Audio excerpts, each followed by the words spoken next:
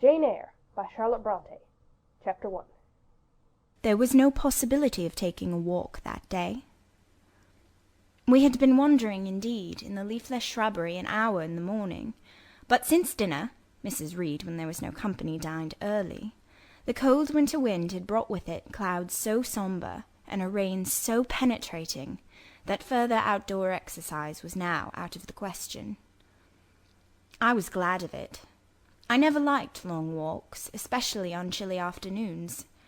Dreadful to me was the coming home in the raw twilight with nipped fingers and toes, and a heart saddened by the chidings of Bessie, the nurse, and humbled by the consciousness of my physical inferiority to Eliza, John, and Georgiana Reed. The said Eliza, John, and Georgiana were now clustered round their mamma in the drawing-room. She lay reclined on a sofa by the fireside, and with her darlings about her, for the time neither quarrelling nor crying, looked perfectly happy.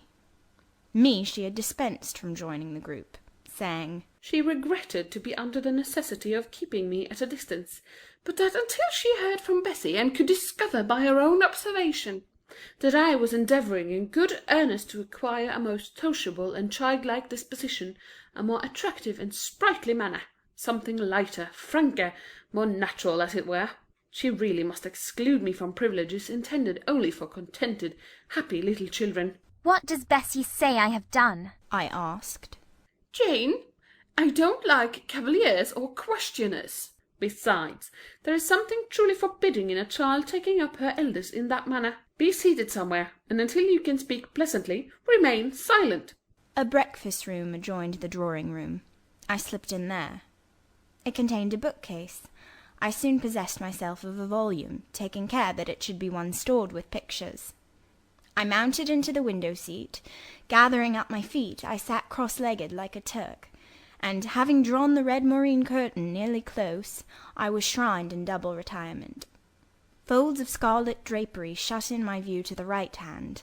To the left were the clear panes of glass, protecting but not separating me from the drear November day. At intervals, while turning over the leaves of my book, I studied the aspect of that winter afternoon. Afar it offered a pale blank of mist and cloud. Near, a scene of wet lawn and storm-beat shrub, with ceaseless rain sweeping away wildly before a long and lamentable blast. I returned to my book, Bewick's History of British Birds. The letterpress thereof I cared little for, generally speaking, and yet there were certain introductory pages that, child as I was, I could not pass quite as a blank.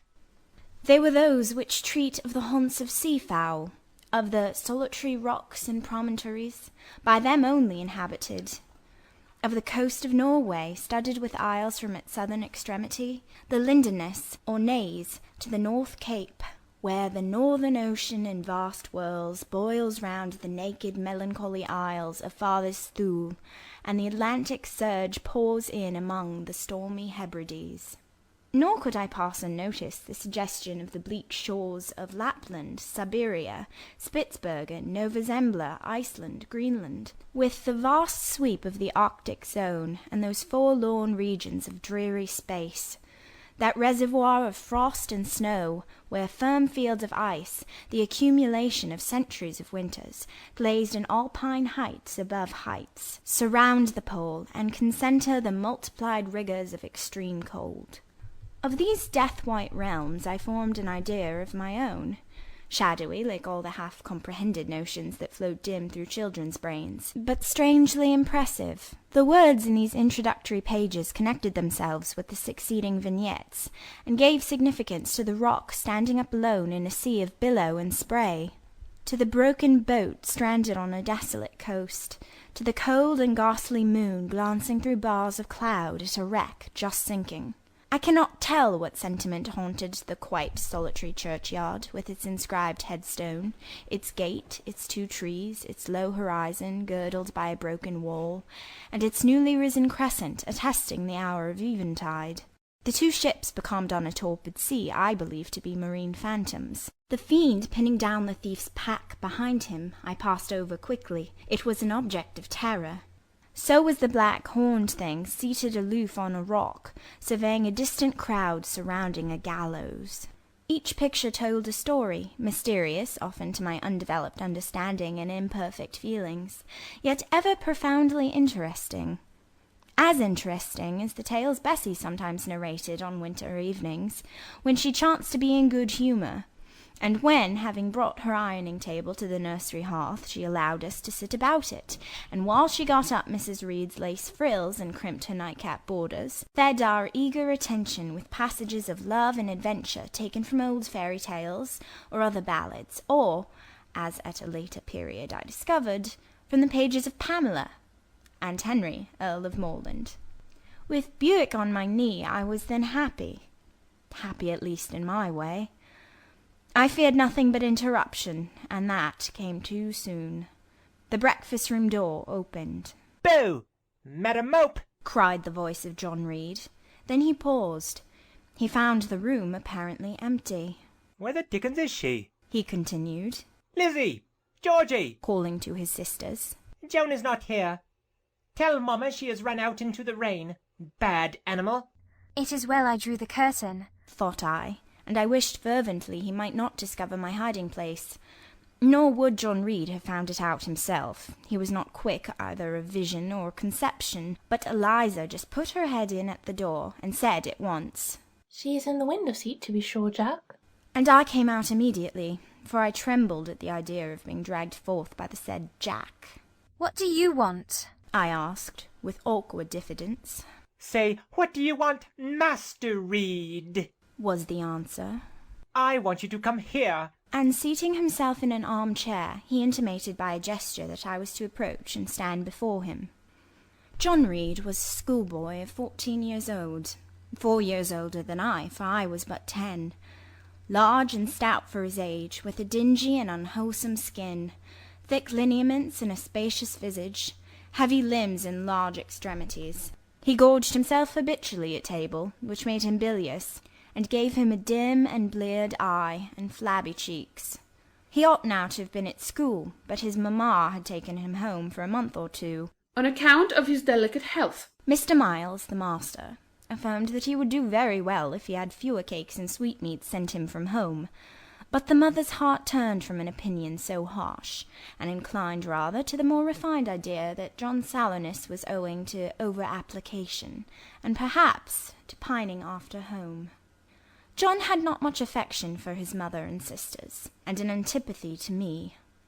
He bullied and punished me, not 2 or 3 times in the week, nor once or twice in the day, but continually. Every nerve I had feared him, and every morsel of flesh in my bones shrank when he came near.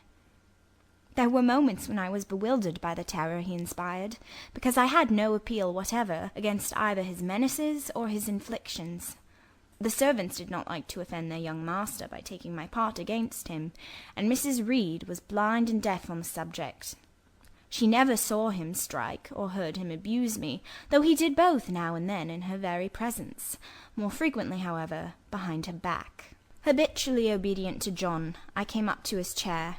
He spent some 3 minutes in thrusting out his tongue at me as far as he could without damaging the roots. I knew he would soon strike, and while dreading the blow, I mused on the disgusting and ugly appearance of him who would presently deal it. I wonder if he read that notion in my face, for all at once, without speaking, he struck, suddenly and strongly. I tottered, and on regaining my equilibrium retired back a step or 2 from his chair. "That is for your impudence in answering Mamma a while since," said he. "and for your sneaking way of getting behind curtains, and for the look you had in your eyes 2 minutes since, you rat." Accustomed to John Reed's abuse, I never had an idea of replying to it. My care was how to endure the blow which would certainly follow the insult. "What were you doing behind the curtain?" he asked. I was reading. "Show the book." I returned to the window and fetched it thence. "You have no business to take our books. You are a dependent, Mamma says. You have no money. Your father left you none. You ought to beg, and not to live here with gentlemen's children like us, and eat the same meals we do, and wear clothes at our mamma's expense. Now I'll teach you to rummage my bookshelves, for they are mine. All the house belongs to me, or will do in a few years. Go and stand by the door, out of the way of the mirror and the windows." I did so, not at first aware what was his intention, But when I saw him lift and poise the book and stand and act to hurl it, I instinctively started aside with a cry of alarm. Not soon enough, however. The volume was flung. It hit me, and I fell, striking my head against the door and cutting it. The cut bled. The pain was sharp.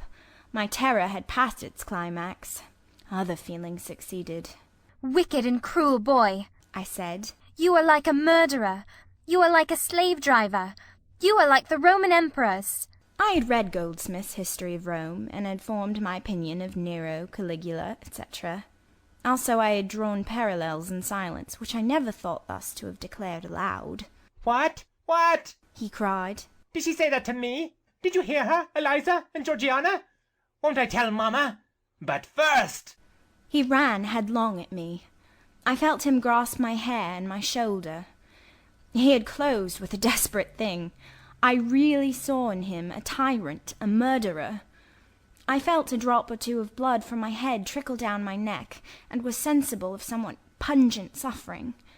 These sensations for the time predominated over fear, and I received him in frantic sort. I don't very well know what I did with my hands, but he called me Rat! Rat! and bellowed out aloud. Aid was near him. Eliza and Georgiana had run for Mrs. Reed, who was gone upstairs. She now came upon the scene, followed by Bessie and her maid, Abbot.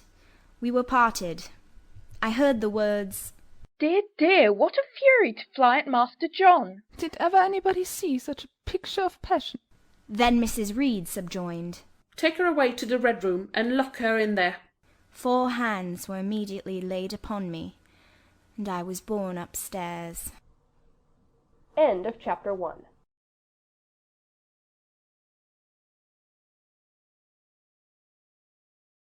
Jane Eyre by Charlotte Bronte. Chapter 2.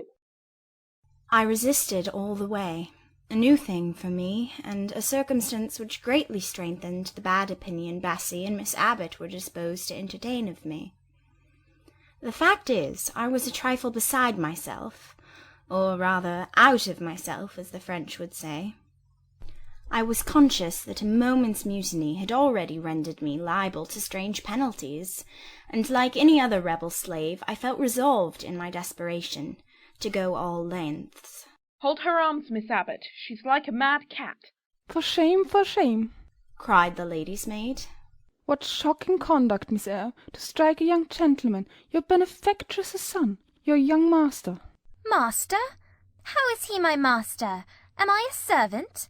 No, you are less than a servant, for you do nothing for your keep. There, sit down, and think over your wickedness. They had got me by this time into the apartment indicated by Mrs. Reed, and had thrust me upon a stool. My impulse was to rise from it like a spring. Their 2 pair of hands arrested me instantly. "If you don't sit still, you must be tied down," said Bessie. "Miss Abbot, lend me your garters. She would break mine directly." Miss Abbot turned to divest a stout leg of the necessary ligature.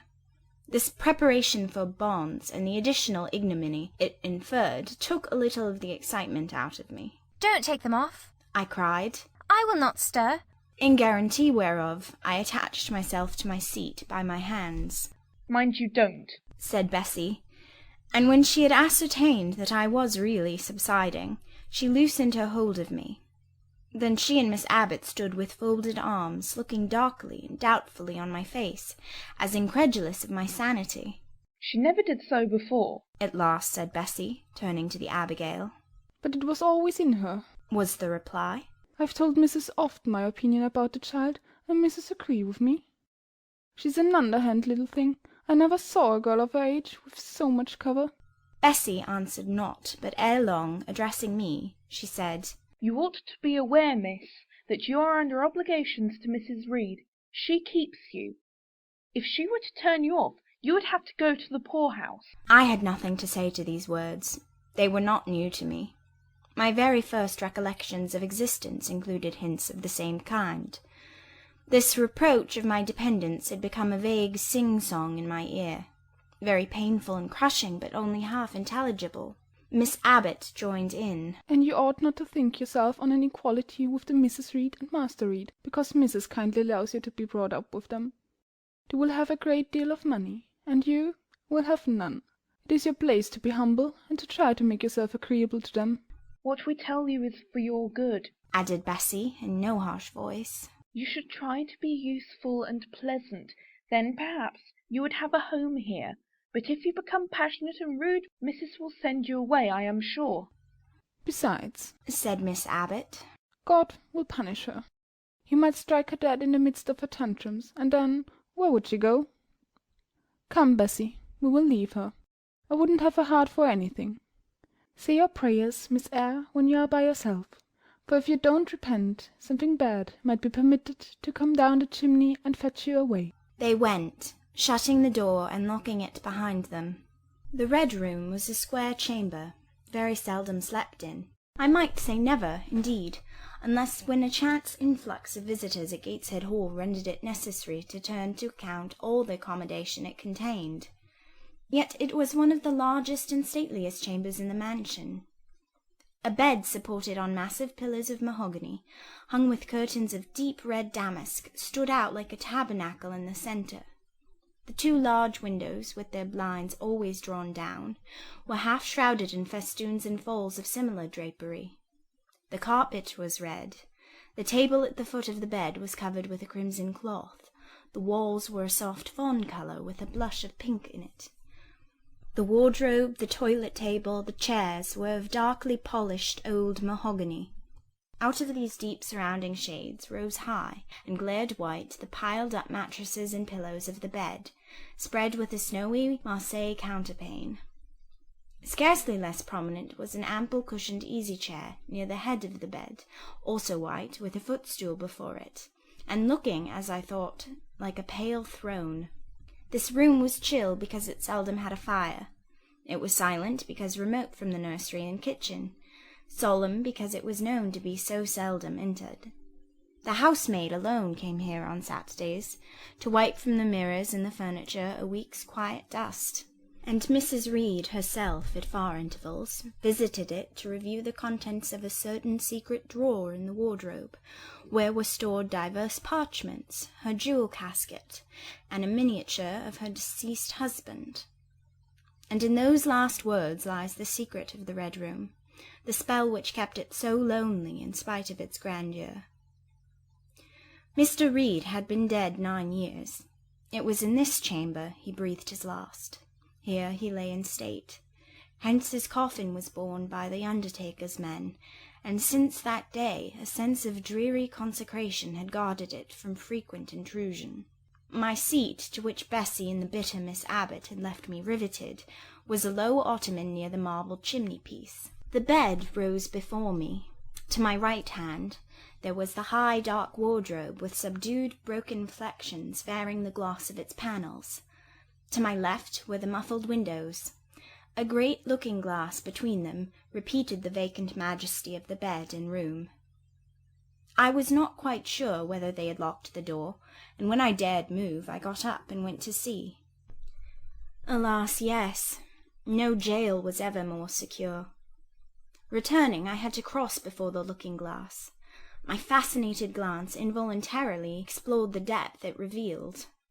All looked colder and darker in that visionary hollow than in reality, and the strange little figure there gazing at me, with a white face and arms specking the gloom, and glittering eyes of fear moving where all else was still, had the effect of a real spirit. I thought it like one of the tiny phantoms, half fairy, half imp, Bessie's evening stories represented as coming out of lone ferny dells and moors, and appearing before the eyes of belated travellers. I returned to my stool. Superstition was with me at that moment, but it was not yet her hour for complete victory. My blood was still warm. The mood of the revolted slave was still bracing me with its bitter vigour. I had to stem a rapid rush of retrospective thought before I quailed to the dismal present. Old John Reed's violent tyrannies, all his sister's proud indifference, all his mother's aversion, all the servants' partiality turned up in my disturbed mind like a dark deposit in a turbid well. Why was I always suffering, always browbeaten, always accused, for ever condemned? Why could I never please? Why was it useless to try to win anyone's favour? Eliza, who was headstrong and selfish, was respected. Georgiana, who had a spoiled temper, a very acrid spite, a captious and insolent carriage, was universally indulged. Her beauty, her pink cheeks and golden curls, seemed to give delight to all who looked at her, and to purchase indemnity for every fault. John no one thwarted, much less punished, though he twisted the necks of the pigeons, killed the little pea-chicks, set the dogs at the sheep, stripped the hothouse vines of their fruit, and broke the buds off the choicest plants in the conservatory. He called his mother Old girl, too, sometimes reviled her for her dark skin similar to his own, bluntly disregarded her wishes, not unfrequently tore and spoiled her silk attire, and he was still her own darling. I dared commit no fault. I strove to fulfil every duty, and I was termed naughty and tiresome, sullen and sneaking from morning to noon, and from noon to night. My head still ached and bled with the blow and fall I had received. No one had reproved John for wantonly striking me, and because I had turned against him to avert further irrational violence, I was loaded with general opprobrium. Unjust! Unjust! Said my reason, forced by the agonizing stimulus into precocious though transitory power. And resolve equally wrought up, instigated some strange expedient to achieve escape from insupportable oppression, as running away, or if that could not be effected, never eating or drinking more, and letting myself die. What a consternation of soul was mine that dreary afternoon! How all my brain was in tumult, and my heart in insurrection! Yet in what darkness, what dense ignorance was the mental battle fought! I could not answer the ceaseless inward question, why I thus suffered. Now, at the distance of I will not say how many years, I see it clearly. I was a discord in Gateshead Hall. I was like nobody there. I had nothing in harmony with Mrs. Reed or her children or her chosen vassalage. If they did not love me, in fact, as little did I love them. They were not bound to regard with affection a thing that could not sympathize with one amongst them, a heterogeneous thing, opposed to them in temperament and capacity and propensities, a useless thing, incapable of serving their interest or adding to their pleasure, a noxious thing, cherishing the germs of indignation at their treatment, of contempt of the judgment. I know that had I been a sanguine, brilliant, careless, exacting, handsome, romping child, though equally dependent and friendless, Mrs. Reed would have endured my presence more complacently. Her children would have entertained for me more of the cordiality of fellow feeling. The servants would have been less prone to make me the scapegoat of the nursery. Daylight began to forsake the Red Room. It was past 4 o'clock, and the beclouded afternoon was tending to drear twilight. I heard the rain still beating continuously on the staircase window, and the wind howling in the grove behind the hall. I grew by degrees cold as a stone, and then my courage sank. My habitual mood of humiliation, self-doubt, forlorn depression fell damp on the embers of my decaying ire. All said I was wicked, and perhaps I might be so. What thought had I been but just conceiving of starving myself to death? That certainly was a crime, and was I fit to die? Or was the vault under the chancel of Gateshead Church an inviting bourne? In such vault, I had been told, did Mr. Reed lie buried, and led by this thought to recall his idea, I dwelt on it with gathering dread. I could not remember him, but I knew that he was my own uncle, my mother's brother, that he had taken me when a parentless infant to his house, and that in his last moments he had required a promise of Mrs. Reed that she would rear and maintain me as one of her own children. Mrs. Reed probably considered she had kept this promise, and so she had, I dare say, as well as her nature would permit her. But how could she really like an interloper not of her race, and unconnected with her after her husband's death by any tie? It must have been most irksome to find herself bound by a hard-wrung pledge to stand in the stead of parent to a strange child she could not love, and to see an uncongenial alien permanently intruded on her own family group. A singular notion dawned upon me. I doubted not, never doubted, that if Mr. Reed had been alive he would have treated me kindly. And now, as I sat looking at the white bed and overshadowed walls, occasionally also turning a fascinated eye towards the dimly gleaming mirror, I began to recall what I had heard of dead men, troubled in their graves by the violation of their last wishes, revisiting the earth to punish the perjured and avenge the oppressed. And I thought Mr. Reed's spirit, harassed by the wrongs of his sister's child, might quit its abode, whether in the church vault or in the unknown world of the departed, and rise before me in this chamber. I wiped my tears and hushed my sobs, fearful lest any sign of violent grief might waken a preternatural voice to comfort me, or elicit from the gloom some hallowed face bending over me with strange pity. This idea, consolatory in theory, I felt would be terrible if realized. With all my might I endeavoured to stifle it. I endeavoured to be firm. Shaking my hair from my eyes, I lifted my head and tried to look boldly round the dark room. At this moment a light gleamed on the wall. Was it, I asked myself, a ray from the moon penetrating some aperture in the blind? No, moonlight was still, and this stirred. While I gazed, it glided up to the ceiling and quivered over my head. I can now conjecture readily that this streak of light was, in all likelihood, a gleam from a lantern carried by someone across the lawn. But then, prepared as my mind was for horror, shaken as my nerves were by agitation, I thought the swift darting beam was a herald of some coming vision from another world. My heart beat thick, my head grew hot, a sound filled my ears, which I deemed the rushing of wings. Something seemed near me. I was oppressed, suffocated. Endurance broke down. I rushed to the door and shook the lock in desperate effort. Steps came running along the outer passage. The key turned. Bessie and Abbot entered. Miss Eyre, are you ill? Said Bessie. What a dreadful noise! It went quite through me, exclaimed Abbot. Take me out. Let me go into the nursery, was my cry. What for? Are you hurt? Have you seen something? Again demanded Bessie. Oh, I saw a light, and I thought a ghost would come. I had now got hold of Bessie's hand, and she did not snatch it from me. She has screamed on purpose, declared Abbot in some disgust. And what a scream! If she had been in great pain, one would have excused it. But she only wanted to bring us all here, and know her naughty tricks. What is all this? demanded another voice peremptorily, and Mrs. Reed came along the corridor, her cap flying wide, her gown rustling stormily.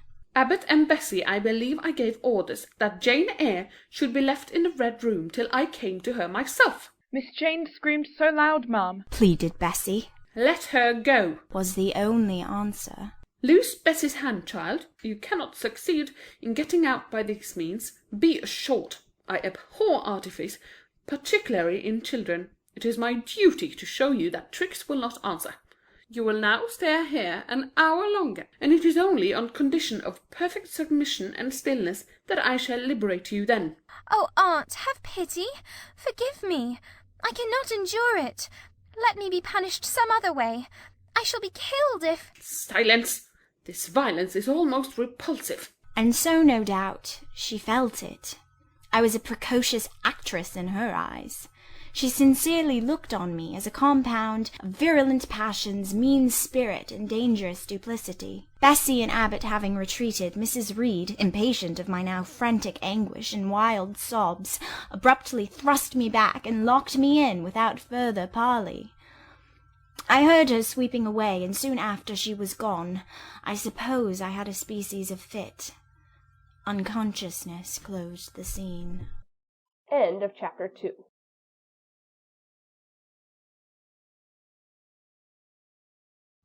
Jane Eyre by Charlotte Bronte, Chapter 3. The next thing I remember is waking up with a feeling as if I had had a frightful nightmare, and seeing before me a terrible red glare, crossed with thick black bars. I heard voices, too, speaking with a hollow sound, and as if muffled by a rush of wind or water. Agitation, uncertainty, and an all-predominating sense of terror confused my faculties. Ere long I became aware that someone was handling me, lifting me up and supporting me in a sitting posture, and that more tenderly than I had ever been raised or upheld before. I rested my head against a pillow or an arm, and felt easy. In 5 minutes more the cloud of bewilderment dissolved. I knew quite well that I was in my own bed, and that the red glare was the nursery fire. It was night. A candle burnt on the table. Bessie stood at the bed foot with a basin in her hand, and a gentleman sat in a chair near my pillow, leaning over me. I felt an inexpressible relief, a soothing conviction of protection and security, when I knew that there was a stranger in the room, an individual not belonging to Gateshead, and not related to Mrs. Reed. Turning from Bessie, though her presence was far less obnoxious to me than that of Abbot, for instance, would have been, I scrutinized the face of the gentleman. I knew him. It was Mr. Lloyd, an apothecary, sometimes called in by Mrs. Reed when the servants were ailing. For herself and the children she employed a physician. "Well, who am I?" he asked. I pronounced his name, offering him at the same time my hand. He took it, smiling and saying, "We shall do very well by and by." Then he laid me down, and, addressing Bessie, charged her to be very careful that I was not disturbed during the night. Having given some further directions, and intimates that he should call again the next day, he departed, to my grief. I felt so sheltered and befriended while he sat in the chair near my pillow, and as he closed the door after him, all the room darkened and my heart again sank. Inexpressible sadness weighed it down. "Do you feel as if you should sleep, miss?" asked Bessie, rather softly. Scarcely dared I answer her, for I feared the next sentence might be rough. I will try. "Would you like a drink, or could you eat anything?" No, thank you, Bessie. "Then I think I shall go to bed, for it is past 12 o'clock. But you may call me if you want anything in the night." Wonderful civility, this. It emboldened me to ask a question. Bessie, what is the matter with me? Am I ill? "You fell sick, I suppose, in the Red Room with crying. You'll be better soon, no doubt." Bessie went into the housemaid's apartment, which was near. I heard her say, "Sarah, come and sleep with me in the nursery. I daren't for my life be alone with that poor child to-night. She might die. It's such a strange thing she should have that fit. I wonder if she saw anything. Mrs. was rather too hard." Sarah came back with her. They both went to bed. They were whispering together for half an hour before they fell asleep.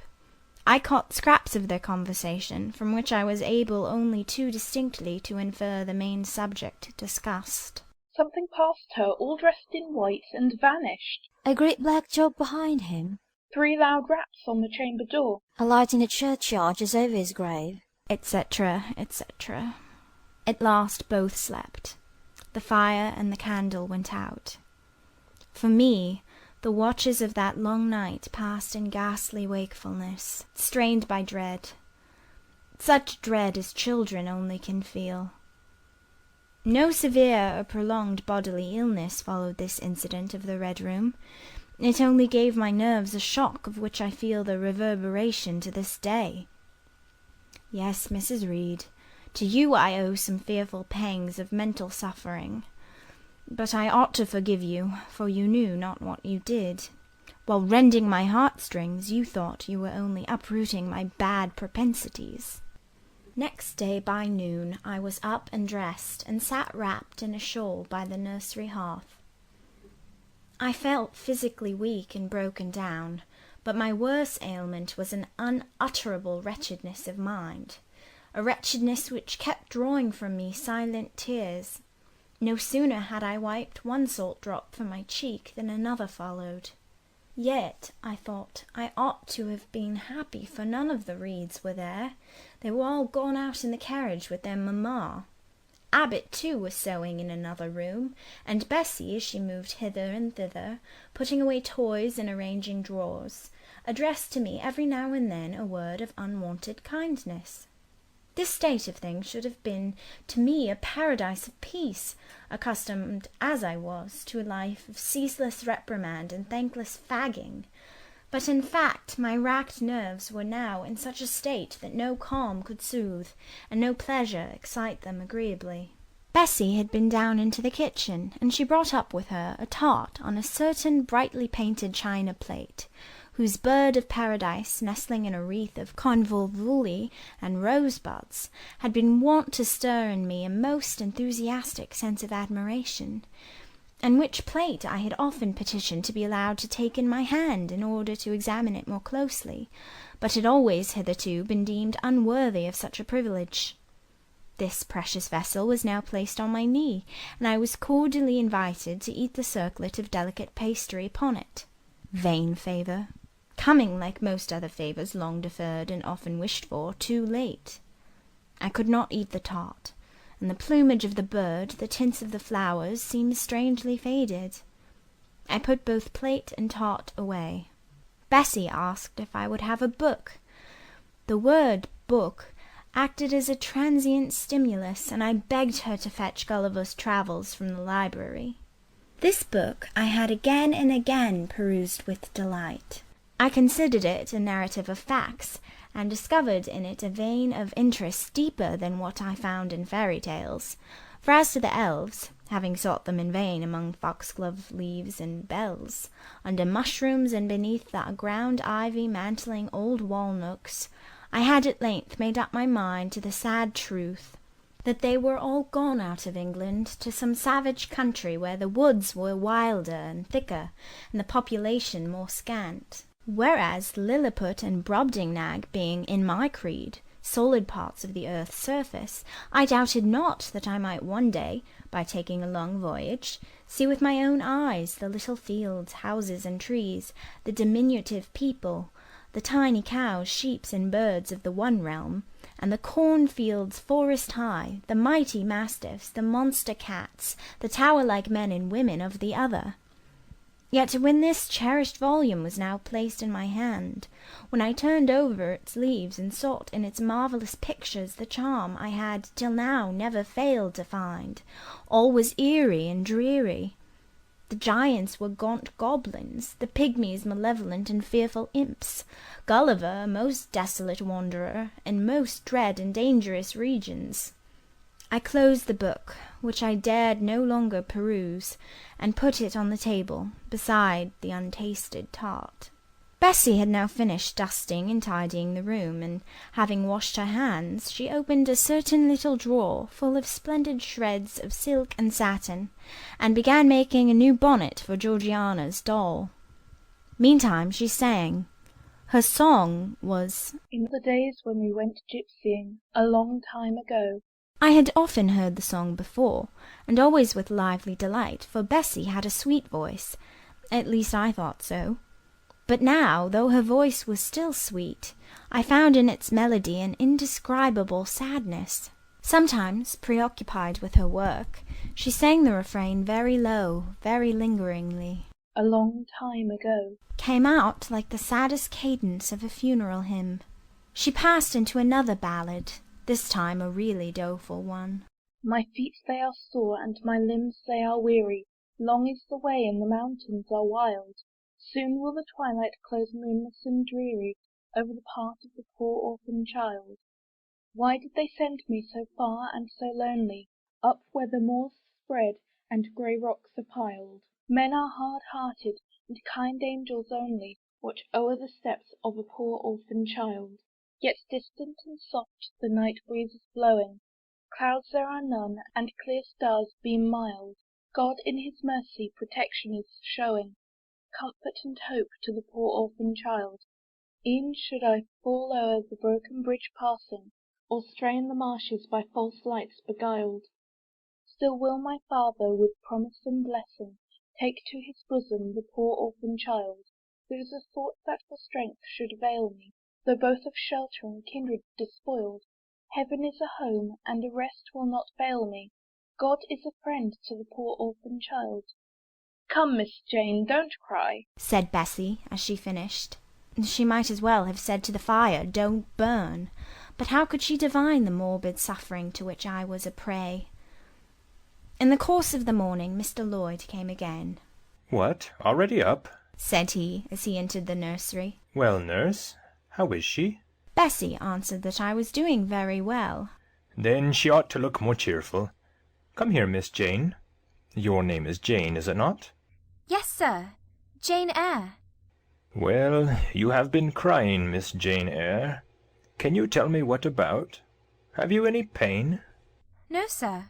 Oh, I dare say she is crying because she could not go out with Mrs. in the carriage, interposed Bessie. Surely not. Why, she is too old for such pettishness.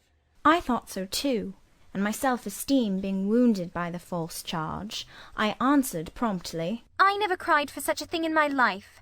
I hate going out in the carriage. I cry because I am miserable. Oh, fie, miss, said Bessie. The good apothecary appeared a little puzzled. I was standing before him.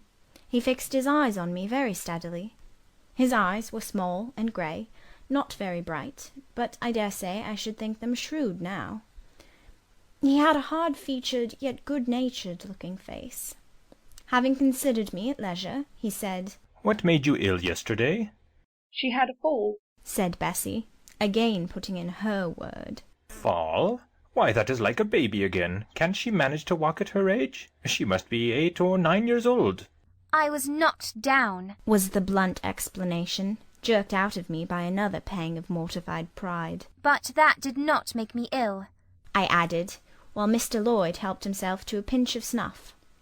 As he was returning the box to his waistcoat pocket, a loud bell rang for the servants' dinner. He knew what it was. That's for you, nurse, said he. You can go down.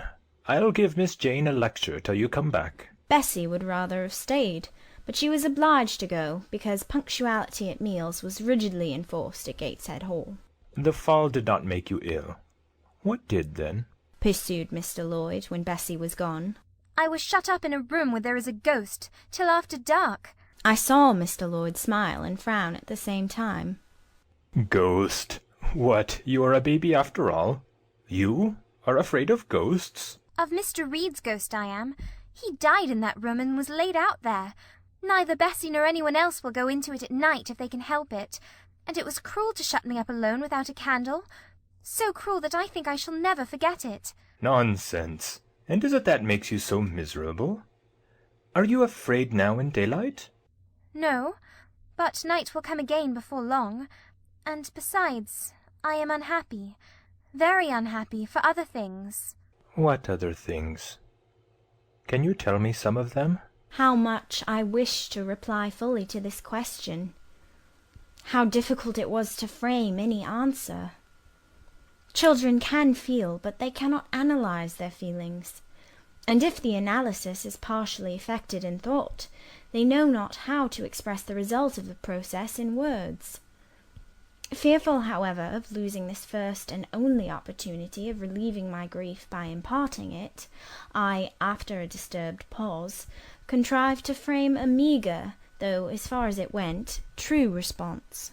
For one thing, I have no father or mother, brothers or sisters. You have a kind aunt and cousins. Again I paused, then bunglingly announced, But John Reed knocked me down, and my aunt shut me up in the Red Room. Mr. Lloyd a second time produced his snuff-box. Don't you think Gateshead Hall a very beautiful house? Asked he. Are you not very thankful to have such a fine place to live at? It is not my house, sir, and Abbot says I have less right to be here than a servant. You can't be silly enough to wish to leave such a splendid place. If I had anywhere else to go, I should be glad to leave it, but I can never get away from Gateshead till I am a woman. Perhaps you may. Who knows? Have you any relations besides Mrs. Reed? I think not, sir. None belonging to your father? I don't know. I asked Aunt Reed once, and she said possibly I might have some poor, low relations called Eyre, but she knew nothing about them. If you had such, would you like to go to them? I reflected. Poverty looks grim to grown people, still more so to children. They have not much idea of industrious, working, respectable poverty. They think of the word only as connected with ragged clothes, scanty food, fireless grates, rude manners, and debasing vices. Poverty for me was synonymous with degradation. No, I should not like to belong to poor people, was my reply. Not even if they were kind to you? I shook my head. I could not see how poor people had the means of being kind. And then to learn to speak like them, to adopt their manners, to be uneducated, to grow up like one of the poor women I saw sometimes nursing their children or washing their clothes at the cottage doors of the village of Gateshead. No, I was not heroic enough to purchase liberty at the price of caste. But are your relatives so very poor? Are they working people? I cannot tell. Aunt Reed says if I have any, they must be a beggarly set. I should not like to go a-begging. Would you like to go to school? Again I reflected. I scarcely knew what school was. Bessie sometimes spoke of it as a place where young ladies sat in the stocks, wore backboards, and were expected to be exceedingly genteel and precise. John Reed hated his school and abused his master, but John Reed's tastes were no rule for mine, and if Bessie's accounts of school discipline, gathered from the young ladies of a family where she had lived before coming to Gateshead, were somewhat appalling, her details of certain accomplishments attained by these same young ladies were, I thought, equally attractive. She boasted of beautiful paintings of landscapes and flowers by them executed, of songs they could sing and pieces they could play, of purses they could net, of French books they could translate, till my spirit was moved to emulation as I listened. Besides, school would be a complete change. It implied a long journey, an entire separation from Gateshead, an entrance into a new life. I should indeed like to go to school, was the audible conclusion of my musings. Well, well, who knows what may happen, said Mr. Lloyd as he got up. The child ought to have change of air and scene, he added, speaking to himself. Nerves not in a good state. Bessie now returned. At the same moment the carriage was heard rolling up the gravel walk. Is that your mistress, nurse? asked Mr. Lloyd. I should like to speak to her before I go. Bessie invited him to walk into the breakfast-room, and led the way out. In the interview which followed between him and Mrs. Reed, I presume from after occurrences that the apothecary ventured to recommend my being sent to school, and the recommendation was no doubt readily enough adopted, for, as Abbot said, in discussing the subject with Bessie when both sat sewing in the nursery one night after I was in bed, and, as they thought, asleep, Mrs. was, she dared say, glad enough to get rid of such a tiresome, ill-conditioned child, who always looked as if she were watching everybody, and scheming plots underhand. Abbot, I think, gave me credit for being a sort of infantine Guy Fawkes. On that same occasion I learned for the first time from Miss Abbot's communications to Bessie that my father had been a poor clergyman, that my mother had married him against the wishes of her friends, who considered the match beneath her, that my grandfather Reed was so irritated at her disobedience he cut her off without a shilling, that after my mother and father had been married a year, the latter caught the typhus fever while visiting among the poor of a large manufacturing town where his curacy was situated, and where that disease was then prevalent, that my mother took the infection from him, and both died within a month of each other. Bessie, when she heard this narrative, sighed and said, Poor Miss Jane is to be pitied too, Abbot. Yes, responded Abbot. If she were a nice, pretty child, one might compassionate her forlornness. But one really cannot care for such a little toad as that. Not a great deal, to be sure, agreed Bessie. At any rate, a beauty like Miss Georgiana would be more moving in the same condition. Yes, I dote on Miss Georgiana, cried the fervent Abbot. Little darling, with her long curls and her blue eyes, and such a sweet colour as she has, just as if she were painted. Bessie, I could fancy a Welsh rabbit for supper. So could I, with a roast onion. Come, we'll go down. They went. End of chapter 3.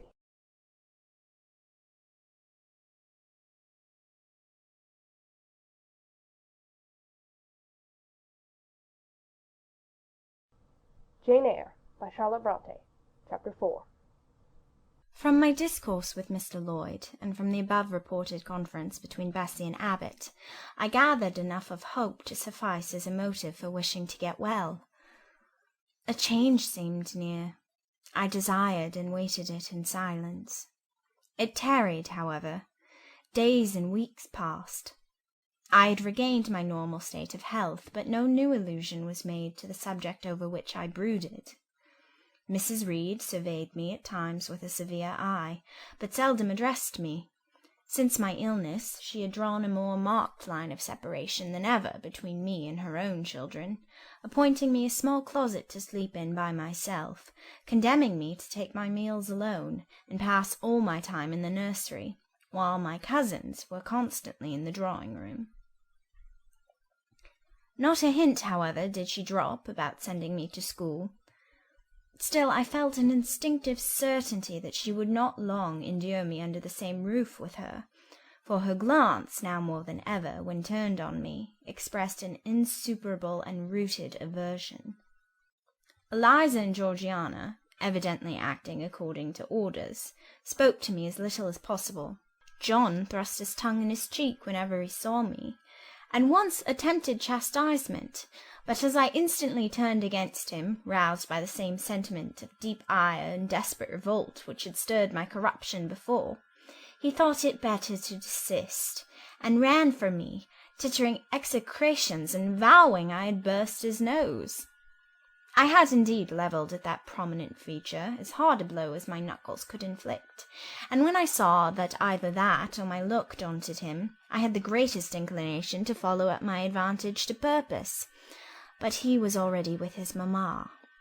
I heard him in a blubbering tone commence the tale of how "That nasty Jane Eyre had flown at him like a mad cat. He was stopped rather harshly. "Don't talk to me about her, John. I told you not to go near her. She's not worthy of notice. I do not choose that either you or your sisters should associate with her." Here, leaning over the banister, I cried out suddenly, and without at all deliberating on my words, "They are not fit to associate with me." Mrs. Reed was rather a stout woman, but on hearing this strange and audacious declaration, she ran nimbly up the stair, swept me like a whirlwind into the nursery, and crushing me down on the edge of my crib, dared me in an emphatic voice to rise from that place or utter one syllable during the remainder of the day. "What would Uncle Reed say to you if he were alive?" was my scarcely voluntary demand. I say scarcely voluntary, for it seemed as if my tongue pronounced words without my will consenting to their utterance. Something spoke out of me over which I had no control. "What?" said Mrs. Reed under her breath. Her usually cold, composed grey eye became troubled with a look like fear. She took her hand from my arm and gazed at me, as if she really did not know whether I were child or fiend. I was now in for it. "My Uncle Reed is in heaven, and can see all you do and think, and so can Papa and Mamma. They know how you shut me up all day long, and how you wish me dead." Mrs. Reed soon rallied her spirits. She shook me most soundly, she boxed both my ears, and then left me without a word. Bessie supplied the hiatus by a homily of an hour's length, in which she proved beyond a doubt that I was the most wicked and abandoned child ever reared under a roof. I half believed her, for I felt indeed only bad feelings surging in my breast. November, December, and half of January passed away. Christmas and the New Year had been celebrated at Gateshead with the usual festive cheer. Presents had been interchanged, dinners and evening parties given. From every enjoyment I was, of course, excluded. My share of the gaiety consisted in witnessing the daily apparelling of Eliza and Georgiana, and seeing them descend to the drawing-room, dressed out in thin muslin frocks and scarlet sashes, with hair elaborately ringleted, and afterwards in listening to the sound of the piano or the harp played below, to the passing to and fro of the butler and the footman, to the jingling of glass and china as refreshments were handed, to the broken hum of conversation as the drawing-room door opened and closed. When tired of this occupation, I would retire from the stairhead to the solitary and silent nursery. There, though somewhat sad, I was not miserable. To speak truth, I had not the least wish to go into company, for in company I was very rarely noticed. And if Bessie had been kind and companionable, I should have deemed it a treat to spend the evenings quietly with her, instead of passing them under the formidable eye of Mrs. Reed in a room full of ladies and gentlemen. But Bessie, as soon as she had dressed her young ladies, used to take herself off to the lively regions of the kitchen and housekeeper's room, generally bearing the candle along with her. I then sat with my doll on my knee till the fire got low, glancing round occasionally to make sure that nothing worse than myself haunted the shadowy room. And when the embers sank to a dull red, I undressed hastily, tugging at knots and strings as best I might, and sought shelter from cold and darkness in my crib. To this crib I always took my doll. Human beings must love something, and in the dearth of worthier objects of affection I contrived to find a pleasure in loving and cherishing a faded graven image, shabby as a miniature scarecrow. It puzzles me now to remember with what absurd sincerity I doted on this little toy, half fancying it alive and capable of sensation. I could not sleep unless it was folded in my nightgown, and when it lay there safe and warm, I was comparatively happy, believing it to be happy likewise. Long did the hours seem while I waited the departure of the company, and listened for the sound of Bessie's step on the stairs. Sometimes she would come up in the interval to seek her thimble or her scissors, or perhaps to bring me something by way of supper, a bun or a cheesecake.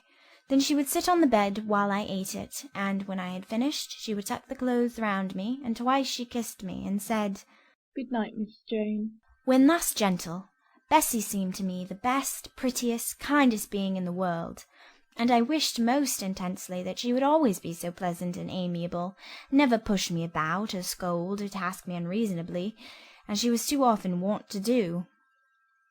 Bessie Lee must, I think, have been a girl of good natural capacity, for she was smart in all she did, and had a remarkable knack of narrative. So at least I judge from the impression made on me by her nursery tales. She was pretty, too, if my recollections of her face and person are correct. I remember her as a slim young woman, with black hair, dark eyes, very nice features, and good clear complexion, but she had a capricious and hasty temper, and indifferent ideas of principle or justice. Still, such as she was, I preferred her to any one else at Gateshead Hall. It was the 15th of January, about 9 o'clock in the morning. Bessie was gone down to breakfast. My cousins had not yet been summoned to their mamma. Eliza was putting on her bonnet and warm garden coat to go and feed her poultry, an occupation of which she was fond, and not less so of selling the eggs to the housekeeper and holding up the money she thus obtained. She had a turn for traffic, and a marked propensity for saving, shown not only in the vending of eggs and chickens, but also in driving hard bargains with the gardener about flower roots, seeds, and slips of plants, that functionary having orders from Mrs. Reed to buy of his young lady all the products of her parterre she wished to sell. And Eliza would have sold the hair off her head if she could have made a handsome profit thereby. As to her money, she first secreted it in odd corners, wrapped in a rag or an old curl paper, but some of these hoards having been discovered by the housemaid, Eliza, fearful of one day losing her valued treasure, consented to entrust it to her mother at a usurious rate of interest, 50 or 60%, which interest she exacted every quarter, keeping her accounts in a little book with anxious accuracy. Georgiana sat on a high stool, dressing her hair at the glass, and interweaving her curls with artificial flowers and faded feathers, of which she had found a store in a drawer in the attic. I was making my bed, having received strict orders from Bessie to get it arranged before she returned, for Bessie now frequently employed me as a sort of under-nursery maid, to tidy the room, dust the chairs, etc. Having spread the quilt and folded my nightdress, I went to the window-seat to put in order some picture-books and doll's-house furniture scattered there. An abrupt command from Georgiana to let her playthings alone, for the tiny chairs and mirrors, the fairy plates and cups were her property, stopped my proceedings, and then, for lack of other occupation, I fell to breathing on the frost flowers with which the window was fretted, and thus clearing a space in the glass through which I might look out on the grounds, where all was still and petrified under the influence of a hard frost. From this window were visible the porter's lodge and the carriage road, and just as I had dissolved so much of the silver-white foliage veiling the panes as left room to look out, I saw the gates thrown open and a carriage roll through. I watched it ascending the drive with indifference. Carriages often came to Gateshead, but none ever brought visitors in whom I was interested. It stopped in front of the house. The door bell rang loudly. The newcomer was admitted. All this being nothing to me, my vacant attention soon found livelier attraction in the spectacle of a little hungry robin, which came and chirruped on the twigs of the leafless cherry-tree nailed against the wall near the casement. The remains of my breakfast of bread and milk stood on the table, and, having crumbled a morsel of roll, I was tugging at the sash to put out the crumbs on the window-sill when Bessie came running upstairs into the nursery.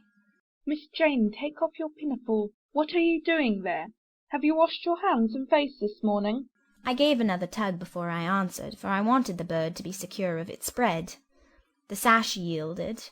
I scattered the crumbs, some on the stone-sill, some on the cherry-tree bough. Then, closing the window, I replied, "No, Bessie. I have only just finished dusting." Troublesome, careless child. And what are you doing now? You look quite red as if you had been about some mischief. What were you opening the window for? I was spared the trouble of answering, for Bessie seemed in too great a hurry to listen to explanations. She hauled me to the washstand, inflicted a merciless but happily brief scrub on my face and hands with soap, water, and a coarse towel, disciplined my head with a bristly brush, denuded me of my pinafore, and then, hurrying me to the top of the stairs, bid me go down directly, as I was wanted in the breakfast-room. I would have asked who wanted me. I would have demanded if Mrs. Reed was there, but Bessie was already gone and had closed the nursery door upon me. I slowly descended. For nearly 3 months I had never been called to Mrs. Reed's presence. Restricted so long to the nursery, the breakfast, dining, and drawing-rooms were become for me awful regions on which it dismayed me to intrude. I now stood in the empty hall. Before me was the breakfast-room door, and I stopped, intimidated and trembling.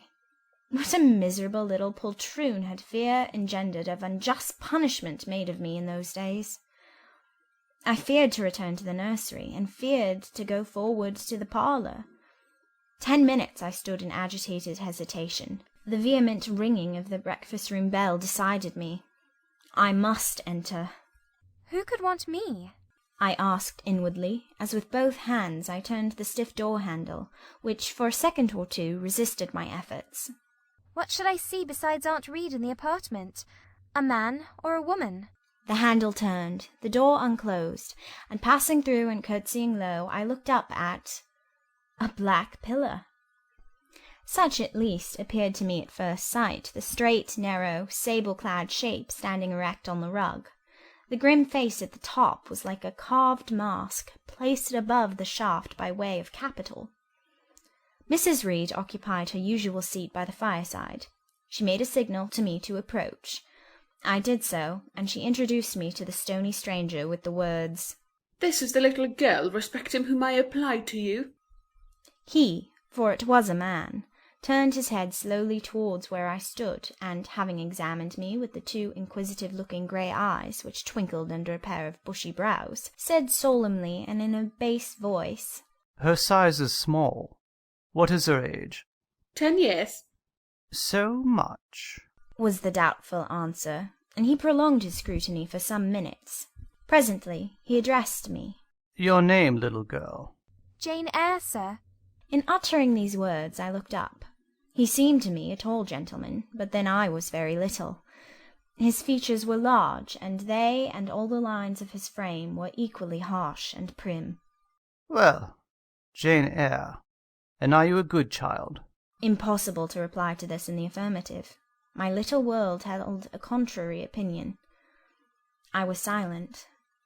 Mrs. Reed answered for me by an expressive shake of the head, adding soon, "Perhaps the less said on that subject the better, Mr. Brocklehurst." "Sorry indeed to hear it. She and I must have some talk." And bending from the perpendicular, he installed his person in the armchair opposite Mrs. Reed's. Come here, he said. I stepped across the rug. He placed me square and straight before him. What a face he had, now that it was almost on a level with mine! What a great nose! And what a mouth! And what large, prominent teeth! No sight so sad as that of a naughty child, he began. Especially a naughty little girl. Do you know where the wicked go after death? They go to hell, was my ready and orthodox answer. And what is hell?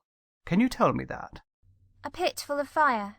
And should you like to fall into that pit, and to be burning there forever? No, sir. What must you do to avoid it? I deliberated a moment. My answer, when it did come, was objectionable. I must keep in good health and not die. How can you keep in good health? Children younger than you die daily. I buried a little child of 5 years old, only a day or two since, a good little child, whose soul is now in heaven. It is to be feared the same cannot be said of you, were you to be called hence. Not being in a condition to remove his doubt, I only cast my eyes down on the 2 large feet planted on the rug and sighed, wishing myself far enough away.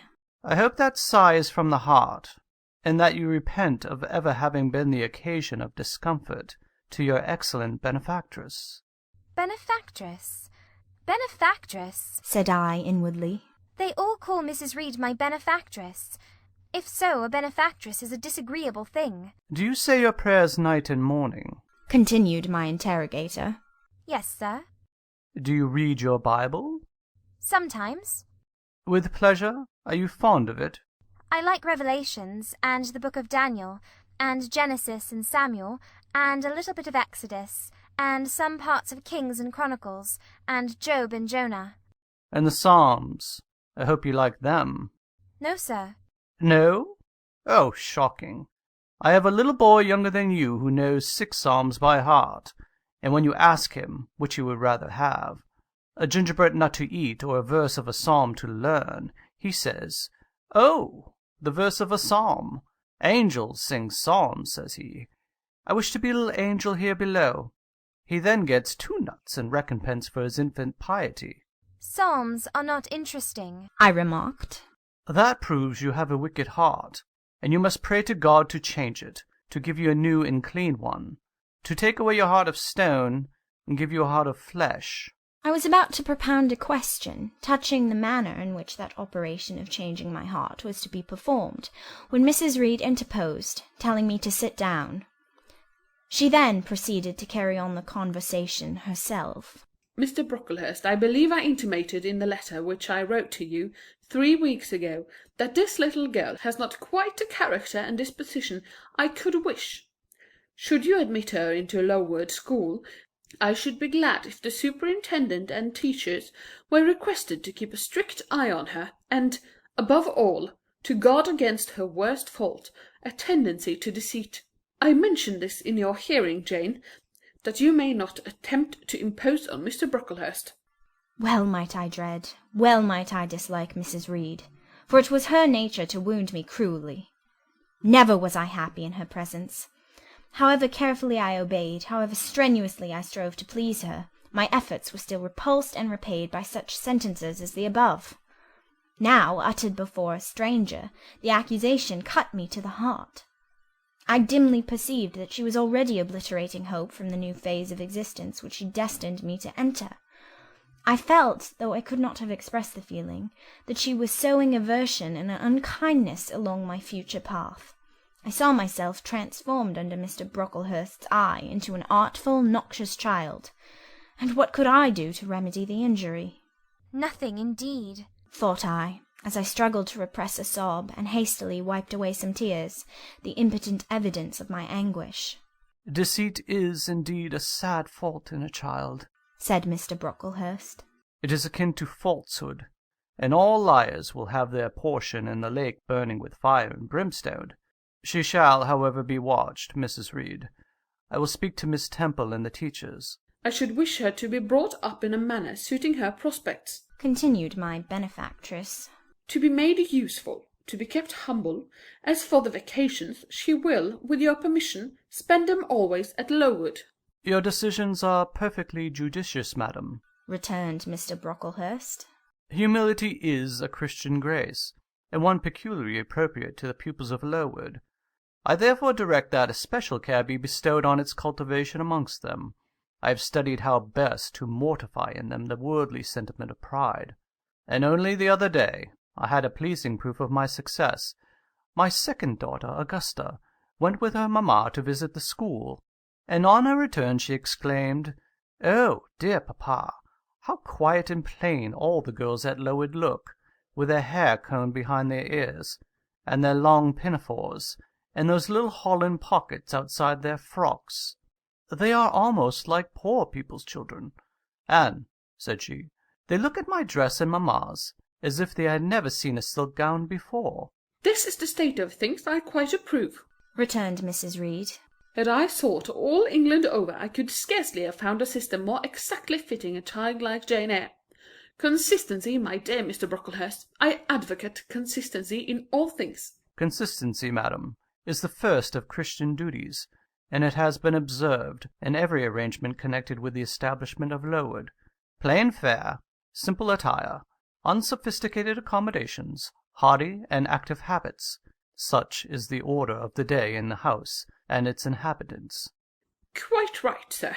I may then depend upon this child being received as a pupil at Lowood, and there being trained in conformity to her position and prospects? Madam, you may. She shall be placed in the nursery of chosen plants, and I trust she will show herself grateful for the inestimable privilege of her election. I will send her then as soon as possible, Mr. Brocklehurst, for I assure you I feel anxious to be relieved of a responsibility that was becoming too irksome. No doubt, madam. And now I wish you good morning. I shall return to Brocklehurst Hall in the course of a week or two. My good friend the Archdeacon will not permit me to leave him sooner. I shall send Miss Temple notice that she is to expect a new girl, so that there will be no difficulty about receiving her. Good-bye. Good-bye, Mr. Brocklehurst. Remember me to Mrs. and Miss Brocklehurst, and to Augusta and Theodore and Master Broughton Brocklehurst. I will, madam. Little girl, here's a book entitled The Child's Guide. Read it with prayer, especially that part containing an account of the awfully sudden death of Martha G., a naughty child addicted to falsehood and deceit. With these words Mr. Brocklehurst put into my hand a thin pamphlet sewn in a cover, and having rung for his carriage, he departed. Mrs. Reed and I were left alone. Some minutes passed in silence. She was sewing. I was watching her. Mrs. Reed might be at that time some 6 or 7 and 30. She was a woman of robust frame, square-shouldered and strong-limbed, not tall, and though stout, not obese. She had a somewhat large face, the underjaw being much developed and very solid. Her brow was low, her chin large and prominent, mouth and nose sufficiently regular. Under her light eyebrows glimmered an eye devoid of ruth. Her skin was dark and opaque, her hair nearly flaxen. Her constitution was sound as a bell. Illness never came near her.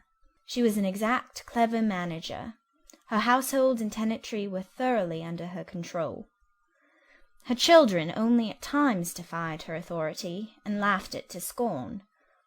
She dressed well, and had a presence and port calculated to set off handsome attire. Sitting on a low stool, a few yards from her armchair, I examined her figure. I perused her features.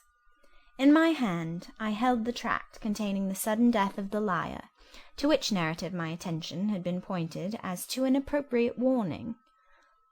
What had just passed, what Mrs. Reed had said concerning me to Mr. Brocklehurst, the whole tenor of their conversation was recent, raw, and stinging in my mind. I had felt every word as acutely as I had heard it plainly, and a passion of resentment fomented now within me. Mrs. Reed looked up from her work. Her eye settled on mine. Her fingers at the same time suspended their nimble movements. "Go out of the room. Return to the nursery," was her mandate. My look, or something else, must have struck her as offensive, for she spoke with extreme though suppressed irritation. I got up. I went to the door. I came back again. I walked to the window, across the room, then close up to her. Speak I must. I had been trodden on severely, and must turn. But how? What strength had I to dart retaliation at my antagonist? I gathered my energies and launched them in this blunt sentence. I am not deceitful. If I were, I should say I loved you, but I declare I do not love you. I dislike you the worst of anybody in the world except John Reed, and this book about the liar you may give to your girl, Georgiana, for it is she who tells lies, and not I. Mrs. Reed's hands still lay on her work, inactive. Her eye of ice continued to dwell freezingly on mine. "What more have you to say?" she asked, rather in the tone in which a person might address an opponent of adult age than such as is ordinarily used to a child. That eye of hers, that voice, stirred every antipathy I had. Shaking from head to foot, thrilled with ungovernable excitement, I continued. I am glad you are no relation of mine. I will never call you aunt again, as long as I live. I will never come to see you when I am grown up. And if anyone asks me how I liked you and how you treated me, I will say the very thought of you makes me sick, and that you treated me with miserable cruelty. "How dare you affirm that, Jane Eyre?" How dare I, Mrs. Reed? How dare I? Because it is the truth. You think I have no feelings, and that I can do without one bit of love or kindness, but I cannot live so, and you have no pity. I shall remember how you thrust me back, roughly and violently thrust me back into the Red Room, and locked me up there, to my dying day, though I was in agony, though I cried out while suffocating with distress, have mercy, Aunt Reed. And that punishment you made me suffer because your wicked boy struck me, knocked me down for nothing.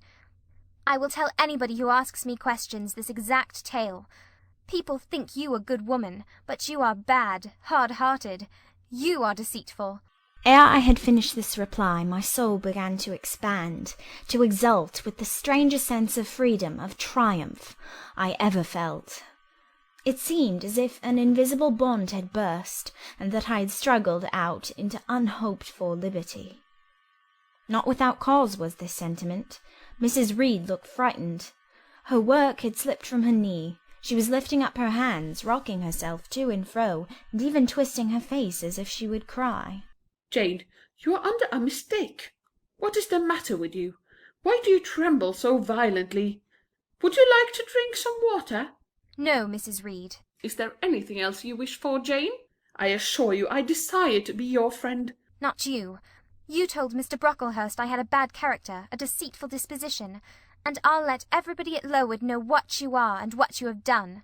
"Jane, you don't understand these things. Children must be corrected for their faults." Deceit is not my fault, I cried out in a savage high voice. "But you are passionate, Jane, that you must allow. And now return to the nursery. There's a dear, and lie down a little." I am not your dear. I cannot lie down. Send me to school soon, Mrs. Reed, for I hate to live here. "I will indeed send her to school soon," murmured Mrs. Reed sotto voce, and gathering up her work she abruptly quitted the apartment. I was left there alone, winner of the field. It was the hardest battle I had fought, and the first victory I had gained. I stood a while on the rug where Mr. Brocklehurst had stood, and I enjoyed my conqueror's solitude. First I smiled to myself and felt elate, but this fierce pleasure subsided in me as fast as did the accelerated throb of my pulses. A child cannot quarrel with its elders as I had done, cannot give its furious feelings uncontrolled play as I had given mine, without experiencing afterwards the pang of remorse and the chill of reaction. A ridge of lighted heath, alive, glancing, devouring, would have been a meet emblem of my mind when I accused and menaced Mrs. Reed. The same ridge, black and blasted after the flames are dead, would have represented as meetly my subsequent condition, when half an hour's silence and reflection had shown me the madness of my conduct, and the dreariness of my hated and hating position. Something of vengeance I had tasted for the first time, as aromatic wine, it seemed, on swallowing, warm and racy. Its after-flavour, metallic and corroding, gave me a sensation as if I had been poisoned. Willingly would I now have gone and asked Mrs. Reed's pardon, but I knew, partly from experience and partly from instinct, that was the way to make her repulse me with double scorn, thereby re-exciting every turbulent impulse of my nature. I would fain exercise some better faculty than that of fierce speaking, fain find nourishment for some less fiendish feeling than that of sombre indignation. I took a book, some Arabian tales. I sat down and endeavoured to read. I could make no sense of the subject. My own thoughts swam always between me and the page I had usually found fascinating. I opened the glass door in the breakfast-room. The shrubbery was quite still. The black frost reigned, unbroken by sun or breeze, through the grounds. I covered my head and arms with the skirt of my frock, and went out to walk in a part of the plantation which was quite sequestered. But I found no pleasure in the silent trees, the falling fir cones, the congealed relics of autumn, russet leaves swept by past winds in heaps and now stiffened together. I leaned against a gate and looked into an empty field where no sheep were feeding, where the short grass was nipped and blanched. It was a very grey day, a most opaque sky, onding on snaw, canopied all. Thence flakes fell at intervals, which settled on the hard path, and on the hoary lea without melting.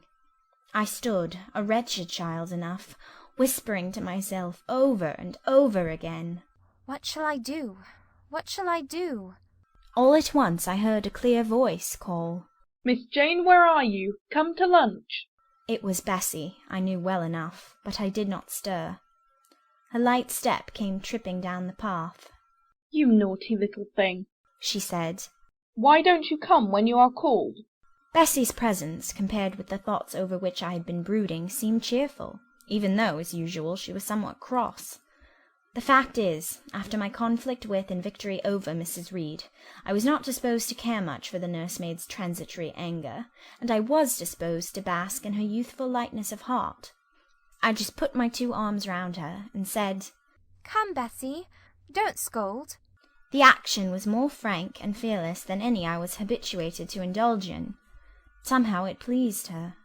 "You are a strange child, Miss Jane," she said, as she looked down at me. "A little roving solitary thing. And you are going to school, I suppose?" I nodded. "And won't you be sorry to leave poor Bessie?" What does Bessie care for me? She is always scolding me. "Because you're such a queer, frightened, shy little thing. You should be bolder." What? To get more knocks? "Nonsense! But you are rather put upon, that is certain. My mother said when she came to see me last week that she would not like a little one of her own to be in your place. Now come in, I've got some good news for you." I don't think you have, Bessie." "Child, what do you mean? What sorrowful eyes you fix on me!" "Well, but Mrs. and the young ladies and Master John are going out to tea this afternoon, and you shall have tea with me. I'll ask cook to bake you a little cake, and then you shall help me to look over your drawers, for I am soon to pack your trunk. Mrs. intends you to leave Gateshead in a day or 2, and you shall choose what toys you like to take with you." "Bessie, you must promise not to scold me any more till I go." "Well, I will. But mind you are a very good girl, and don't be afraid of me. Don't start when I chance to speak rather sharply. It's so provoking." "I don't think I shall ever be afraid of you again, Bessie, because I have got used to you, and I shall soon have another set of people to dread." "If you dread them, they'll dislike you." "As you do, Bessie." "I don't dislike you, miss. I believe I am fonder of you than of all the others." "You don't show it." "You little sharp thing! You've got quite a new way of talking. What makes you so venturesome and hardy?" "Why, I shall soon be away from you, and besides—" I was going to say something about what had passed between me and Mrs. Reed, but on second thoughts I considered it better to remain silent on that head. "And so you are glad to leave me?" "Not at all, Bessie. Indeed, just now I'm rather sorry." "Just now and rather! How coolly my little lady says it! I dare say now if I were to ask you for a kiss, you wouldn't give it me. You'd say you'd rather not." "I'll kiss you and welcome. Bend your head down." Bessie stooped. We mutually embraced, and I followed her into the house quite comforted. That afternoon lapsed in peace and harmony, and in the evening Bessie told me some of her most enchanting stories, and sang me some of her sweetest songs. Even for me life had its gleams of sunshine. End of chapter 4.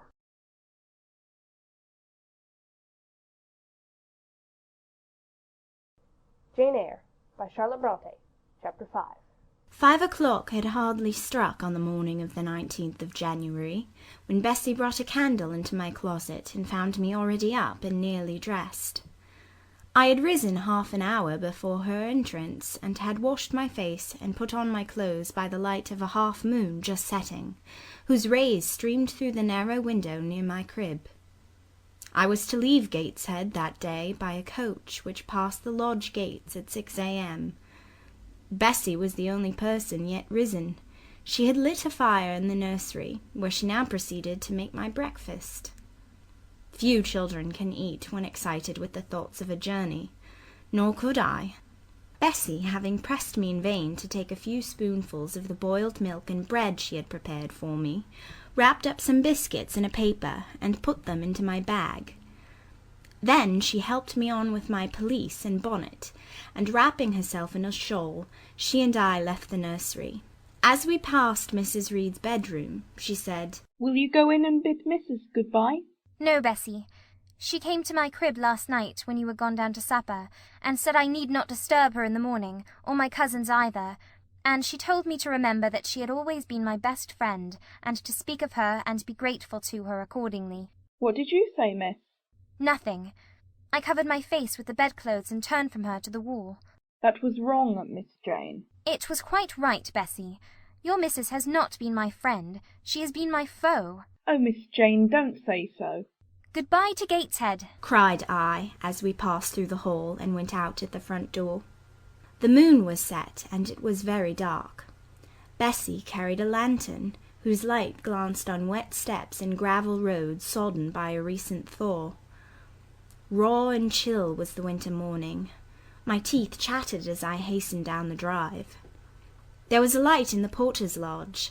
When we reached it, we found the porter's wife just kindling her fire. My trunk, which had been carried down the evening before, stood corded at the door. It wanted but a few minutes of 6, and shortly after that hour had struck, the distant roll of wheels announced the coming coach. I went to the door and watched its lamps approach rapidly through the gloom. "Is she going by herself?" asked the porter's wife.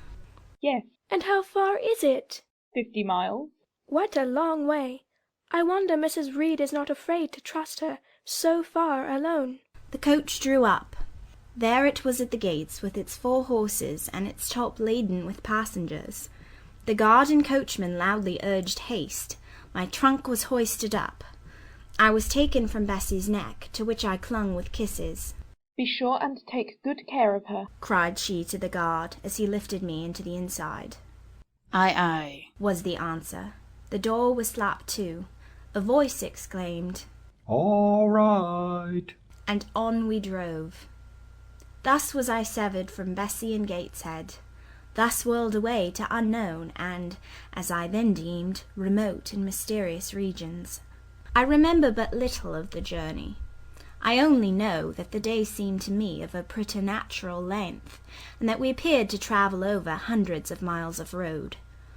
We passed through several towns, and in one, a very large one, the coach stopped, the horses were taken out, and the passengers alighted to dine. I was carried into an inn, where the guard wanted me to have some dinner, but, as I had no appetite, he left me in an immense room with a fireplace at each end, a chandelier pendant from the ceiling, and a little red gallery high up against the wall filled with musical instruments. Here I walked about for a long time, feeling very strange, and mortally apprehensive of someone coming in and kidnapping me, for I believed in kidnappers, their exploits having frequently figured in Bessie's fireside chronicles. At last the guard returned. Once more I was stowed away in the coach, my protector mounted his own seat, sounded his hollow horn, and away we rattled over the stony street of L. The afternoon came on wet and somewhat misty. As it waned into dusk, I began to feel that we were getting very far indeed from Gateshead. We ceased to pass through towns. The country changed. Great grey hills heaved up round the horizon. As twilight deepened, we descended a valley, dark with wood, and long after night had overclouded the prospect, I heard a wild wind rushing amongst trees. Lulled by the sound, I at last dropped asleep. I had not long slumbered when the sudden cessation of motion awoke me. The coach door was open, and a person like a servant was standing at it. I saw her face and dress by the light of the lamps. "Is there a little girl called Jane Eyre here?" she asked. I answered, Yes. and was then lifted out. My trunk was handed down, and the coach instantly drove away. I was stiff with long sitting and bewildered with the noise and motion of the coach. Gathering my faculties, I looked about me. Rain, wind, and darkness filled the air. Nevertheless, I dimly discerned a wall before me and a door open in it. Through this door I passed with my new guide. She shut and locked it behind her. There was now visible a house, or houses, for the building spread far, with many windows, and lights burning in some. We went up a broad pebbly path, splashing wet, and were admitted at a door. Then the servant led me through a passage into a room with a fire, where she left me alone. I stood and warmed my numbed fingers over the blaze. Then I looked round. There was no candle, but the uncertain light from the hearth showed, by intervals, papered walls, carpet, curtains, shining mahogany furniture. It was a parlour, not so spacious or splendid as the drawing-room at Gateshead, but comfortable enough. I was puzzling to make out the subject of a picture on the wall, when the door opened, and an individual carrying a light entered. Another followed close behind. The first was a tall lady with dark hair, dark eyes, and a pale and large forehead. Her figure was partly enveloped in a shawl, her countenance was grave, her bearing erect. "The child is very young to be sent alone," said she, putting her candle down on the table. She considered me attentively for a minute or two, then further added, "She had better be put to bed soon. She looks tired. Are you tired?" she asked, placing her hand on my shoulder. A little, ma'am. "And hungry too, no doubt.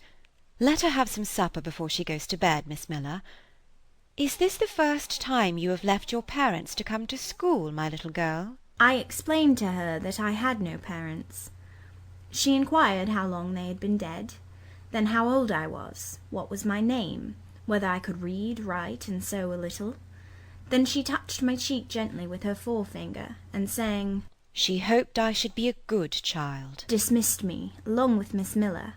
The lady I had left might be about 29. The one who went with me appeared some years younger. The first impressed me by her voice, look, and air. Miss Miller was more ordinary, ruddy in complexion, though of a careworn countenance, hurried in gait and action, like one who had always a multiplicity of tasks on hand. She looked, indeed, what I afterwards found she really was, an under-teacher.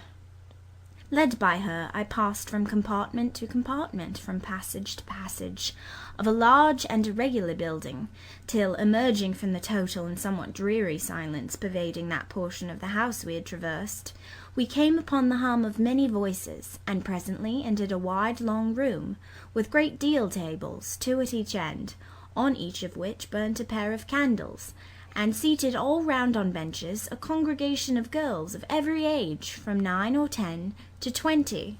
Seen by the dim light of the dips, their number to me appeared countless, though not in reality exceeding 80.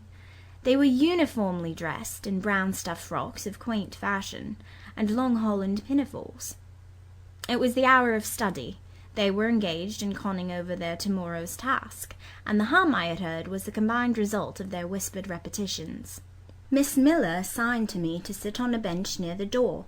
Then walking up to the top of the long room, she cried out, "Monitors, collect the lesson books and put them away." 4 tall girls arose from different tables and, going round, gathered the books and removed them. Miss Miller again gave the word of command, "Monitors, fetch the supper trays." The tall girls went out and returned presently, each bearing a tray with portions of something, I knew not what, arranged thereon, and a pitcher of water and mug in the middle of each tray. The portions were handed round. Those who liked took a draught of the water, the mug being common to all. When it came to my turn, I drank, for I was thirsty, but did not touch the food, excitement and fatigue rendering me incapable of eating. I now saw, however, that it was a thin oaten cake shared into fragments. The meal over, prayers were read by Miss Miller, and the classes filed off, 2 and 2, upstairs. Overpowered by this time with weariness, I scarcely noticed what sort of a place the bedroom was, except that, like the schoolroom, I saw it was very long.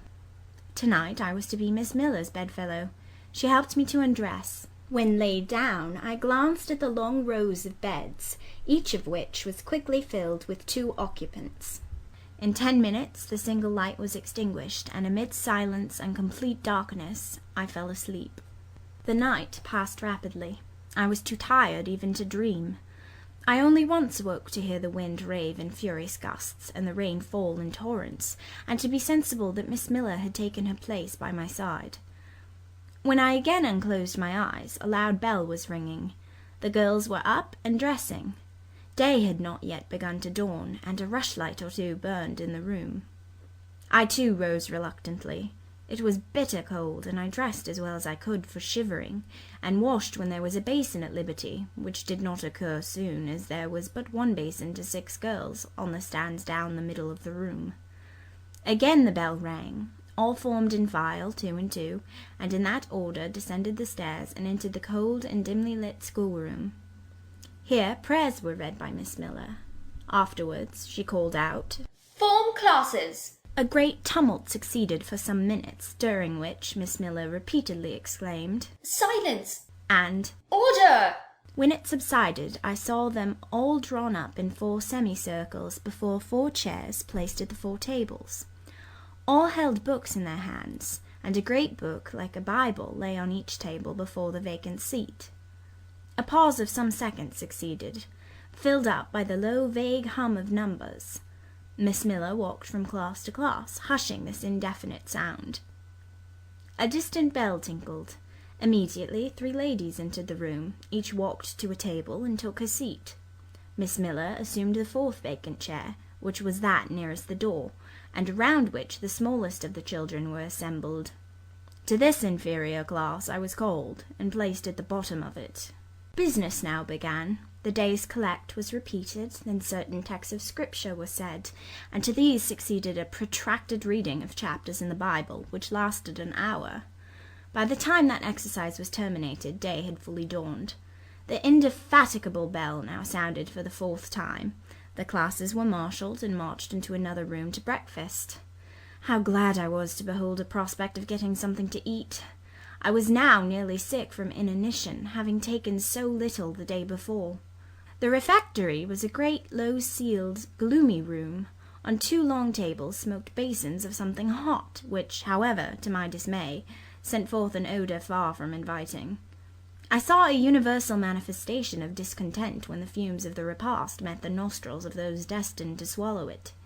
From the van of the procession, the tall girls of the 1st class rose the whispered words, "Disgusting! The porridge is burnt again." "Silence!" ejaculated a voice, not that of Miss Miller, but one of the upper teachers, a little and dark personage, smartly dressed, but of somewhat morose aspect, who installed herself at the top of one table, while a more buxom lady presided at the other. I looked in vain for her I had first seen the night before. She was not visible. Miss Miller occupied the foot of the table where I sat, and a strange, foreign-looking, elderly lady, the French teacher, as I afterwards found, took the corresponding seat at the other board. A long grace was said, and a hymn sung. Then a servant brought in some tea for the teachers, and the meal began. Ravenous and now very faint, I devoured a spoonful or 2 of my portion without thinking of its taste. But the first edge of hunger blunted, I perceived I had got in hand a nauseous mess. Burnt porridge is almost as bad as rotten potatoes. Famine itself soon sickens over it. The spoons were moved slowly. I saw each girl taste her food and try to swallow it, but in most cases the effort was soon relinquished. Breakfast was over, and none had breakfasted. Thanks being returned for what we had not got, and a second hymn chanted, the refectory was evacuated for the schoolroom. I was one of the last to go out, and in passing the tables I saw one teacher take a basin of the porridge and taste it. She looked at the others. All their countenances expressed displeasure, and one of them, the stout one, whispered, "Abominable stuff! How shameful!" A quarter of an hour passed before lessons again began, during which the schoolroom was in a glorious tumult. For that space of time it seemed to be permitted to talk loud and more freely, and they used their privilege. The whole conversation ran on the breakfast, which one and all abused roundly. Poor things, it was the sole consolation they had. Miss Miller was now the only teacher in the room. A group of great girls standing about her spoke with serious and sullen gestures. I heard the name of Mr. Brocklehurst pronounced by some lips, at which Miss Miller shook her head disapprovingly, but she made no great effort to check the general wrath. Doubtless she shared in it. A clock in the schoolroom struck 9. Miss Miller left her circle, and standing in the middle of the room, cried, "Silence! To your seats!" Discipline prevailed. In 5 minutes the confused throng was resolved into order, and comparative silence quelled the babble-clamour of tongues. The upper teachers now punctually resumed their posts, but still all seemed to wait.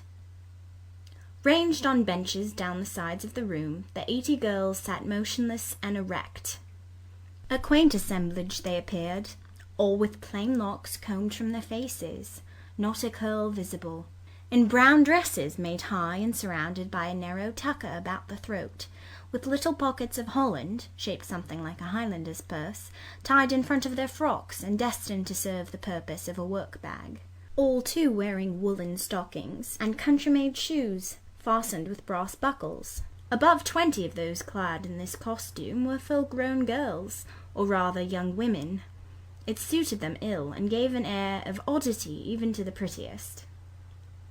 I was still looking at them, and also at intervals examining the teachers, none of whom precisely pleased me, for the stout one was a little coarse, the dark one not a little fierce, the foreigner harsh and grotesque, and Miss Miller, poor thing, looked purple, weather-beaten, and overworked, when, as my eye wandered from face to face, the whole school rose simultaneously, as if moved by a common spring. What was the matter? I had heard no order given. I was puzzled.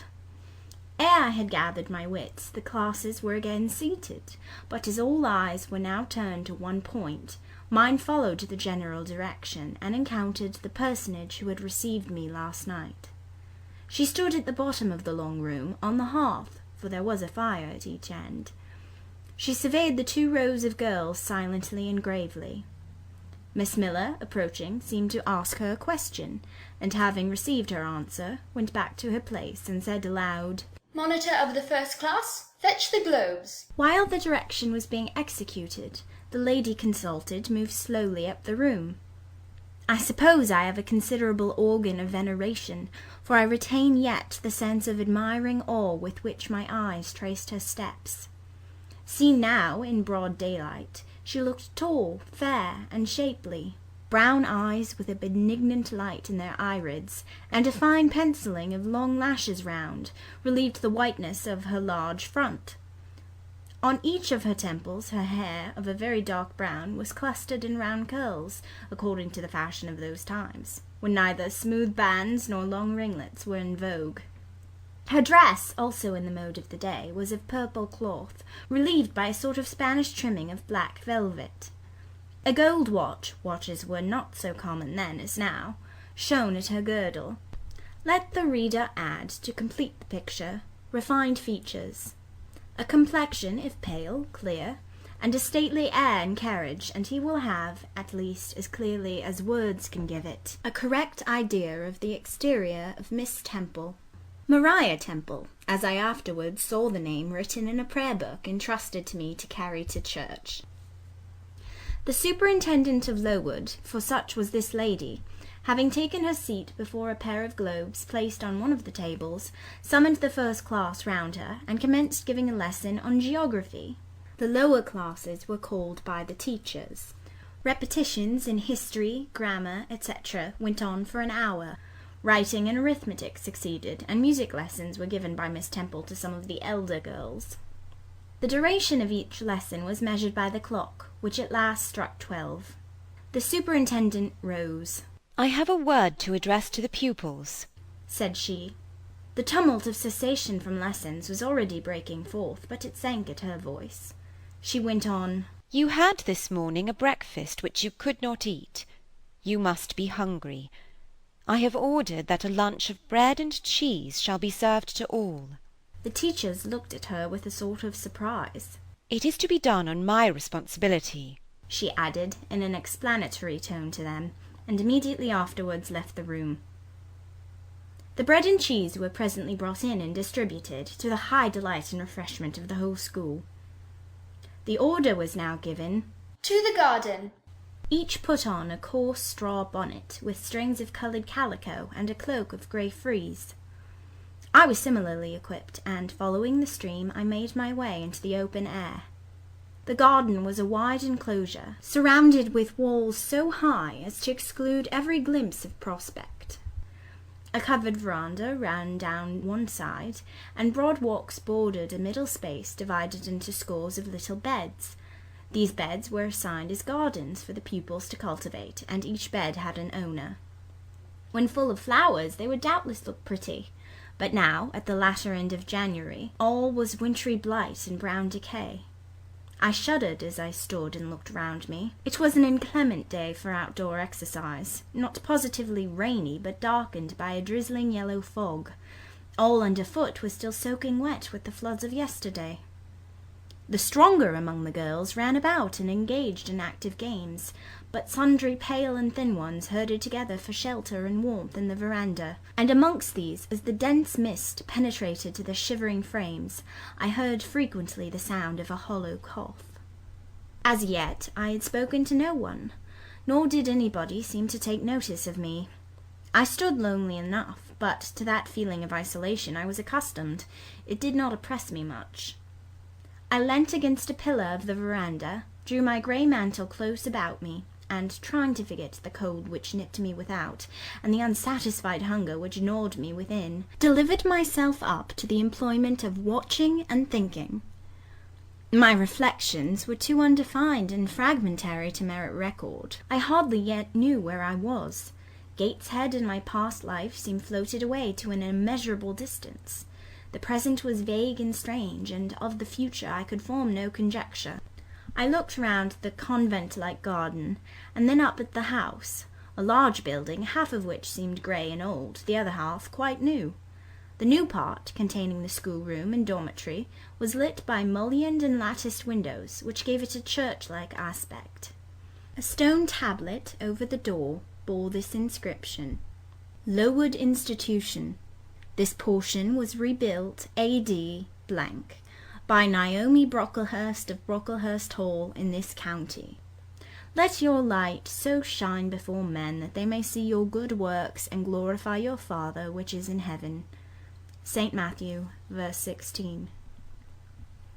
I read these words over and over again. I felt that an explanation belonged to them, and was unable fully to penetrate their import. I was still pondering the significance of institution, and endeavouring to make out a connection between the first words in the verse of Scripture, when the sound of a cough close behind me made me turn my head. I saw a girl sitting on a stone bench near. She was bent over a book, on the perusal of which she seemed intent. From where I stood I could see the title. It was Rasselas, a name that struck me as strange and consequently attractive. In turning a leaf she happened to look up, and I said to her directly, "Is your book interesting?" I had already formed the intention of asking her to lend it to me some day. "I like it," she answered, after a pause of a second or two, during which she examined me. "What is it about?" I continued. I hardly know where I found the hardihood thus to open a conversation with a stranger. The step was contrary to my nature and habits, but I think her occupation touched a chord of sympathy somewhere, for I too liked reading, though of a frivolous and childish kind. I could not digest or comprehend the serious or substantial. "You may look at it," replied the girl, offering me the book. I did so. A brief examination convinced me that the contents were less taking than the title. Rasselas looked dull to my trifling taste. I saw nothing about fairies, nothing about genii. No bright variety seemed spread over the closely printed pages. I returned it to her. She received it quietly, and without saying anything she was about to relapse into her former studious mood. Again I ventured to disturb her. Can you tell me what the writing on that stone over the door means? What is Lowood Institution? This house where you all come to live. And why do they call it institution? Is it in any way different from other schools? This is partly a charter school. You and I and all the rest of us are charter children. I suppose you are an orphan, and lost either your father or your mother did. Both died before I can remember. Well, all the girls here have lost either one or both parents, and this is called an institution for educating orphans. Do we pay no money? Do they keep us for nothing? We pay, or our friends pay, £15 a year for each. Then why do they call us charity children? Because £15 is not enough for board and teaching, and the deficiency is supplied by subscription. Who subscribes? Different benevolent-minded ladies and gentlemen in this neighbourhood, and in London. Who was Naomi Brocklehurst? The lady who built the new part of this house has that tablet records, and whose son overlooks and directs everything here. Why? Because he is treasurer and manager of the establishment. Then this house does not belong to that tall lady who wears a watch, and who said we were to have some bread and cheese? To Miss Temple? Oh, no. I wish it did. She has to answer Mr. Brocklehurst for all she does. Mr. Brocklehurst buys all our food and all our clothes. Does he live here? No, 2 miles off, a large hall. Is he a good man? He is a clergyman, and he's said to do a great deal of good. Did you say that tall lady was called Miss Temple? Yes. And what are the other teachers called? The one with red cheeks is called Miss Smith. She attends to the work, and cut out. For we make our own clothes, our frocks and pelisses, and everything. Little one with black hair is Miss Catchett. She teaches history and grammar. And here's the second class repetitions, and the one who wears a shawl, and has a pocket handkerchief tied to his side with a yellow ribbon, is Madame Carroll. She comes from Lille in France, and teaches French. Do you like the teachers? Well enough. Do you like the little black one, and the Madame? I cannot pronounce her name as you do. Miss Catchett is hasty. You must take care not to offend her.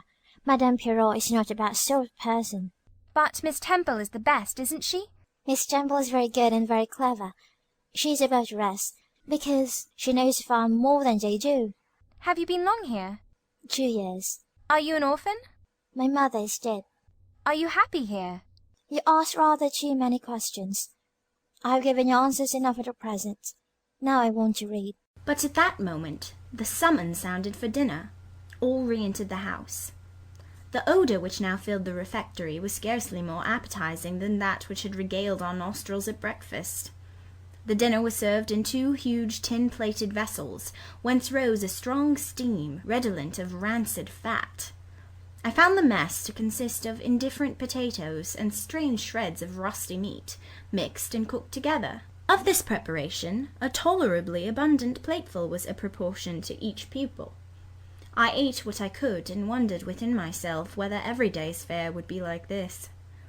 After dinner we immediately adjourned to the schoolroom. Lessons recommenced, and were continued till 5 o'clock. The only marked event of the afternoon was that I saw the girl with whom I had conversed in the veranda dismissed in disgrace by Miss Scatcherd from a history class, and sent to stand in the middle of the large schoolroom. The punishment seemed to me in a high degree ignominious, especially for so great a girl. She looked 13 or upwards. I expected she would show signs of great distress and shame, but to my surprise she neither wept nor blushed. Composed, though grave, she stood the central mark of all eyes. How can she bear it so quietly, so firmly? I asked of myself. Were I in her place, it seems to me I should wish the earth to open and swallow me up. She looks as if she were thinking of something beyond her punishment, beyond her situation, of something not round her nor before her. I have heard of daydreams. Is she in a daydream now? Her eyes are fixed on the floor, but I am sure they do not see it. Her sight seems turned in, gone down into her heart. She is looking at what she can remember, I believe, not at what is really present. I wonder what sort of a girl she is, whether good or naughty. Soon after 5 p.m. we had another meal, consisting of a small mug of coffee and half a slice of brown bread. I devoured my bread and drank my coffee with relish, but I should have been glad of as much more. I was still hungry. Half an hour's recreation succeeded, then study, then the glass of water and the piece of oat cake, prayers, and bed. Such was my first day at Lowood. End of Chapter 5.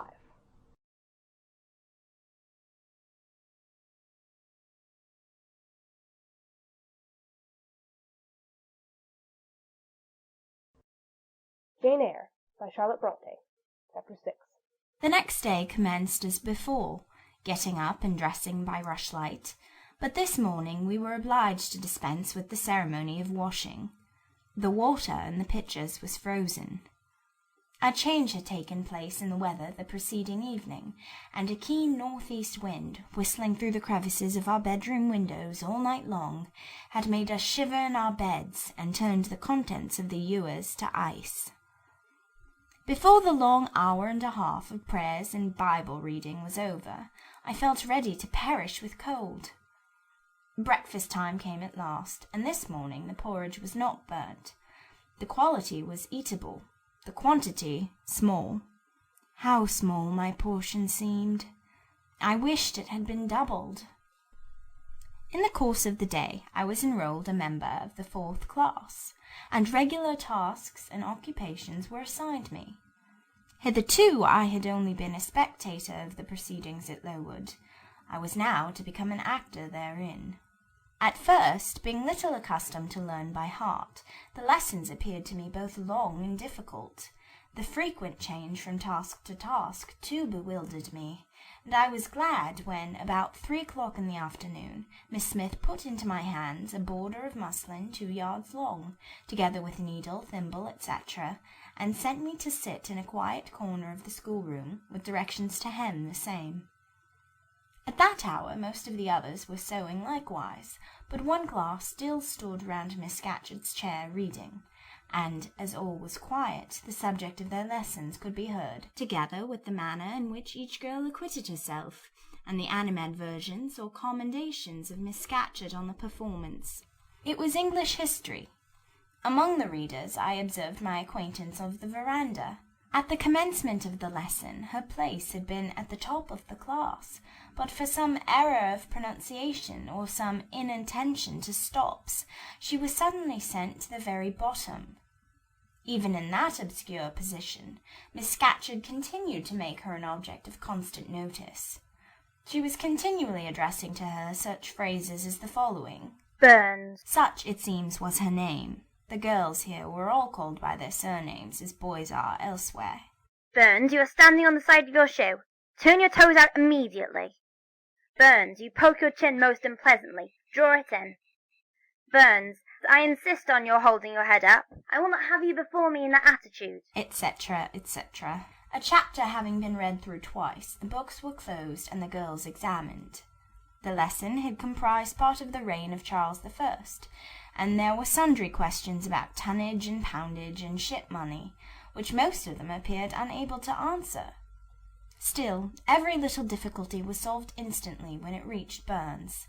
Her memory seemed to have retained the substance of the whole lesson, and she was ready with answers on every point.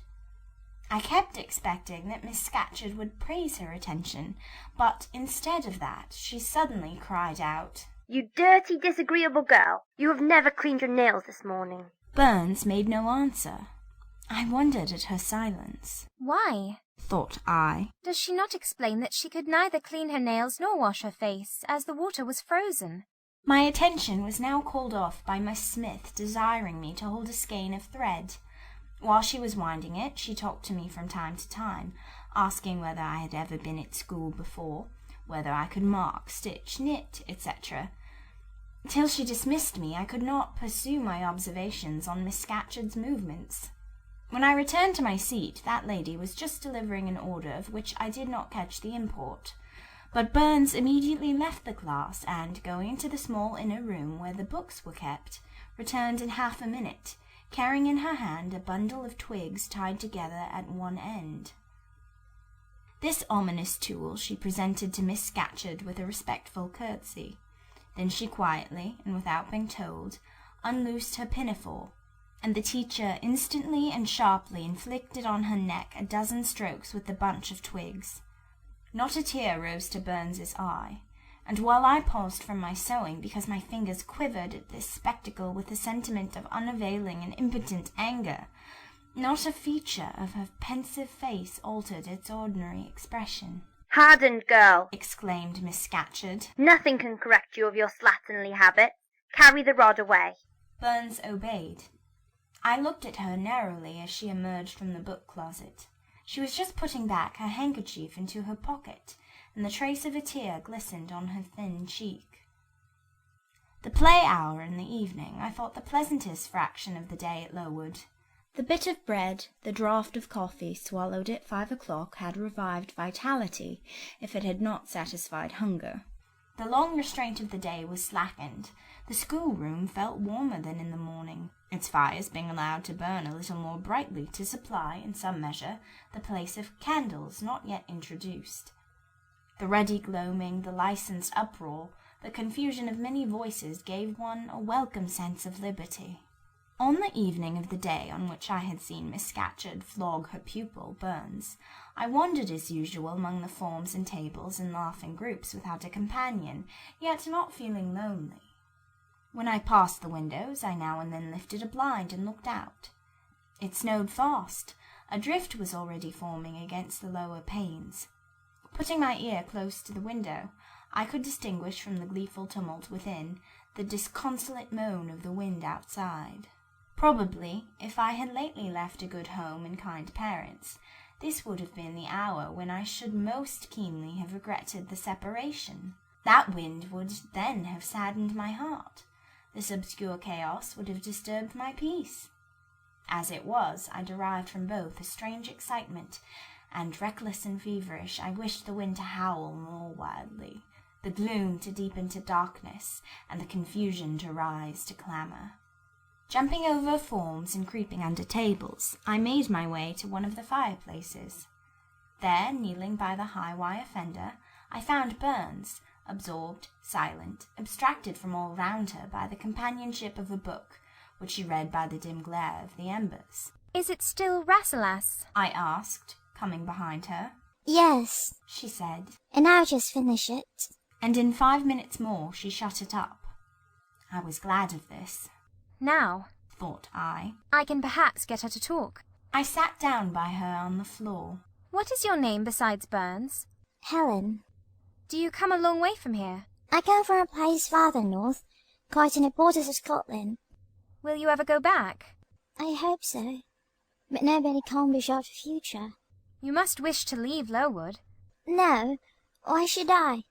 I was sent to Lowood to get an education, and it would be of no use going away until I've attained that object." "But that teacher, Miss Scatcherd, is so cruel to you." "Cruel? Not at all. She is severe.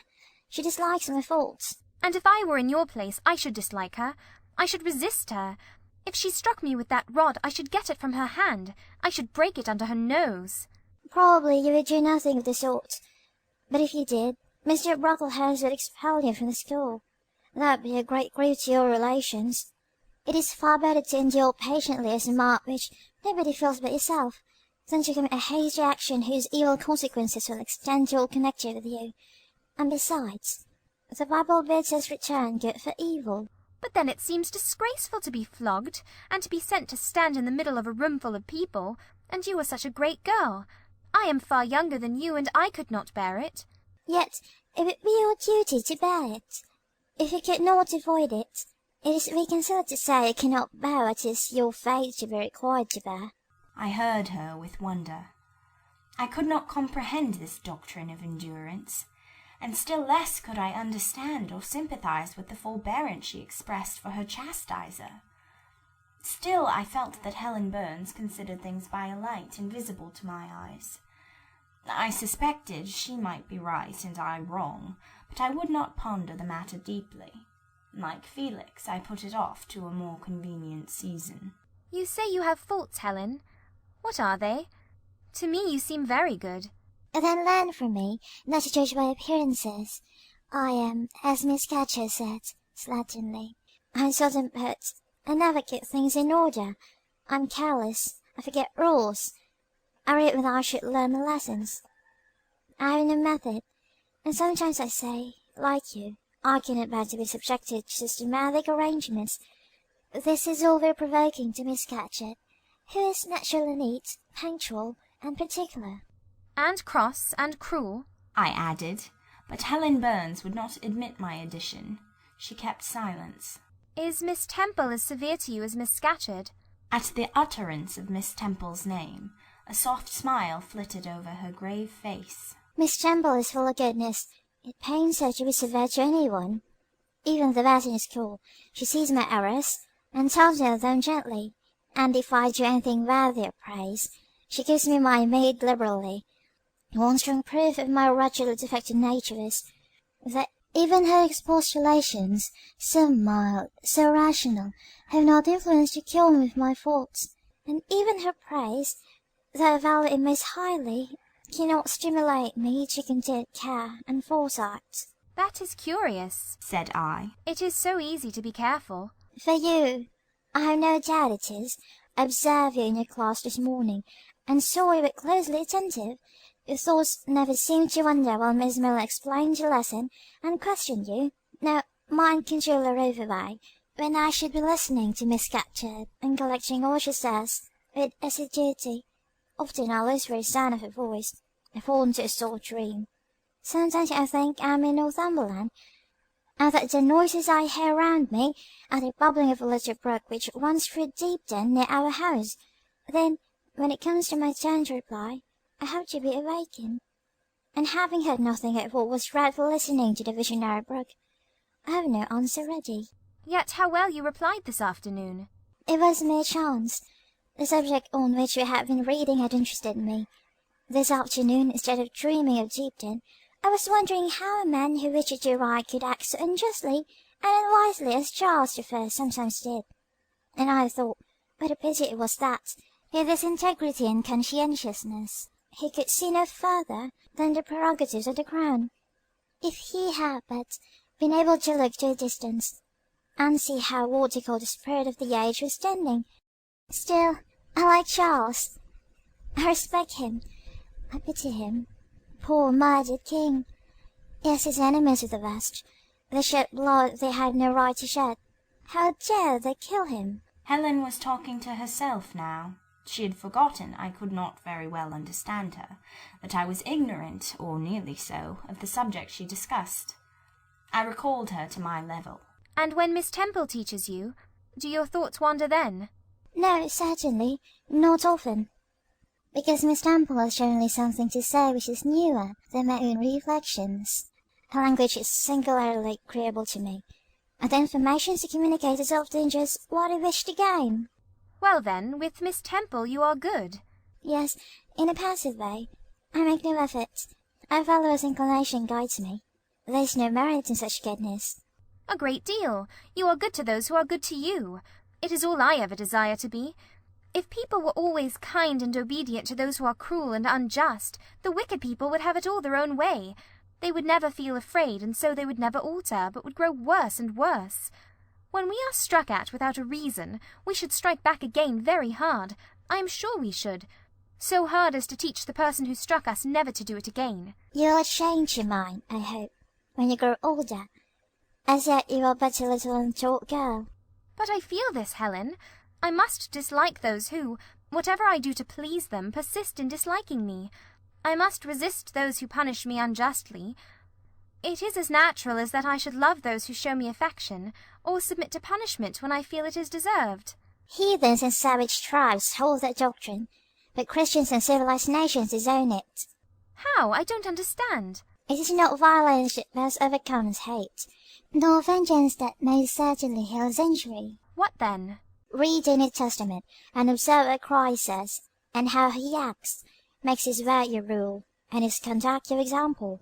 What does he say? Love your enemies, bless them that curse you, do good to them that hate you, and despitefully use you.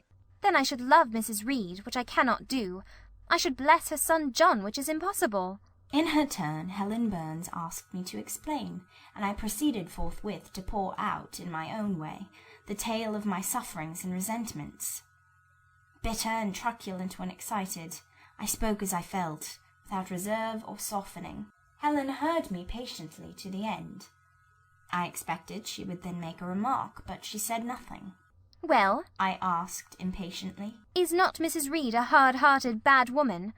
She has been unkind to you, no doubt, because, you see, she dislikes your cast of character, as Miss Scatcherd does mine. But how minutely you remember all she has done and said to you!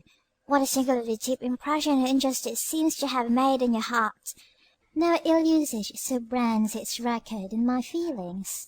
Would you not be happier if you tried to forget her severity, together with the passionate emotions it excited? Life appears to me too short to be spent in nursing animosity, or registering wrongs. We are, and must be, one and all, badging the faults in as well.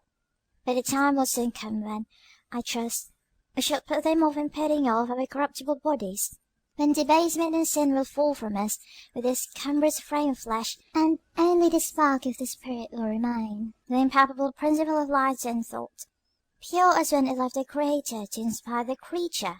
Whence it came it will return, perhaps again to be communicated to some being higher than man, perhaps to pass through gradations of glory, from the pallium soul to brighten to the seraph. Surely it will never, on the contrary, be suffered to degenerate from man to fiend. No, I cannot believe that. I hold another creed, which no one ever taught me, and which I seldom mention, but in which I delight, and to which I cling, for it extends hope to all. It makes eternity a rest, a mighty home, not a terror and an abyss. Besides, with this creed, I can so clearly distinguish between the criminal and his crime. I can so sincerely forgive the first while I abhor the last. With this creed revenge never wearies my heart, degradation never too deeply disgusts me, injustice never crushes me too low. I live in calm, looking to the end.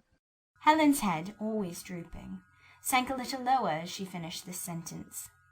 I saw by her look she wished no longer to talk to me, but rather to converse with her own thoughts. She was not allowed much time for meditation. A monitor, a great rough girl, presently came up, exclaiming in a strong Cumberland accent, "Helen Burns, if you don't go and put your drawer in order, and fold up your work this minute, or tell Miss Scatcherd to come and look at it." Helen sighed as her reverie fled, and, getting up, obeyed the monitor without reply, as without delay. End of chapter 6.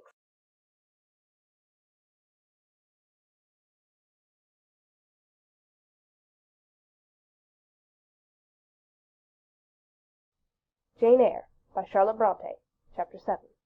My first quarter at Lowood seemed an age, and not the golden age either. It comprised an irksome struggle with difficulties in habituating myself to new rules and unwonted tasks. The fear of failure in these points harassed me worse than the physical hardships of my lot, though these were no trifles. During January, February, and part of March, the deep snows and, after their melting, the almost impassable roads prevented our stirring beyond the garden walls, except to go to church. But within these limits we had to pass an hour every day in the open air. Our clothing was insufficient to protect us from the severe cold. We had no boots. The snow got into our shoes and melted there. Our ungloved hands became numbed and covered with chilblains, as were our feet. I remember well the distracting irritation I endured from this cause every evening, when my feet inflamed, and the torture of thrusting the swelled raw and stiff toes into my shoes in the morning. Then the scanty supply of food was distressing. With the keen appetites of growing children, we had scarcely sufficient to keep alive a delicate invalid. From this deficiency of nourishment resulted an abuse, which pressed hardly on the younger pupils. Whenever the famished great girls had an opportunity, they would coax or menace the little ones out of their portion. Many a time I have shared between two claimants the precious morsel of brown bread distributed at tea-time, and after relinquishing to a third half the contents of my mug of coffee, I have swallowed the remainder with an accompaniment of secret tears, forced from me by the exigency of hunger. Sundays were dreary days in that wintry season. We had to walk 2 miles to Brocklebridge Church, where our patron officiated. We set out cold. We arrived at church colder. During the morning service we became almost paralysed. It was too far to return to dinner, and an allowance of cold meat and bread, in the same penurious proportion observed in our ordinary meals, was served round between the services.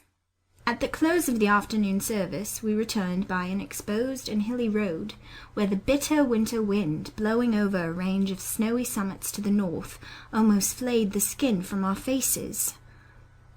I can remember Miss Temple walking lightly and rapidly along our drooping line, her plaid cloak, which the frosty wind fluttered, gathered close about her, and encouraging us by precept and example to keep up our spirits, and march forward, as she said, like stalwart soldiers.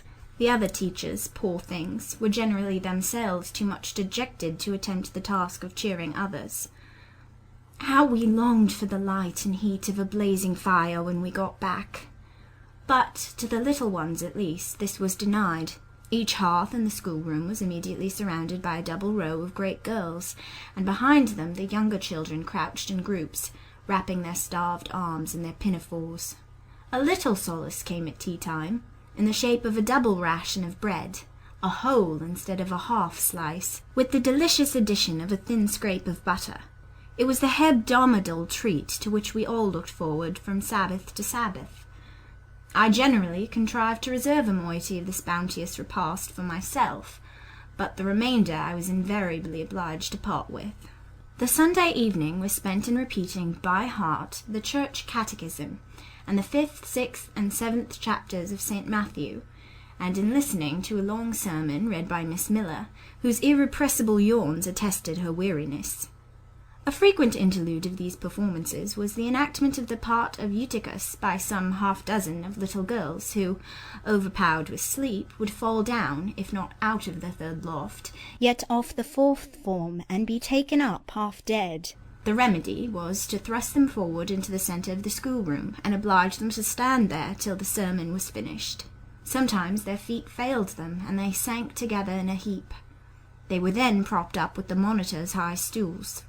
I have not yet alluded to the visits of Mr. Brocklehurst, and indeed that gentleman was from home during the greater part of the first month after my arrival, perhaps prolonging his stay with his friend the Archdeacon. His absence was a relief to me. I need not say that I had my own reasons for dreading his coming, but come he did at last. One afternoon, I had then been 3 weeks at Lowood, as I was sitting with a slate in my hand, puzzling over a sum in long division, my eyes, raised in abstraction to the window, caught sight of a figure just passing. I recognized almost instinctively that gaunt outline, and when, 2 minutes after, all the school, teachers included, rose en masse, it was not necessary for me to look up in order to ascertain whose entrance they thus greeted. A long stride measured the schoolroom, and presently beside Miss Temple, who herself had risen, stood the same black column which had frowned on me so ominously from the hearth-rug of Gateshead. I now glanced sideways at this piece of architecture. Yes, I was right. It was Mr. Brocklehurst, buttoned up in a surtout and looking longer, narrower, and more rigid than ever. I had my own reasons for being dismayed at this apparition. Too well I remembered the perfidious hints given by Mrs. Reed about my disposition, etc., the promise pledged by Mr. Brocklehurst to apprise Miss Temple and the teachers of my vicious nature. All along I had been dreading the fulfilment of this promise. I had been looking out daily for the coming man, whose information respecting my past life and conversation was to brand me as a bad child forever. Now there he was. He stood at Miss Temple's side. He was speaking low in her ear. I did not doubt he was making disclosures of my villainy, and I watched her eye with painful anxiety, expecting every moment to see its dark orb turn on me a glance of repugnance and contempt. I listened too, and, as I happened to be seated quite at the top of the room, I caught most of what he said. Its import relieved me from immediate apprehension. I suppose, Miss Temple, the thread I bought in Loughton will do. It struck me that it would be just of the quality for the calico chemises, and I sorted the needles to match. You may tell Miss Smith that I forgot to make a memorandum of the darning needles, but she shall have some paper sent in next week, and she is not, on any account, to give out more than one at a time to each pupil. If they have more, they are apt to be careless and lose them. And, oh, ma'am, I wish the woolen stockings were better looked to. When I was here last, I went into the kitchen garden and examined the clothes drying on the line. There was a quantity of black hose in a very bad state of repair. From the size of the holes in them, I was sure they had not been well mended from time to time. He paused. Your directions shall be attended to, sir, said Miss Temple. And, ma'am, he continued, the laundress tells me some of the girls have 2 clean tuckers in the week. It is too much. The rules limit them to 1. I think I can explain that circumstance, sir. Agnes and Catherine Johnston were invited to take tea with some friends at Lowton last Thursday, and I gave them leave to put on clean tuckers for the occasion. Mr. Brocklehurst nodded. Well, for once it may pass, but please not to let the circumstance occur too often. And there is another thing which surprised me. I find, in settling accounts with the housekeeper, that a lunch consisting of bread and cheese has twice been served out to the girls during the past fortnight. How is this? I looked over the regulations, and I find no such meal as lunch mentioned. Who introduced this innovation, and by what authority? I must be responsible for the circumstance, sir, replied Miss Temple. The breakfast was so ill prepared that the pupils could not possibly eat it, and I dared not allow them to remain fasting till dinner-time. Madam, allow me an instant. You are aware that my plan in bringing up these girls is not to accustom them to habits of luxury and indulgence, but to render them hardy, patient, self-denying, should any little accidental disappointment of the appetite occur, such as the spoiling of a meal, the under or the overdressing of a dish. The incident ought not to be neutralized by replacing with something more delicate the comfort lost, thus pampering the body and obviating the aim of this institution. It ought to be improved to the spiritual edification of the pupils, by encouraging them to evince fortitude under temporary privation. A brief address on those occasions will not be mistimed, wherein a judicious instructor would take the opportunity of referring to the sufferings of the primitive Christians, to the torments of martyrs, to the exhortations of our blessed Lord himself, calling upon his disciples to take up their cross and follow him, to his warnings that man shall not live by bread alone, but by every word that proceedeth out of the mouth of God, to his divine consolations. If ye suffer hunger or thirst for my sake, happy are ye. Oh, madam, when you put bread and cheese instead of burnt porridge into these children's mouths, you may indeed feed their vile bodies, but you little think how you starve their immortal souls. Mr. Brocklehurst again paused, perhaps overcome by his feelings. Miss Temple had looked down when he first began to speak to her, but she now gazed straight before her, and her face, naturally pale as marble, appeared to be assuming also the coldness and fixity of that material, especially her mouth, closed as if it would have required a sculptor's chisel to open it, and her brow settled gradually into petrified severity. Meantime, Mr. Brocklehurst, standing on the hearth with his hands behind his back, majestically surveyed the whole school. Suddenly his eye gave a blink, as if it had met something that either dazzled or shocked its pupil. Turning, he said in more rapid accents than he had hitherto used, Miss Temple, what is that girl with curled hair? Red hair, ma'am, curled all over. And, extending his cane, he pointed to the awful object, his hand shaking as he did so. It is Julia Severn, replied Miss Temple, very quietly. Julia Severn, ma'am. And why has she or any other curled hair? Why, in defiance of every precept and principle of this house, does she conform to the world so openly, here in an evangelical, charitable establishment, as to wear her hair one mass of curls? Julia's hair curls naturally, returned Miss Temple, still more quietly. Naturally? Yes, but we are not to conform to nature. I wish these girls to be the children of grace. And why that abundance? I have again and again intimated that I desired the hair to be arranged closely, modestly, plainly. Miss Temple, that girl's hair must be cut off entirely. I will send a barber tomorrow, and I see others who have far too much of the excrescence. That tall girl, tell her to turn round. Tell all the first form to rise up and direct their faces to the wall. Miss Temple passed her handkerchief over her lips, as if to smooth away the involuntary smile that curled them. She gave the order, however, and when the first class could take in what was required of them, they obeyed. Leaning a little back on my bench, I could see the looks and grimaces with which they commented on this manoeuvre. It was a pity Mr. Brocklehurst could not see them too. He would perhaps have felt that whatever he might do with the outside of the cup and platter, the inside was further beyond his interference than he imagined. He scrutinized the reverse of these living medals some 5 minutes, then pronounced sentence. These words fell like the knell of doom. All those top knots must be cut off. Miss Temple seemed to remonstrate. Madam, he pursued, I have a master to serve whose kingdom is not of this world. My mission is to mortify in these girls the lust of the flesh, to teach them to clothe themselves with shamefacedness and sobriety, not with braided hair and costly apparel. And each of the young persons before us has a string of hair twisted in plaits, which vanity itself might have woven. These, I repeat, must be cut off. Think of the time wasted of... Mr. Brocklehurst was here interrupted. 3 other visitors, ladies, now entered the room. They ought to have come a little sooner to have heard his lecture on dress, for they were splendidly attired in velvet, silk, and furs. The 2 younger of the trio, fine girls of 16 and 17, had grey beaver hats, then in fashion, shaded with ostrich plumes, and from under the brim of this graceful headdress fell a profusion of light tresses, elaborately curled.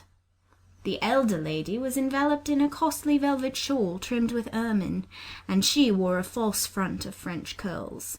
These ladies were deferentially received by Miss Temple as Mrs. and the Misses Brocklehurst, and conducted to seats of honour at the top of the room. It seems they had come in the carriage with their reverend relative, and had been conducting a rummaging scrutiny of the room upstairs, while he transacted business with the housekeeper, questioned the laundress, and lectured the superintendent. They now proceeded to address divers remarks and reproofs to Miss Smith, who was charged with the care of the linen and the inspection of the dormitories. But I had no time to listen to what they said. Other matters called off and enchanted my attention. Hitherto, while gathering up the discourse of Mr. Brocklehurst and Miss Temple, I had not at the same time neglected precautions to secure my personal safety, which I thought would be effected if I could only elude observation. To this end I had sat well back on the form, and while seeming to be busy with my sum, had held my slate in such a manner as to conceal my face. I might have escaped notice, had not my treacherous slate somehow happened to slip from my hand, and falling with an obtrusive crash, directly drawn every eye upon me. I knew it was all over now, and as I stooped to pick up the 2 fragments of slate, I rallied my forces for the worst. It came. A careless girl, said Mr. Brocklehurst, and immediately after, It is the new pupil, I perceive. And before I could draw breath, I must not forget I have a word to say respecting her. Then aloud, how loud it seemed to me, Let the child who broke her slate come forward. Of my own accord I could not have stirred. I was paralyzed, but the 2 great girls who sit on each side of me set me on my legs and pushed me towards the dread judge. And then Miss Temple gently assisted me to his very feet, and I caught her whispered counsel. Don't be afraid, Jane. I saw it was an accident. You shall not be punished. The kind whisper went to my heart like a dagger.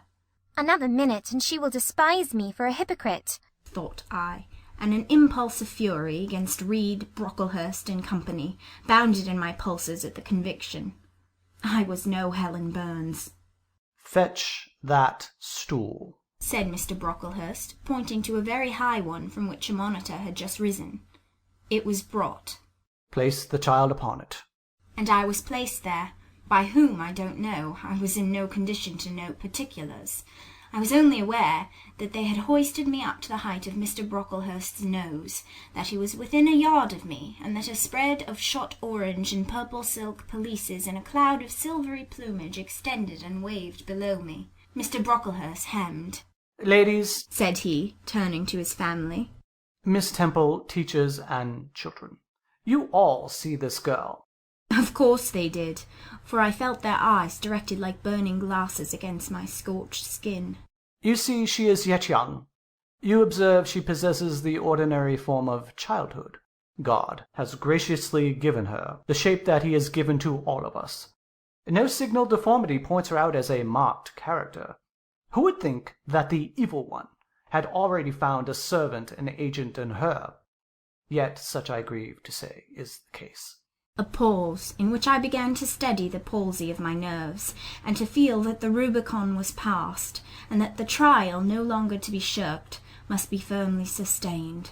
My dear children, pursued the black marble clergyman with pathos, this is a sad, a melancholy occasion, for it becomes my duty to warn you that this girl, who might be one of God's own lambs, is a little castaway, not a member of the true flock, but evidently an interloper and an alien. You must be on your guard against her. You must shun her example. If necessary, avoid her company. Exclude her from your sports, and shut her out from your converse.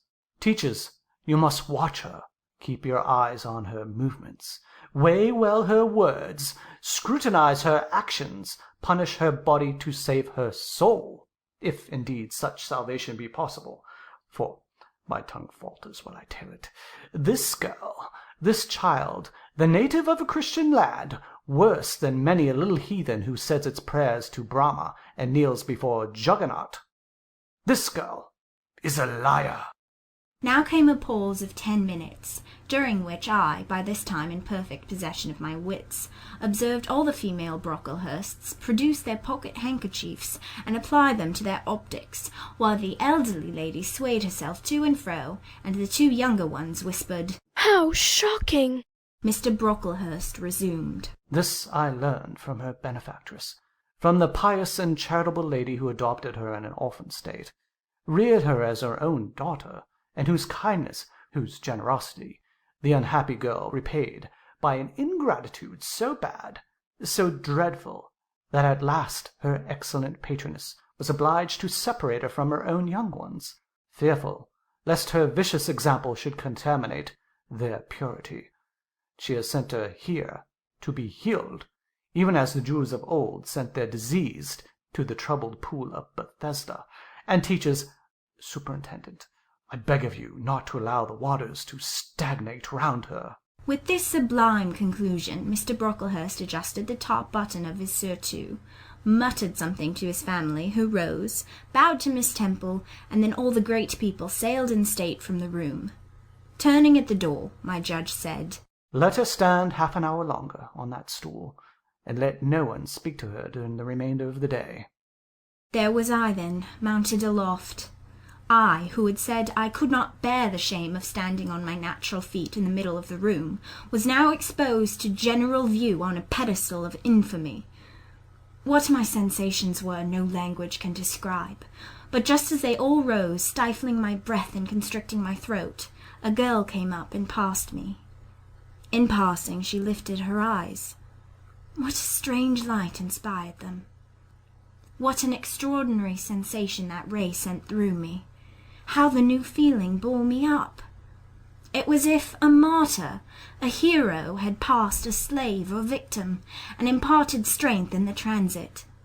I mastered the rising hysteria, lifted up my head, and took a firm stand on the stool. Helen Burns asked some slight question about her work of Miss Smith, was chidden for the triviality of the inquiry, returned to her place, and smiled at me as she again went by. What a smile!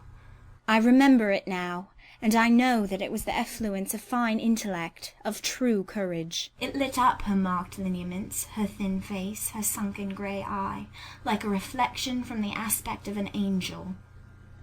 Yet at that moment Helen Burns wore on her arm the untidy badge.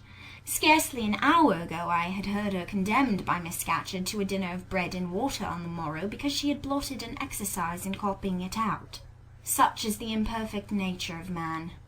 Such spots are there on the disk of the clearest planet, and eyes like Miss Scatcherd's can only see those minute defects, and are blind to the full brightness of the orb.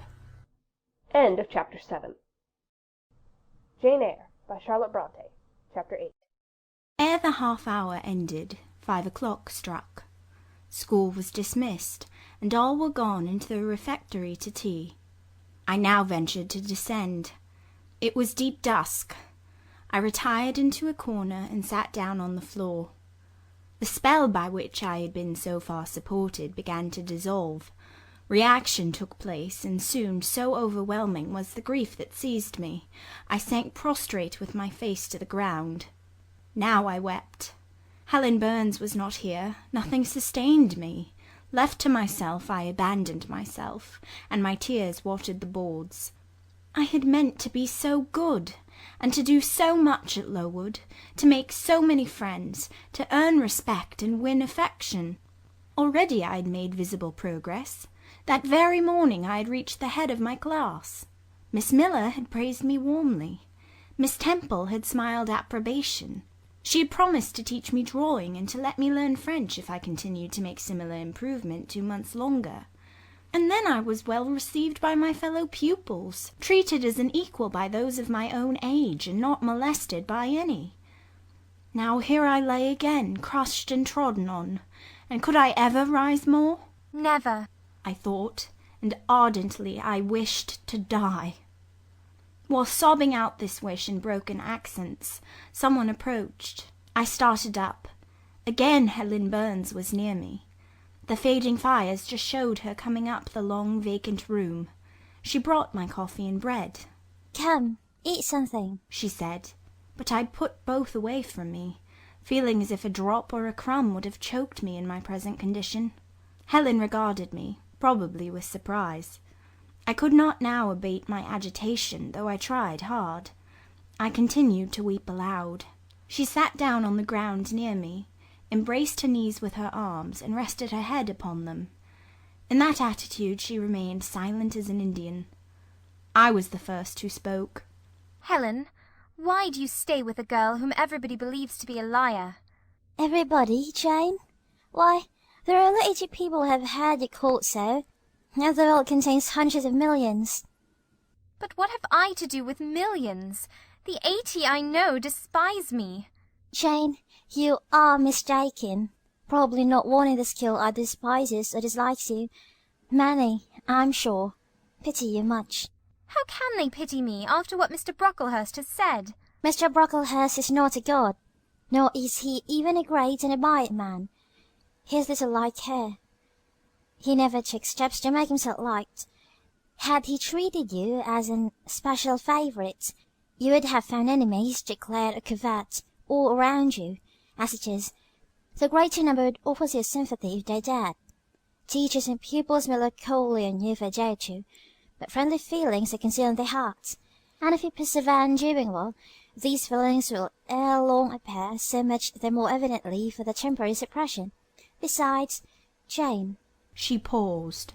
"Well, Helen," said I, putting my hand into hers. She chafed my fingers gently to warm them, and went on. "If all the world hated you, and believed you wicked, while your own conscience approved you, and absolved you from guilt, you would not be without friends." "No, I know I should think well of myself, but that is not enough. If others don't love me, I would rather die than live. I cannot bear to be solitary and hated, Helen. Look here. To gain some real affection from you, or Miss Temple, or any other whom I truly love, I would willingly submit to have the bone of my arm broken, or to let a bull toss me, or to stand behind a kicking horse and let it dash its hoof at my chest." "Hush, Jane. You think too much of the life of human beings. You are too impulsive, too vehement. The sovereign hand that created your frame, and put life into it, has provided you with other resources than your feeble self, or than creatures feeble as you. Besides this earth, and besides your race of men, there is an invisible world and a kingdom of spirits. The world is around us, for it is everywhere, and those spirits watch us, for they are commissioned to guard us, and if we were dying in pain and shame, if scorn smote us on all sides, and hatred crushed us, angels see our tortures, recognize our innocence, if innocent we be, as I know you are of this charge, which Mr. Brocklehurst has weakly and pompously repeated, as second hand from Mrs. Reed. For I read the sincere nature in your ardent eyes, and in your clear front. And God waits only the separation of spirit from flesh to crown us with full reward. Why then should we ever sink overwhelmed with distress? Our life is so soon over. and death is as certain an entrance to happiness, to glory. I was silent.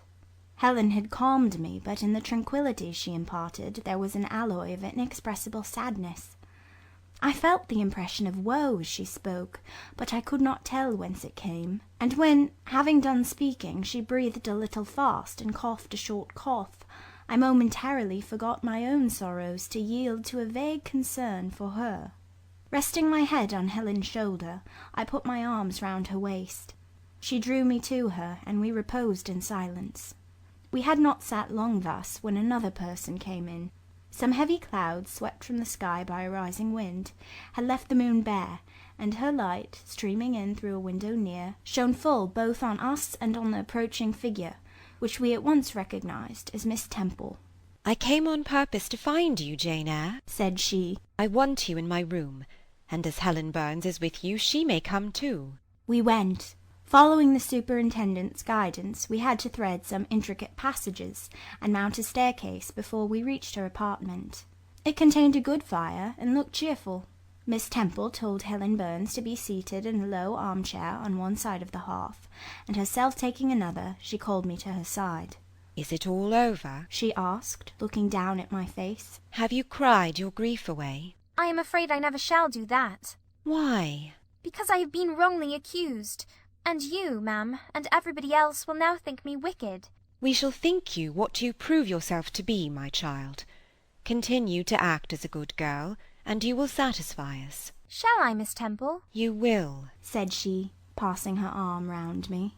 "And now tell me, who is the lady whom Mr. Brocklehurst called your benefactress?" "Mrs. Reed, my uncle's wife. My uncle is dead, and he left me to her care." "Did she not then adopt you of her own accord?" "No, ma'am. She was sorry to have to do it, but my uncle, as I have often heard the servants say, got her to promise before he died that she would always keep me." "Well now, Jane, you know, or at least I will tell you, that when a criminal is accused he is always allowed to speak in his own defence. You have been charged with falsehood. Defend yourself to me as well as you can.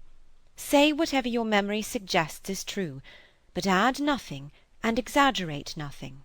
I resolved in the depth of my heart that I would be most moderate, most correct, and having reflected a few minutes in order to arrange coherently what I had to say, I told her all the story of my sad childhood. Exhausted by emotion, my language was more subdued than it generally was when it developed that sad theme, and mindful of Helen's warnings against the indulgence of resentment, I infused into the narrative far less of gall and wormwood than ordinary. Thus restrained and simplified, it sounded more credible. I felt as I went on that Miss Temple fully believed me. In the course of the tale I had mentioned Mr. Lloyd as having come to see me after the fit, for I never forgot the, to me, frightful episode of the Red Room, in detailing which my excitement was sure in some degree to break bounds, for nothing could soften in my recollection the spasm of agony which clutched my heart when Mrs. Reed spurned my wild supplication for pardon, and locked me a second time in the dark and haunted chamber. I had finished. Miss Temple regarded me a few minutes in silence. She then said, "I know something of Mr. Lloyd. I shall write to him. If his reply agrees with your statement, you shall be publicly cleared from every imputation. To me, Jane, you are clear now." She kissed me, and still keeping me at her side, where I was well contented to stand, for I derived a child's pleasure from the contemplation of her face, her dress, her one or two ornaments, her white forehead, her clustered and shining curls, and beaming dark eyes. She proceeded to address Helen Burns. "How are you to-night, Helen? Have you coughed much to-day?" Not quite so much, I think, Mum. "And the pain in your chest?" It is a little better." Miss Temple got up, took her hand, and examined her pulse.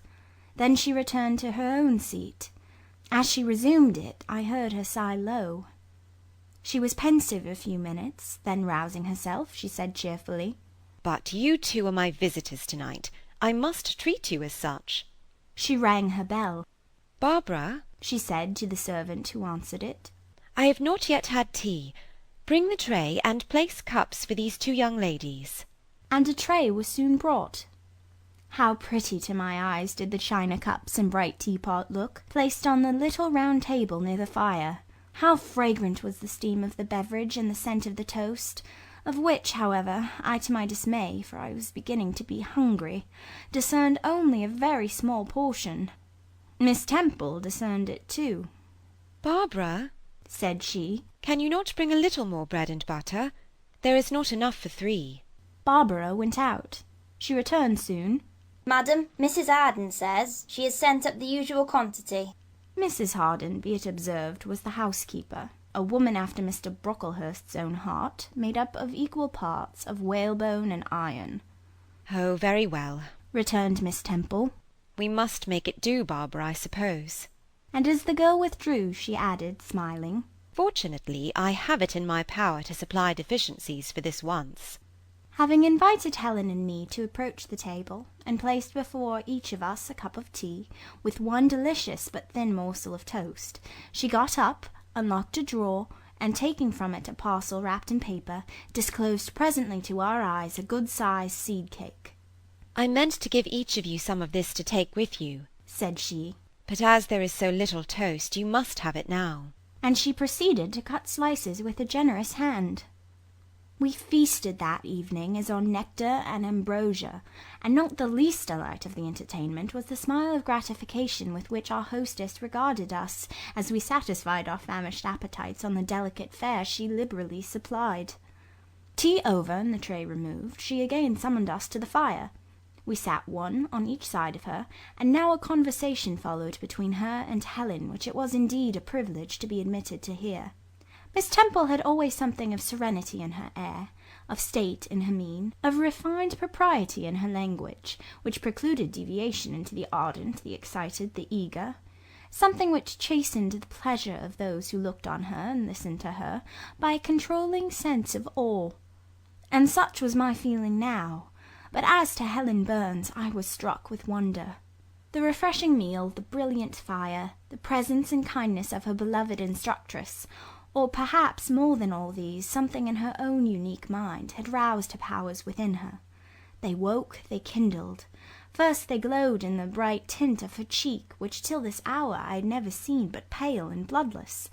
Then they shone in the liquid lustre of her eyes, which had suddenly acquired a beauty more singular than that of Miss Temple's, a beauty neither of fine colour, nor long eyelash, nor pencilled brow, but of meaning, of movement, of radiance.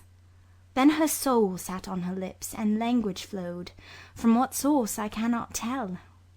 Has a girl of 14 a heart large enough, vigorous enough, to hold the swelling spring of pure, full, fervid eloquence? Such was the characteristic of Helen's discourse on that, to me, memorable evening. Her spirit seemed hastening to live within a very brief span as much as many live during a protracted existence. They conversed of things I had never heard of nations in times past, of countries far away, of secrets of nature discovered or guessed at. They spoke of books, how many they had read, what stores of knowledge they possessed. Then they seemed so familiar with French names and French authors. But my amazement reached its climax when Miss Temple asked Helen if she sometimes snatched a moment to recall the Latin her father had taught her, and taking a book from a shelf, bade her read and construe a page of Virgil. And Helen obeyed, my organ of veneration expanding at every sounding line. She had scarcely finished ere the bell announced bedtime. No delay could be admitted. Miss Temple embraced us both, saying as she drew us to her heart, "God bless you, my children." Helen she held a little longer than me.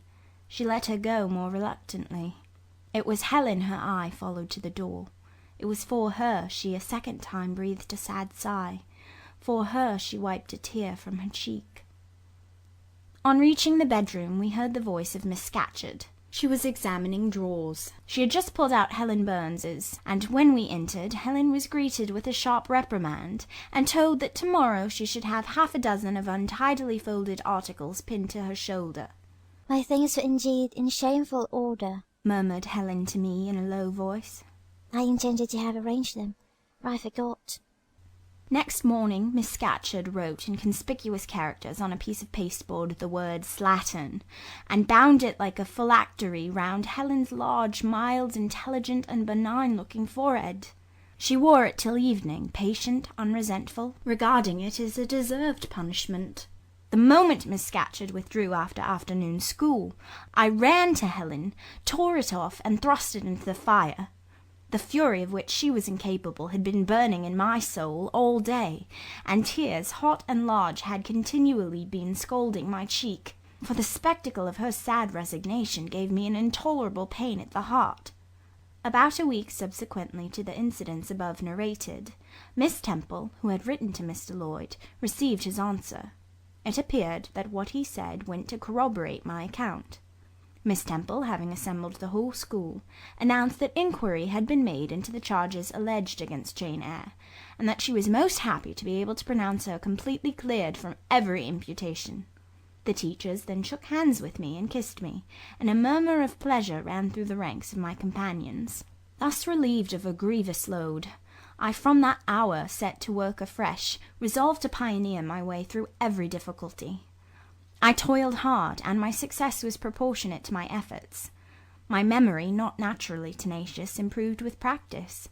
Exercise sharpened my wits. In a few weeks I was promoted to a higher class. In less than 2 months I was allowed to commence French and drawing. I learned the first 2 tenses of the verb être, and sketched my first cottage, whose walls, by the by, outrivalled in slope those of the Leaning Tower of Pisa, on the same day. That night, on going to bed, I forgot to prepare in imagination the Barmecide supper of hot roast potatoes, or white bread and new milk, with which I was wont to amuse my inward cravings. I feasted instead on the spectacle of ideal drawings which I saw in the dark, all the work of my own hands, freely pencilled houses and trees, picturesque rocks and ruins, Calliope-like groups of cattle, sweet paintings of butterflies hovering over unblown roses, of birds picking at ripe cherries, of wrens' nests enclosing pearl-like eggs wreathed about with young ivy sprays. I examined, too, in thought, the possibility of my ever being able to translate currently a certain little French story which Madame Pirot had that day shown me. Nor was that problem solved to my satisfaction ere I fell sweetly asleep. Well has Solomon said, "Better is a dinner of herbs where love is, than a stalled ox and hatred therewith." I would not now have exchanged Lowood with all its privations for Gateshead and its daily luxuries. End of Chapter 8. Jane Eyre by Charlotte Bronte. Chapter 9. But the privations, or rather the hardships, of Lowood lessened. Spring drew on. She was indeed already come. The frosts of winter had ceased, its snows were melted, its cutting winds ameliorated. My wretched feet, flayed and swollen to lameness by the sharp air of January, began to heal and subside under the gentler breathings of April. The nights and mornings no longer by their Canadian temperature froze the very blood in our veins. We could now endure the play-hour passed in the garden. Sometimes on a sunny day it began even to be pleasant and genial, and a greenness grew over those brown beds which, freshening daily, suggested the thought that hope traversed them at night, and left each morning brighter traces of her steps. Flowers peeped out amongst the leaves, snowdrops, crocuses, purple auriculas, and golden-eyed pansies. On Thursday afternoons, half-holidays, we now took walks, and found still sweeter flowers opening by the wayside, under the hedges. I discovered, too, that a great pleasure, an enjoyment which the horizon only bounded, lay all outside the high and spike-guarded walls of our garden. This pleasure consisted in prospect of noble summits girdling a great hill hollow, rich in verdure and shadow, in a bright beck full of dark stones and sparkling eddies. How different had this scene looked when I viewed it laid out beneath the iron sky of winter, stiffened in frost, shrouded with snow, when mists as chill as death wandered to the impulse of east winds along those purple peaks, and rolled down Ing and home till they blended with the frozen fog of the beck. That beck itself was then a torrent, turbid and curbless. It tore asunder the wood, and sent a raving sound through the air, often thickened with wild rain or whirling sleet, and for the forest on its banks, that showed only ranks of skeletons. April advanced to May. A bright, serene May it was. Days of blue sky, placid sunshine, and soft western or southern gales filled up its duration. And now vegetation matured with vigour. Lowood shook loose its tresses, it became all green, all flowery. Its great elm, ash, and oak skeletons were restored to majestic life. Woodland plants sprang up profusely in its recesses. Unnumbered varieties of moss filled its hollows, and it made a strange ground sunshine out of the wealth of its wild primrose plants. I have seen their pale golds gleam in overshadowed spots like scatterings of the sweetest lustre. All this I enjoyed, often and fully, free, unwatched, and almost alone. For this unwonted liberty and pleasure there was a cause, to which it now becomes my task to advert. Have I not described a pleasant site for a dwelling when I speak of it as bosomed in hill and wood, and rising from the verge of a stream? Assuredly pleasant enough, but whether healthy or not is another question. That forest dell where Lowood lay was the cradle of fog and fog-bred pestilence, which, quickening with the quickening spring, crept into the orphan asylum, breathed typhus through its crowded schoolroom and dormitory, and ere May arrived, transformed the seminary into an hospital.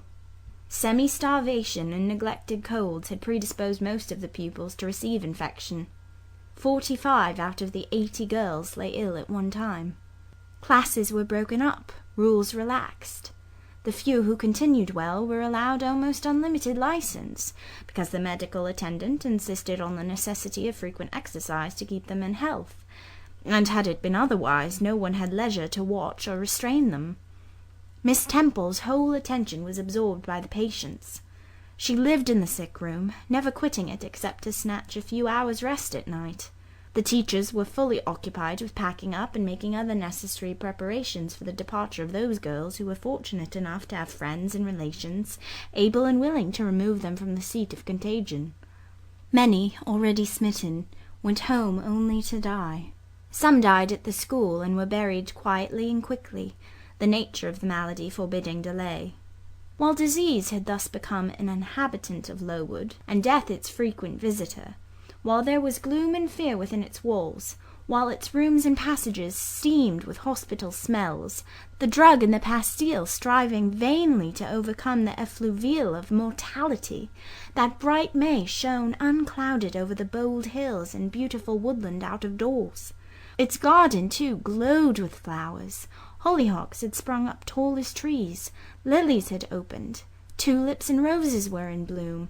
The borders of the little beds were gay with pink thrift and crimson double daisies. The sweetbriars gave out, morning and evening, their scent of spice and apples. And these fragrant treasures were all useless for most of the inmates of Lowood, except to furnish now and then a handful of herbs and blossoms to put in a coffin. But I, and the rest who continued well, enjoyed fully the beauties of the scene and season. They let us ramble in the wood like gypsies from morning till night. We did what we liked, went where we liked. We lived better, too. Mr. Brocklehurst and his family never came near Lowood now. Household matters were not scrutinized into. The cross housekeeper was gone, driven away by the fear of infection. Her successor, who had been matron at the Lowton dispensary, unused to the ways of her new abode, provided with comparative liberality. Besides, there were fewer to feed. The sick could eat little. Our breakfast basins were better filled. When there was no time to prepare a regular dinner, which often happened, she would give us a large piece of cold pie, or a thick slice of bread and cheese, and this we carried away with us to the wood, where we each chose the spot we liked best, and dined sumptuously. My favourite seat was a smooth and broad stone, rising white and dry from the very middle of the beck, and only to be got at by wading through the water, a feat I accomplished barefoot. The stone was just broad enough to accommodate comfortably another girl and me. At that time my chosen comrade, one Mary Ann Wilson, a shrewd, observant personage whose society I took pleasure in, partly because she was witty and original, and partly because she had a manner which set me at my ease. Some years older than I, she knew more of the world, and could tell me many things I liked to hear. With her my curiosity found gratification. To my faults also she gave ample indulgence, never imposing curb or rein on anything I said. She had a turn for narrative, I for analysis. She liked to inform, I to question, so we got on swimmingly together, deriving much entertainment, if not much improvement, from our mutual intercourse. And where, meantime, was Helen Burns? Why did I not spend these sweet days of liberty with her? Had I forgotten her? Or was I so worthless as to have grown tired of her pure society? Surely the Mary Ann Wilson I have mentioned was inferior to my first acquaintance. She could only tell me amusing stories, and reciprocate any racy and pungent gossip I chose to indulge in, while, if I have spoken truth of Helen, she was qualified to give those who enjoyed the privilege of her converse a taste of far higher things. True, reader, and I knew and felt this, and though I am a defective being, with many faults and few redeeming points, yet I never tired of Helen Burns, nor ever ceased to cherish for her a sentiment of attachment as strong, tender, and respectful as any that ever animated my heart. How could it be otherwise, when Helen, at all times and under all circumstances, evinced for me a quiet and faithful friendship, which ill-humour never soured, nor irritation never troubled? But Helen was ill at present. For some weeks she had been removed from my sight to I knew not what room upstairs. She was not, I was told, in the hospital portion of the house with the fever patients, for her complaint was consumption, not typhus, and by consumption I, in my ignorance, understood something mild, which time and care would be sure to alleviate. I was confirmed in this idea by the fact of her once or twice coming downstairs on very warm sunny afternoons, and being taken by Miss Temple into the garden, but on these occasions I was not allowed to go and speak to her. I only saw her from the schoolroom window, and then not distinctly, for she was much wrapped up, and sat at a distance under the veranda. One evening in the beginning of June, I had stayed out very late with Mary Ann in the wood. We had, as usual, separated ourselves from the others, and had wandered far, so far that we lost our way, and had to ask it at a lonely cottage where a man and woman lived, who looked after a herd of half-wild swine that fed on the mast in the wood. When we got back, it was after moonrise. A pony, which we knew to be the surgeon's, was standing at the garden door. Mary Ann remarked that she supposed someone must be very ill, as Mr. Bates had been sent for at that time of the evening. She went into the house. I stayed behind a few minutes to plant in my garden a handful of roots I had dug up in the forest, and which I feared would wither if I left them till the morning. This done, I lingered yet a little longer. The flowers smelt so sweet as the dew fell. It was such a pleasant evening, so serene, so warm. The still glowing west promised so fairly another fine day on the morrow. The moon rose with such majesty in the grave east. I was noting these things, and enjoying them as a child might, when it entered my mind as it had never done before. How sad to be lying now on a sick-bed, and to be in danger of dying. This world is pleasant. It would be dreary to be called from it, and to have to go who knows where. And then my mind made its first earnest effort to comprehend what had been infused into it concerning heaven and hell, and for the first time it recoiled, baffled, and for the first time, glancing behind on each side and before it, it saw all round an unfathomed gulf. It felt the one point where it stood, the present. All the rest was formless cloud and vacant depth, and it shuddered at the thought of tottering and plunging amid that chaos. While pondering this new idea, I heard the front door open. Mr. Bates came out, and with him was a nurse. After she had seen him mount his horse and depart, she was about to close the door, but I ran up to her. How is Helen Burns? Very poorly, was the answer. Is it her Mr. Bates has been to see? Yes. And what does he say about her? He says she'll not be here long. This phrase, uttered in my hearing yesterday, would have only conveyed the notion that she was about to be removed to Northumberland, to her own home. I should not have suspected that it meant she was dying, but I knew instantly now. It opened clear on my comprehension that Helen Burns was numbering her last days in this world, and that she was going to be taken to the region of spirits, if such region there were. I experienced a shock of horror, then a strong thrill of grief, then a desire, a necessity to see her, and I asked in what room she lay. She is in Miss Temple's room, said the nurse. May I go up and speak to her? Oh, no, child, it is not likely. And now it is time for you to come in. You'll catch the fever if you stop out when the dew is falling. The nurse closed the front door. I went in by the side entrance, which led to the schoolroom. I was just in time. It was 9 o'clock, and Miss Miller was calling the pupils to go to bed. It might be 2 hours later, probably near 11, when I, not having been able to fall asleep, and deeming from the perfect silence of the dormitory that my companions were all wrapped in profound repose, rose softly, put on my frock over my night-dress, and, without shoes, crept from the apartment, and set off in quest of Miss Temple's room. It was quite at the other end of the house, but I knew my way, and the light of the unclouded summer moon, entering here and there at passage windows, enabled me to find it without difficulty. An odour of camphor and burnt vinegar warned me when I came near the fever room, and I passed its door quickly, fearful lest the nurse who sat up all night should hear me. I dreaded being discovered and sent back, for I must see Helen. I must embrace her before she died. I must give her one last kiss, exchange with her one last word. Having descended a staircase, traversed a portion of the house below, and succeeded in opening and shutting without noise 2 doors, I reached another flight of steps. These I mounted, and then just opposite to me was Miss Temple's room. A light shone through the keyhole, and from under the door a profound stillness pervaded the vicinity.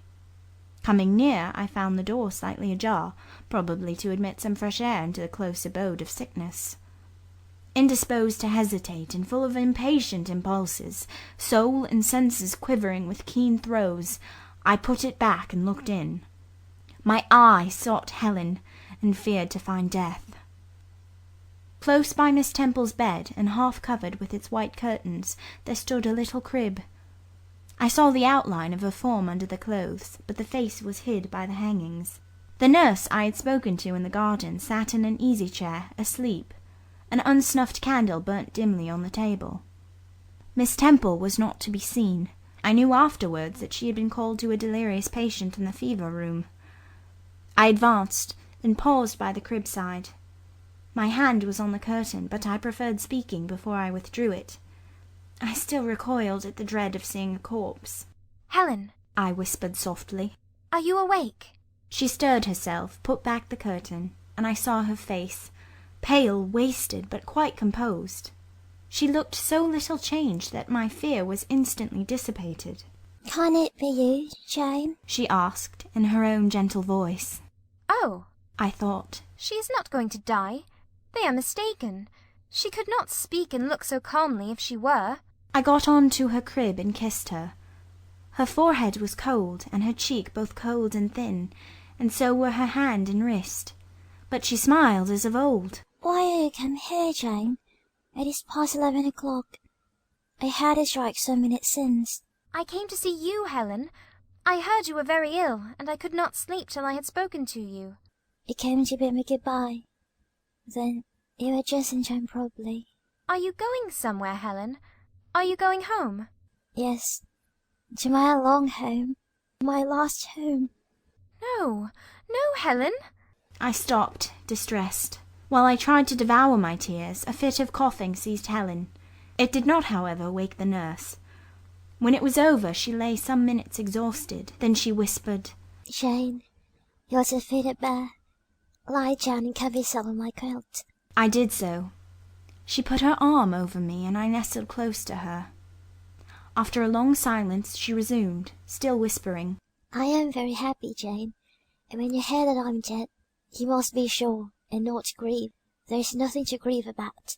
We all must die one day, and the illness which is removing me is not painful. It is gentle and gradual.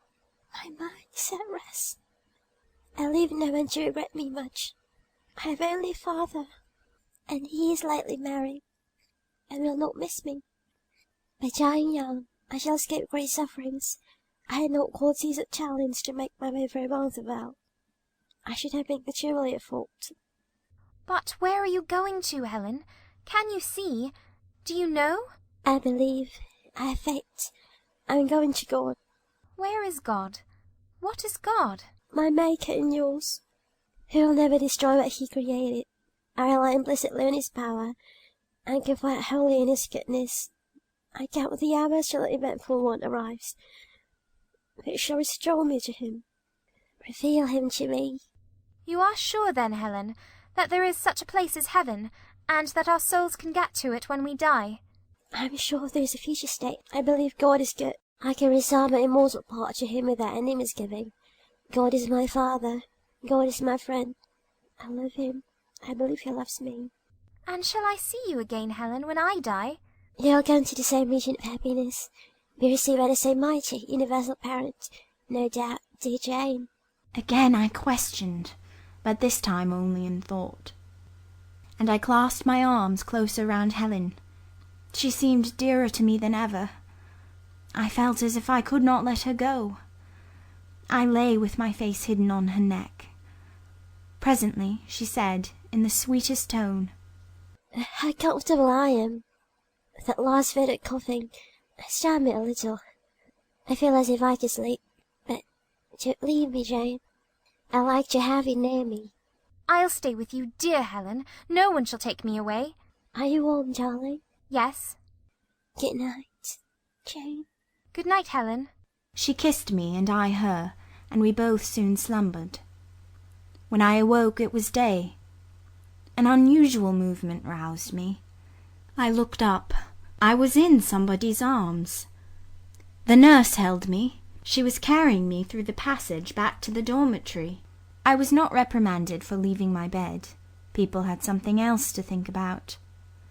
No explanation was afforded then to my many questions, but a day or two afterwards I learned that Miss Temple, on returning to her own room at dawn, had found me laid in the little crib, my face against Helen Burns's shoulder, my arms round her neck. I was asleep, and Helen was dead. Her grave is in Brocklebridge churchyard.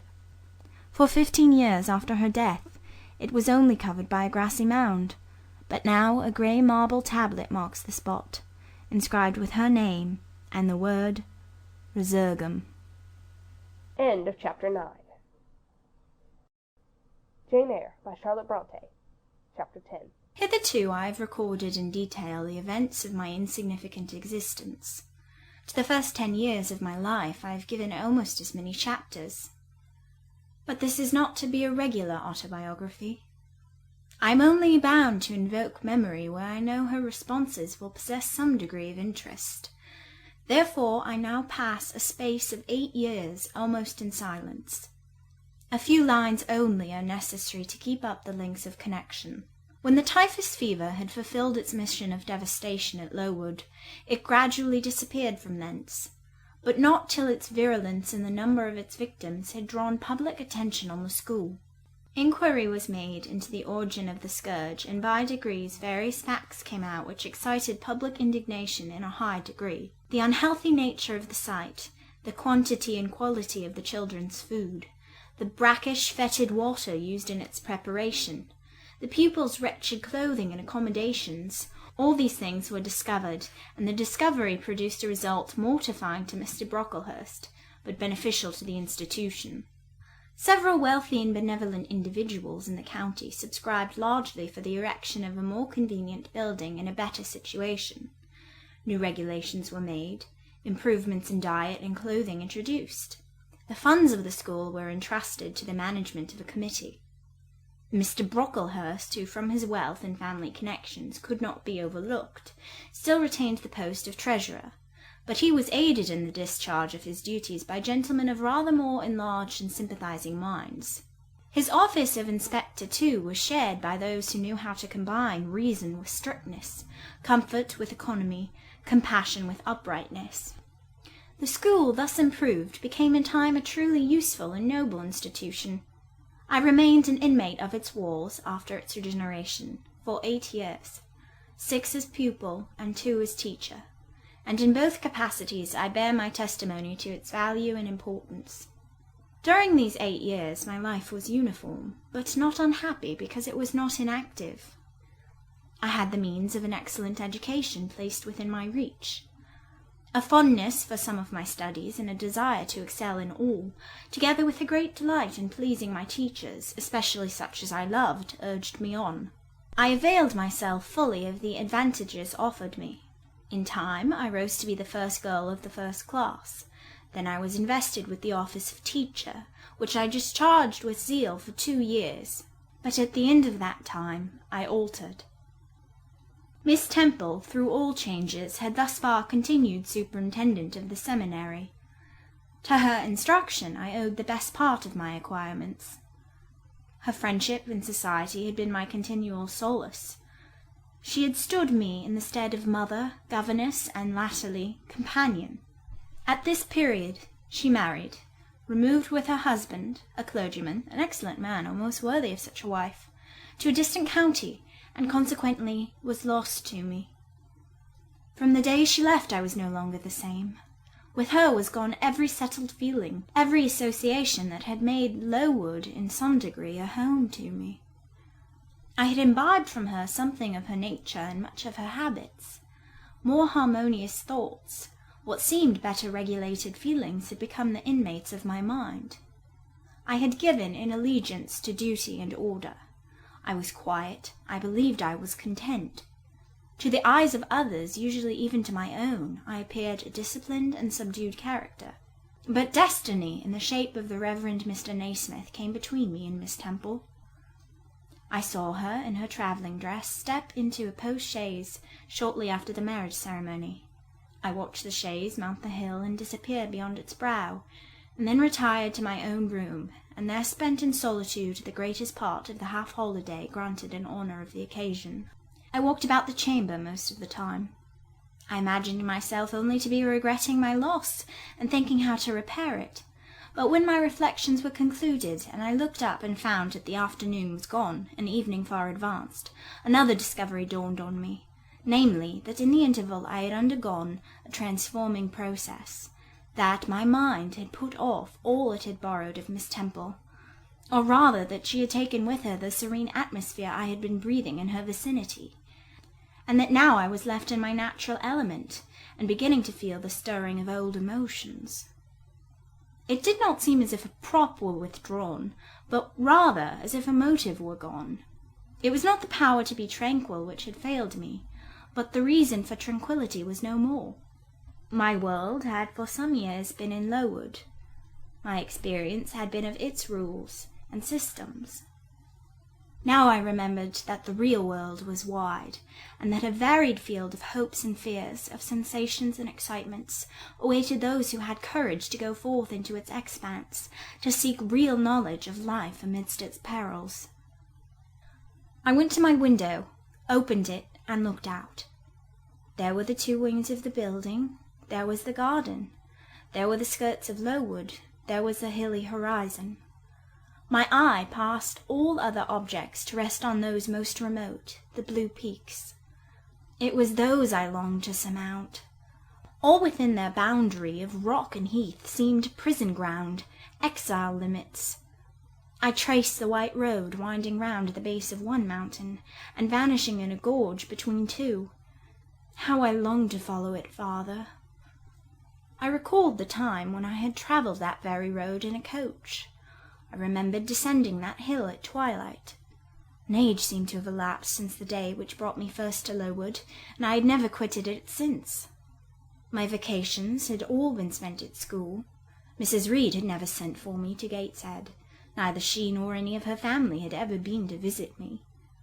I had had no communication by letter or message with the outer world. School rules, school duties, school habits and notions, and voices and faces and phrases and costumes and preferences and antipathies, such was what I knew of existence. And now I felt that it was not enough. I tired of the routine of 8 years in one afternoon. I desired liberty. For liberty I gasped, for liberty I uttered a prayer. It seemed scattered on the wind, then faintly blowing. I abandoned it, and framed a humbler supplication, for change, stimulus. That petition, too, seemed swept off into vague space. "Then," I cried, half desperate, "grant me at least a new servitude." Here a bell, ringing the hour of supper, called me downstairs.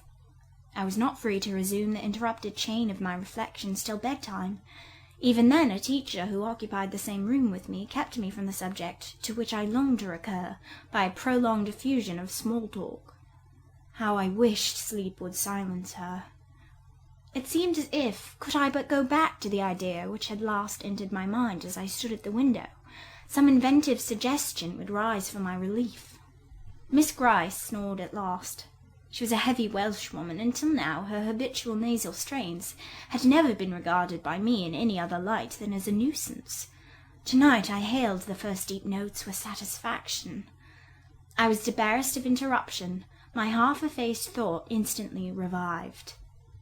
A new servitude. There is something in that, I soliloquized. Mentally, be it understood, I did not talk aloud. I know there is, because it does not sound too sweet. It is not like such words as liberty, excitement, enjoyment. Delightful sounds, truly, but no more than sounds for me, and so hollow and fleeting that it is mere waste of time to listen to them. But servitude, that must be matter of fact. Any one may serve. I have served here 8 years. Now all I want is to serve elsewhere. Can I not get so much of my own will? Is not the thing feasible? Yes, the end is not so difficult. If I had only a brain active enough to ferret out the means of attaining it. I sat up in bed by way of arousing this said brain. It was a chilly night. I covered my shoulders with a shawl, and then I proceeded to think again with all my might. What do I want? A new place, in a new house, amongst new faces, under new circumstances. I want this because it is of no use wanting anything better. How do people do to get a new place? They apply to friends, I suppose. I have no friends. There are many others who have no friends, who must look about for themselves and be their own helpers. And what is their resource? I could not tell. Nothing answered me. I then ordered my brain to find a response, and quickly. It worked, and worked faster. I felt the pulses throb in my head and temples, but for nearly an hour it worked in chaos, and no result came of its efforts. Feverish with vain labour, I got up and took a turn in the room, undrew the curtain, noted a star or two, shivered with cold, and again crept to bed. A kind fairy in my absence had surely dropped the required suggestion on my pillow, for as I lay down it came quietly and naturally to my mind. Those who want situations advertise. You must advertise in the Shire Herald. How? I know nothing about advertising. Replies rose smooth and prompt now. You must enclose the advertisement and the money to pay for it under a cover directed to the editor of the Herald. You must put it, the first opportunity you have, into the post at Lowton. Answers must be addressed to J.E. at the post office there. You can go and inquire in about a week after you send your letter, if any are come, and act accordingly. This scheme I went over twice, thrice. It was then digested in my mind. I had it in a clear, practical form. I felt satisfied and fell asleep. With earliest day I was up. I had my advertisement written, enclosed, and directed before the bell rang to rouse the school. It ran thus. A young lady, accustomed to tuition, had I not been a teacher 2 years, is desirous of meeting with a situation in a private family where the children are under 14. I thought that as I was barely 18, it would not do to undertake the guidance of pupils nearer my own age. She is qualified to teach the usual branches of a good English education, together with French, drawing, and music. In those days, reader, this now narrow catalogue of accomplishments would have been held tolerably comprehensive. Address J.E., Post Office, Lowton, Shire. This document remained locked in my drawer all day. After tea, I asked leave of the new superintendent to go to Lowton, in order to perform some small commissions for myself and 1 or 2 of my fellow teachers. Permission was readily granted. I went. It was a walk of 2 miles, and the evening was wet, but the days were still long. I visited a shop or 2, slipped the letter into the post office, and came back through heavy rain, with streaming garments, but with a relieved heart. The succeeding week seemed long. It came to an end at last, however, like all sublunary things, and once more, towards the close of a pleasant autumn day, I found myself afoot on the road to Lowton. A picturesque track it was, by the way, lying along the side of the beck, and through the sweetest curves of the dale, but that day I thought more of the letters that might or might not be awaiting me at the little burg whither I was bound, than of the charms of Lee and water. My ostensible errand on this occasion was to get measured for a pair of shoes, so I discharged that business first, and when it was done, I stepped across the clean and quiet little street from the shoemaker's to the post office. It was kept by an old dame who wore horn spectacles on her nose and black mittens on her hands. "Are there any letters for J.E.?" I asked. She peered at me over her spectacles, and then she opened a drawer and fumbled among its contents for a long time, so long that my hopes began to falter. At last, having held a document before her glasses for nearly 5 minutes, she presented it across the counter, accompanying the act by another inquisitive and mistrustful glance.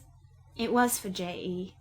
"Is there only one?" I demanded. "There are no more," said she, and I put it in my pocket and turned my face homeward. I could not open it then. Rules obliged me to be back by 8, and it was already 7:30. Various duties awaited me on my arrival. I had to sit with the girls during their hour of study, then it was my turn to read prayers, to see them to bed. Afterwards I supped with the other teachers. Even when we finally retired for the night, the inevitable Miss Gryce was still my companion. We had only a short end of candle in our candlestick, and I dreaded lest she should talk till it was all burnt out. Fortunately, however, the heavy supper she had eaten produced a soporific effect. She was already snoring before I had finished undressing. There still remained an inch of candle. I now took out my letter. The seal was an initial F. I broke it.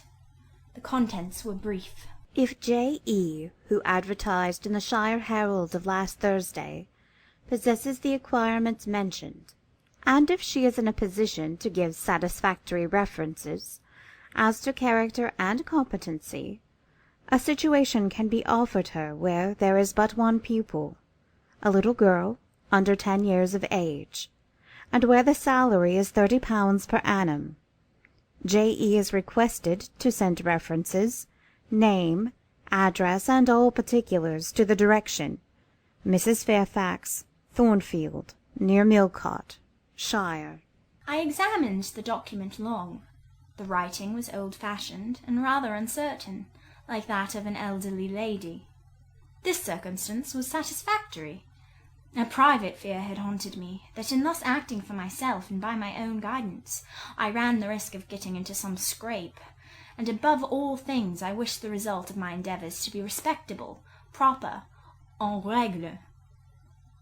I now felt that an elderly lady was no bad ingredient in the business I had on hand.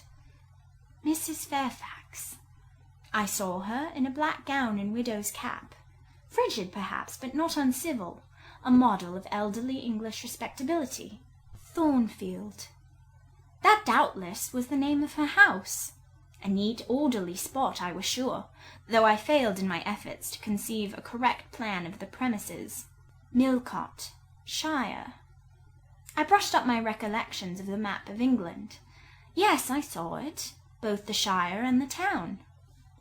Shire was 70 miles nearer London than the remote county where I now resided. That was a recommendation to me. I longed to go where there was life and movement. Millcote was a large manufacturing town on the banks of the Eyre, a busy place enough, doubtless. So much the better. It would be a complete change at least. Not that my fancy was much captivated by the idea of long chimneys and clouds of smoke, but, I argued, Thornfield will probably be a good way from the town. Here the socket of the candle dropped, and the wick went out. Next day new steps were to be taken. My plans could no longer be confined to my own breast. I must impart them in order to achieve their success. Having sought and obtained an audience of the superintendent during the noontide recreation, I told her I had a prospect of getting a new situation where the salary would be double what I now received, for at Lowood I only got £15 per annum, and requested she would break the matter for me to Mr. Brocklehurst or some of the committee, and ascertain whether they would permit me to mention them as references. She obligingly consented to act as mediatrix in the matter. The next day she laid the affair before Mr. Brocklehurst, who said that Mrs. Reed must be written to, as she was my natural guardian. A note was accordingly addressed to that lady, who who returned for answer that I might do as I pleased. She had long relinquished all interference in my affairs. This note went the round of the committee, and at last, after what appeared to me most tedious delay, formal leave was given me to better my condition if I could, and an assurance added that as I had always conducted myself well both as teacher and pupil at Lowood, a testimonial of character and capacity signed by the inspectors of that institution should forthwith be furnished me. This testimonial I accordingly received in about a month, forwarded a copy of it to Mrs. Fairfax, and got that lady's reply, stating that she was satisfied, and fixing that day fortnight as the period for my assuming the post of governess in her house. I now busied myself in preparations. The fortnight passed rapidly. I had not a very large wardrobe, though it was adequate to my wants, and the last day sufficed to pack my trunk. The same I had brought with me 8 years ago from Gateshead. The box was corded, the card nailed on. In half an hour the carrier was to call for it, to take it to Lowton, whither I myself was to repair at an early hour the next morning to meet the coach. I had brushed my black stuff travelling dress, prepared my bonnet, gloves, and muff, sought in all my drawers to see that no article was left behind, and now, having nothing more to do, I sat down and tried to rest. I could not, though I had been on foot all day. I could not now repose an instant. I was too much excited. A phase of my life was closing tonight, a new one opening tomorrow. Impossible to slumber in the interval. I must watch feverishly while the change was being accomplished. Miss, said a servant, who met me in the lobby, where I was wandering like a troubled spirit. A person below wishes to see you. The carrier, no doubt, I thought, and ran downstairs without inquiry. I was passing the back parlour, or teacher's sitting-room, the door of which was half open, to go to the kitchen, when someone ran out. It's her, I am sure. I could have told her anywhere, cried the individual, who stopped my progress and took my hand. I looked. I saw a woman, attired like a well-dressed servant, matronly yet still young, very good-looking, with black hair and eyes, and lively complexion. Well, who is it? She asked, in a voice and with a smile I half recognized. You've not quite forgotten me, I think, Miss Jane? In another second I was embracing and kissing her rapturously. Bessie, Bessie, Bessie! That was all I said.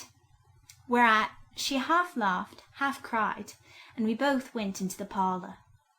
By the fire stood a little fellow of 3 years old, in plaid frock and trousers. That is my little boy, said Bessie directly.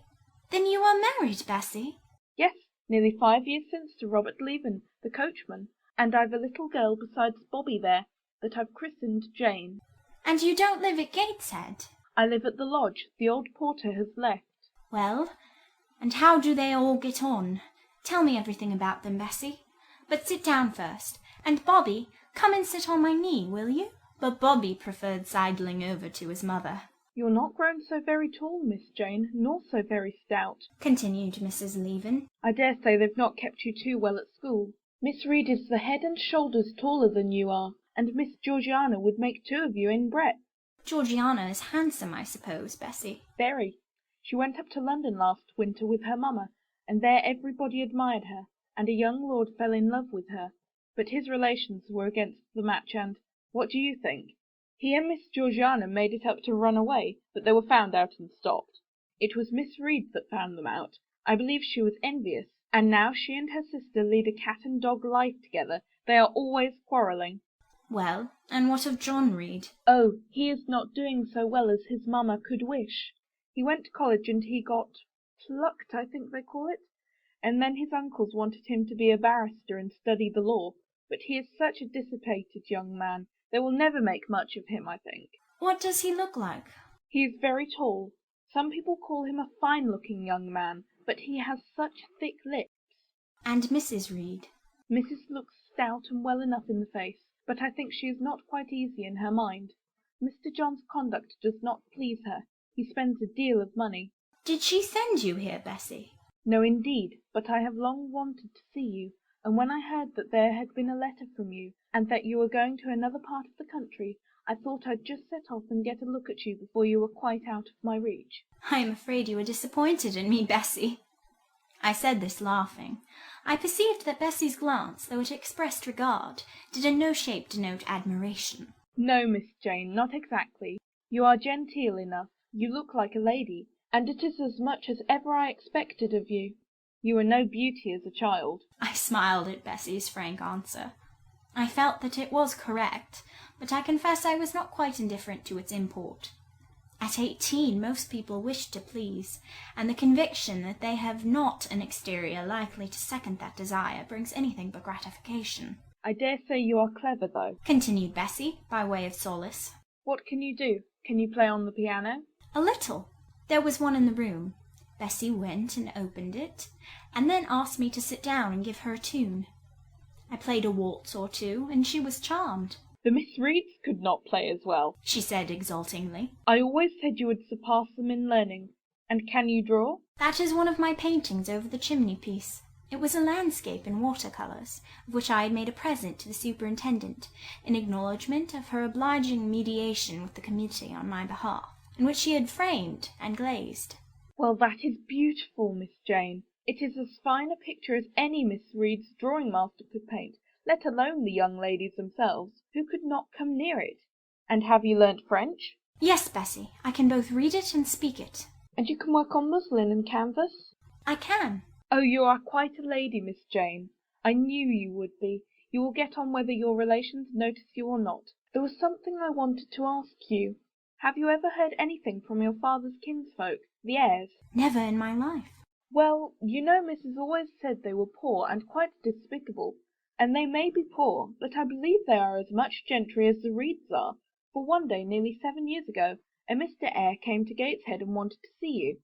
Mrs. said you were at school 50 miles off. He seemed so much disappointed, for he could not stay. He was going on a voyage to a foreign country, and the ship was to sail from London in a day or two. He looked quite a gentleman, and I believe he was your father's brother. What foreign country was he going to, Bessie? An island thousands of miles off, where they make wine. The butler did tell me. Madeira, I suggested. Yes, that is it. That is the very word. So he went? Yes, he did not stay many minutes in the house. Mrs. was very high with him. She called him afterwards a sneaking tradesman. My Robert believes he was a wine merchant. Very likely, I returned. Or perhaps clerk or agent to a wine merchant. Bessie and I conversed about old times an hour longer, and then she was obliged to leave me. I saw her again for a few minutes the next morning at Lowton, while I was waiting for the coach. We parted, finally, at the door of the Brocklehurst Arms there. Each went her separate way. She set off for the brow of Lowood Fell to meet the conveyance which was to take her back to Gateshead. I mounted the vehicle which was to bear me to new duties and a new life in the unknown environs of Millcote. End of chapter 10.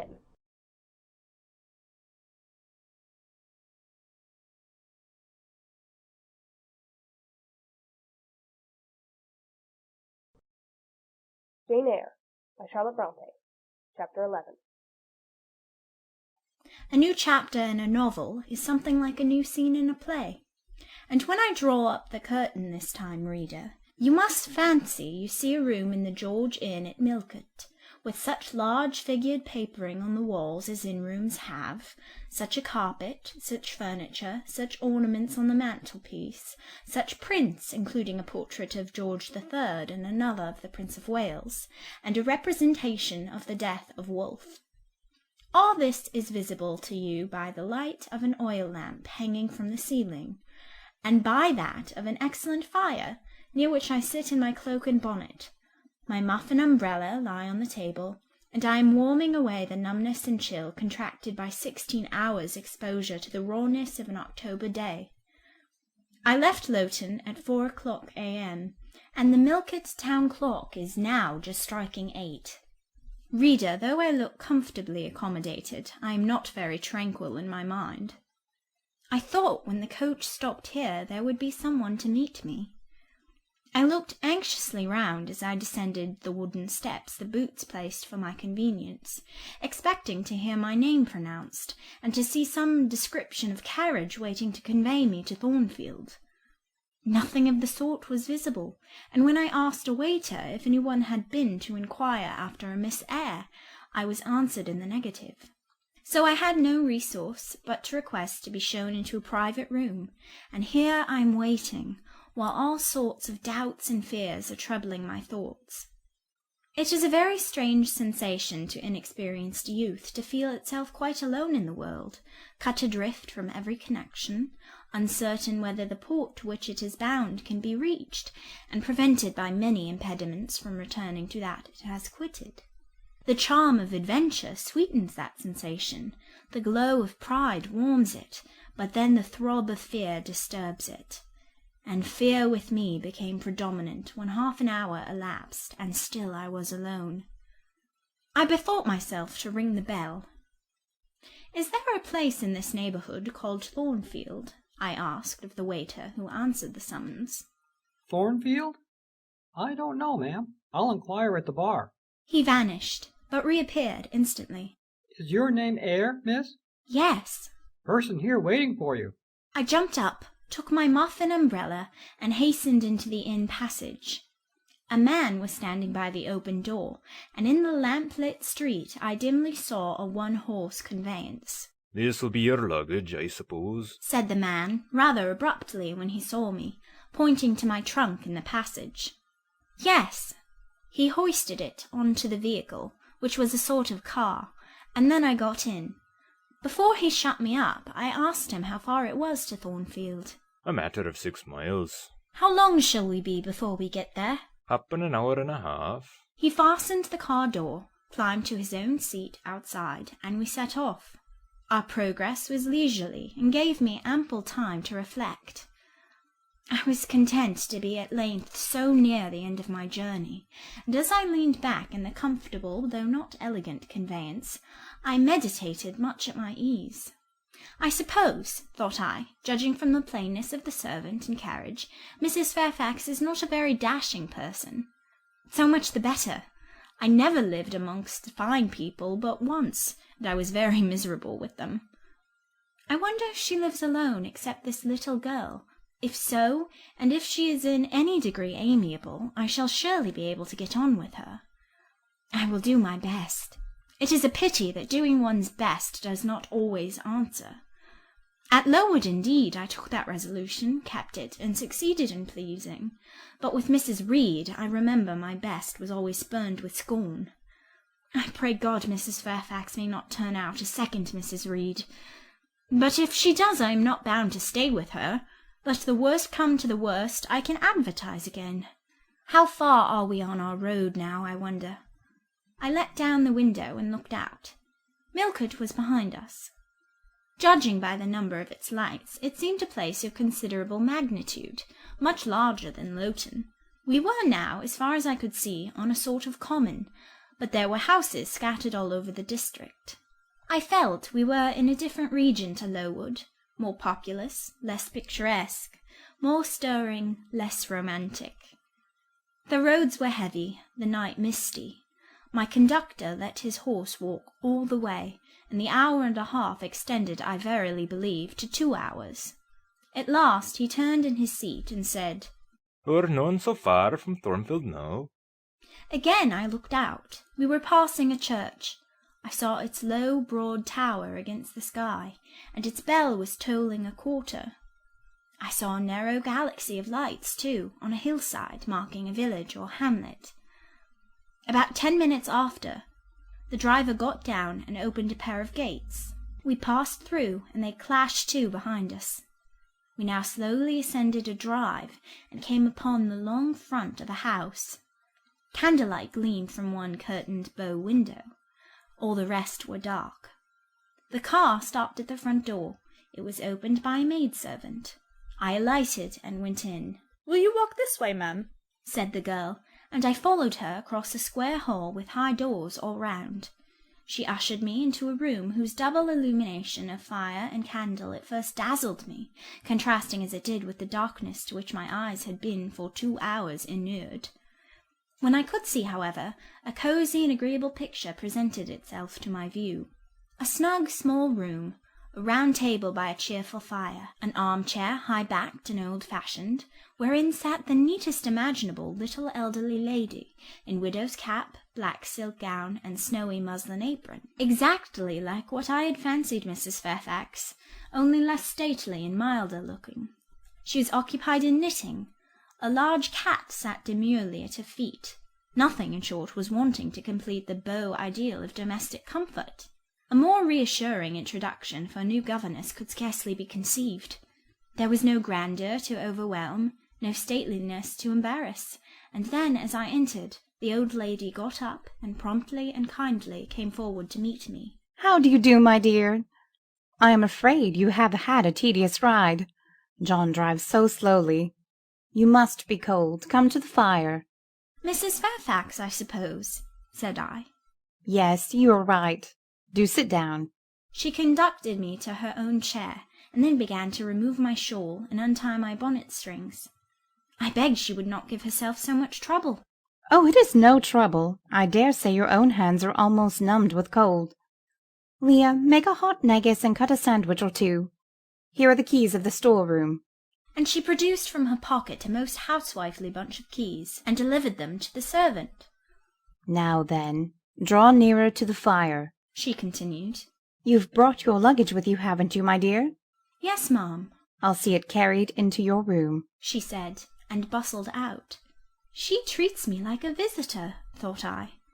I little expected such a reception. I anticipated only coldness and stiffness. This is not like what I have heard of the treatment of governesses, but I must not exult too soon. She returned. With her own hands cleared her knitting apparatus and a book or two from the table, to make room for the tray which Leah now brought, and then herself handed me the refreshments. I felt rather confused at being the object of more attention than I had ever before received, and that too shown by my employer and superior. But as she herself did not seem to consider she was doing anything out of her place, I thought it better to take her civilities quietly. "Shall I have the pleasure of seeing Miss Fairfax to-night?" I asked, when I had partaken of what she offered me. "What did you say, my dear? I am a little deaf," returned the good lady, approaching her ear to my mouth. I repeated the question more distinctly. "Miss Fairfax? Oh, you mean Miss Varens. Varens is the name of your future pupil." "Indeed? Then she is not your daughter?" "No, I have no family." I should have followed up my first inquiry by asking in what way Miss Varens was connected with her, but I recollected it was not polite to ask too many questions. Besides, I was sure to hear in time. "I am so glad," she continued, as she sat down opposite to me and took the cat on her knee. "I am so glad you are come. It will be quite pleasant living here now with a companion. To be sure it is pleasant at any time, for Thornfield is a fine old hall, rather neglected of late years, perhaps, but still it is a respectable place. Yet, you know, in winter-time one feels dreary, quite alone in the best quarters. I say alone. Leah is a nice girl, to be sure, and John and his wife are very decent people, but then, you see, they are only servants, and one can't converse with them on terms of equality. One must keep them at due distance, for fear of losing one's authority. I'm sure last winter it was a very severe one, if you recollect, and when it did not snow it rained and blew. Not a creature but the butcher and postman came to the house, from November till February, and I really got quite melancholy with sitting night after night alone. I had Leah in to read to me sometimes, but I don't think the poor girl liked the task much. She felt it confining. In spring and summer one got on better. Sunshine and long days make such a difference. And then, just at the commencement of this autumn, little Adela Varens came, and her nurse. A child makes a house alive all at once. And now you are here. I shall be quite gay." My heart really warmed to the worthy lady as I heard her talk, and I drew my chair a little nearer to her, and expressed my sincere wish that she might find my company as agreeable as she anticipated. "But I'll not keep you sitting up late to-night," said she. "It's on the stroke of 12 now, and you have been travelling all day. You must feel tired. If you have got your feet well warmed, I'll show you your bedroom. I've had the room next to mine prepared for you. It is only a small apartment, but I thought you would like it better than one of the large front chambers. To be sure, they have finer furniture, but they are so dreary and solitary. I never sleep in them myself." I thanked her for her considerate choice, and as I really felt fatigued with my long journey, expressed my readiness to retire. She took her candle, and I followed her from the room. First she went to see if the hall door was fastened. Having taken the key from the lock, she led the way upstairs. The steps and banisters were of oak. The staircase window was high and latticed. Both it and the long gallery into which the bedroom doors opened looked as if they belonged to a church rather than a house. A very chill and vault-like air pervaded the stairs and gallery, suggesting cheerless ideas of space and solitude. And I was glad, when finally ushered into my chamber, to find it of small dimensions, and furnished in ordinary modern style. When Mrs. Fairfax had bidden me a kind good night, and I had fastened my door, gazed leisurely round, and in some measure effaced the eerie impression made by that wide hall, that dark and spacious staircase, and that long cold gallery, by the livelier aspect of my little room, I remembered that, after a day of bodily fatigue and mental anxiety, I was now at last in safe haven. The impulse of gratitude swelled my heart, and I knelt down at the bedside and offered up thanks where thanks were due, not forgetting, ere I rose, to implore aid on my further path, and the power of meriting the kindness which seemed so frankly offered me before it was earned. My couch had no thorns in it that night, my solitary room no fears. At once weary and content, I slept soon and soundly. When I awoke, it was broad day. The chamber looked such a bright little place to me as the sun shone in between the gay blue chintz window curtains, showing papered walls and a carpeted floor, so unlike the bare planks and stained plaster of Lowood that my spirits rose at the view. Externals have a great effect on the young. I thought that a fairer era of life was beginning for me, one that was to have its flowers and pleasures as well as its thorns and toils. My faculties, roused by the change of scene, the new field offered to hope, seemed all astir. I cannot precisely define what they expected, but it was something pleasant, not perhaps that day or that month, but at an indefinite future period. I rose.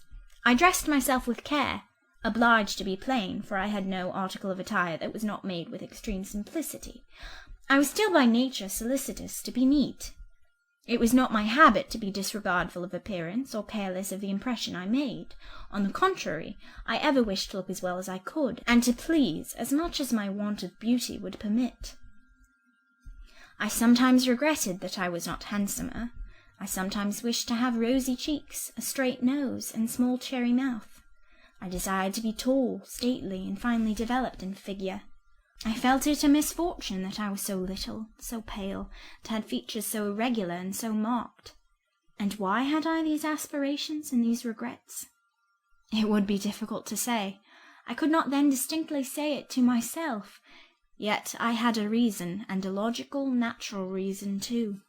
However, when I had brushed my hair very smooth, and put on my black frock, which, Quaker-like as it was, at least had the merit of fitting to a nicety, and adjusted my clean white tucker, I thought I should do respectably enough to appear before Mrs. Fairfax, and that my new pupil would not at least recoil from me with antipathy.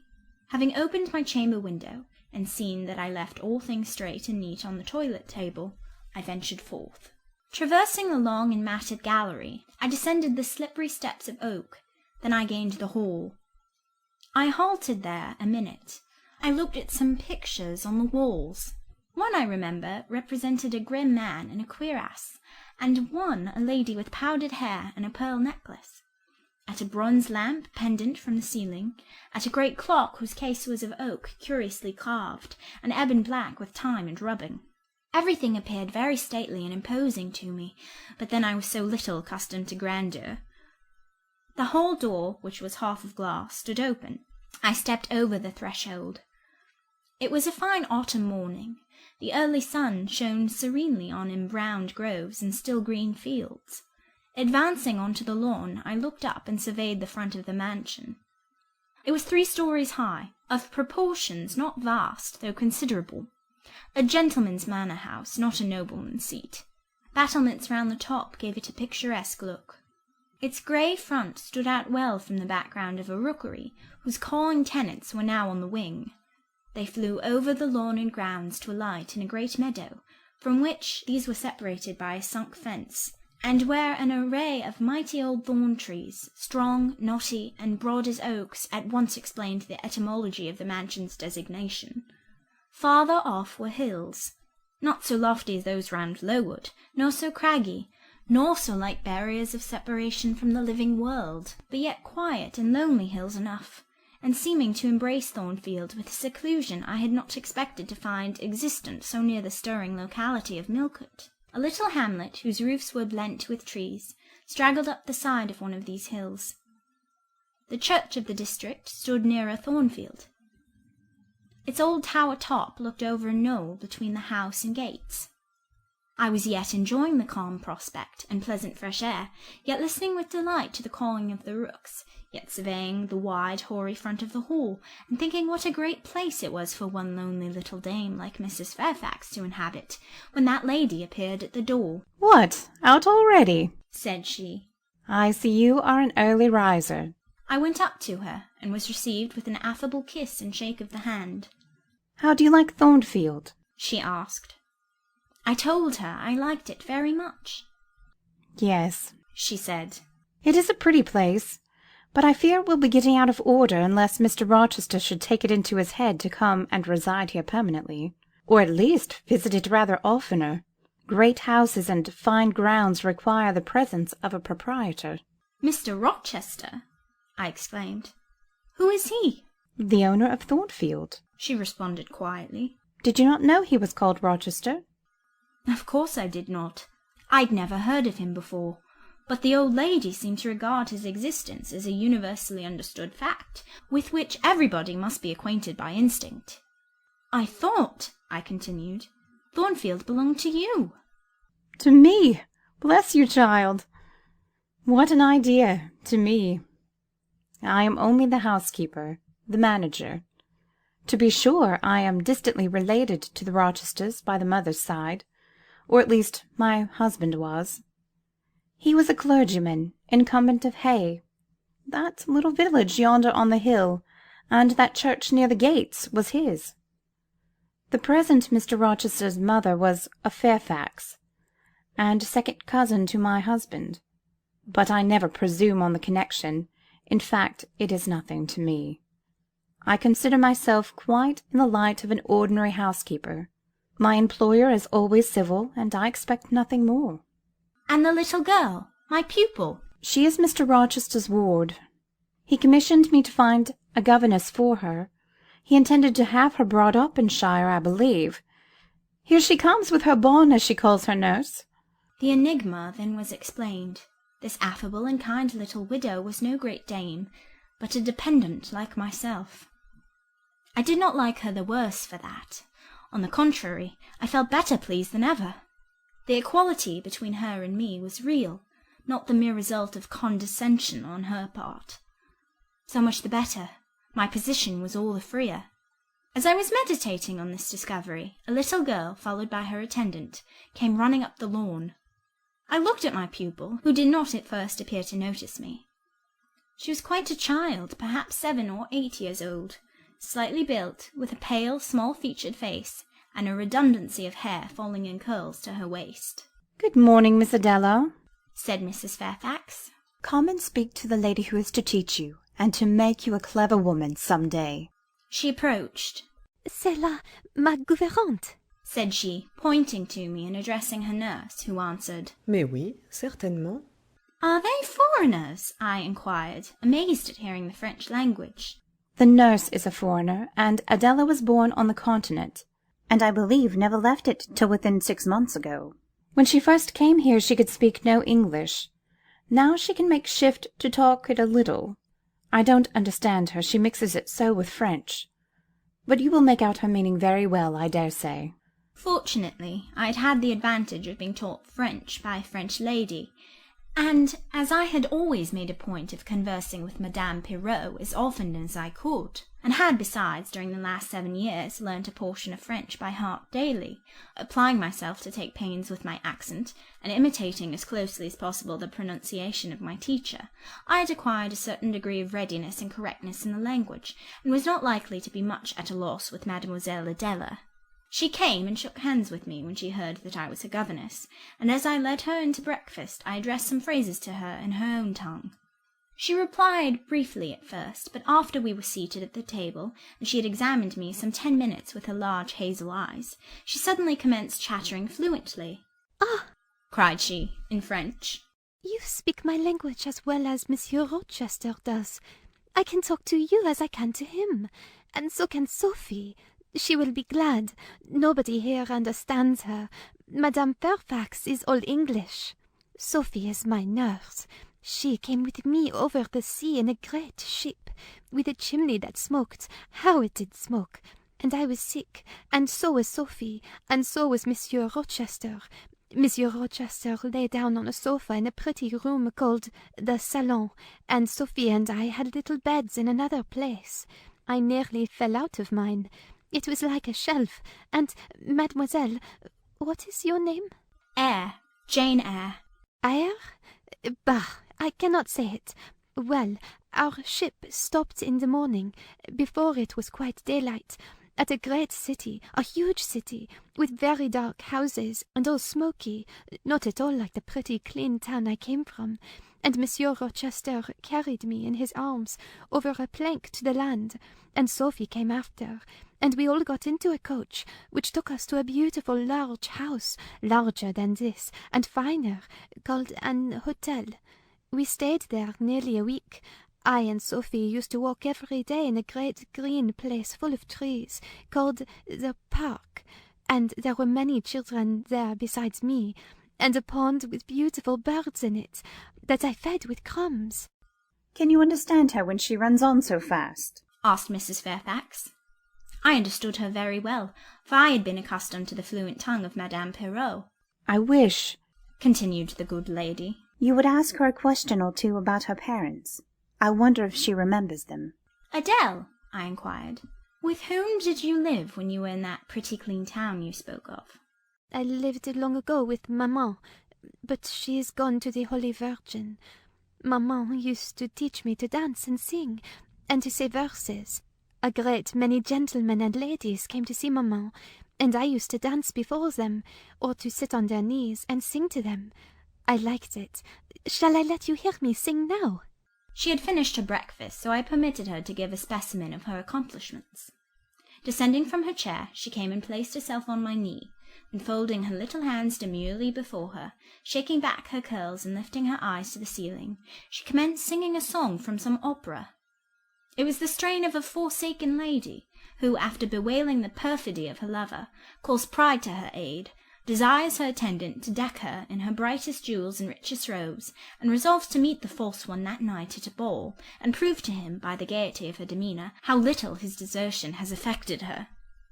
The subject seemed strangely chosen for an infant singer, but I suppose the point of the exhibition lay in hearing the notes of love and jealousy warbled with the lisp of childhood. And in very bad taste that point was. At least I thought so. Adele sang the canzonet tunefully enough, and with the naivete of her age.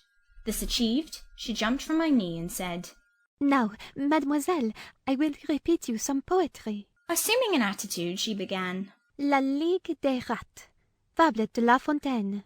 She then declaimed the little piece with an attention to punctuation and emphasis, a flexibility of voice, and an appropriateness of gesture very unusual indeed at her age, and which proved she had been carefully trained. "Was it your mamma who taught you that piece?" I asked. "Yes, and she just used to say it in this way. Qu'avez-vous donc? Lui dit un de ces rats. Parlez." She made me lift my hand, so, to remind me to raise my voice at the question. Now, shall I dance for you? "No, that will do. But after your mamma went to the Holy Virgin, as you say, with whom did you live then?" "With Madame Frederick and her husband. She took care of me, but she is nothing related to me. I think she is poor, for she had not so fine a house as Maman. I was not long there. Monsieur Rochester asked me if I would like to go and live with him in England, and I said yes, for I knew Monsieur Rochester before I knew Madame Frederick, and he was always kind to me and gave me pretty dresses and toys. But you see he has not kept his word, for he has brought me to England, and now he is gone back again himself, and I never see him."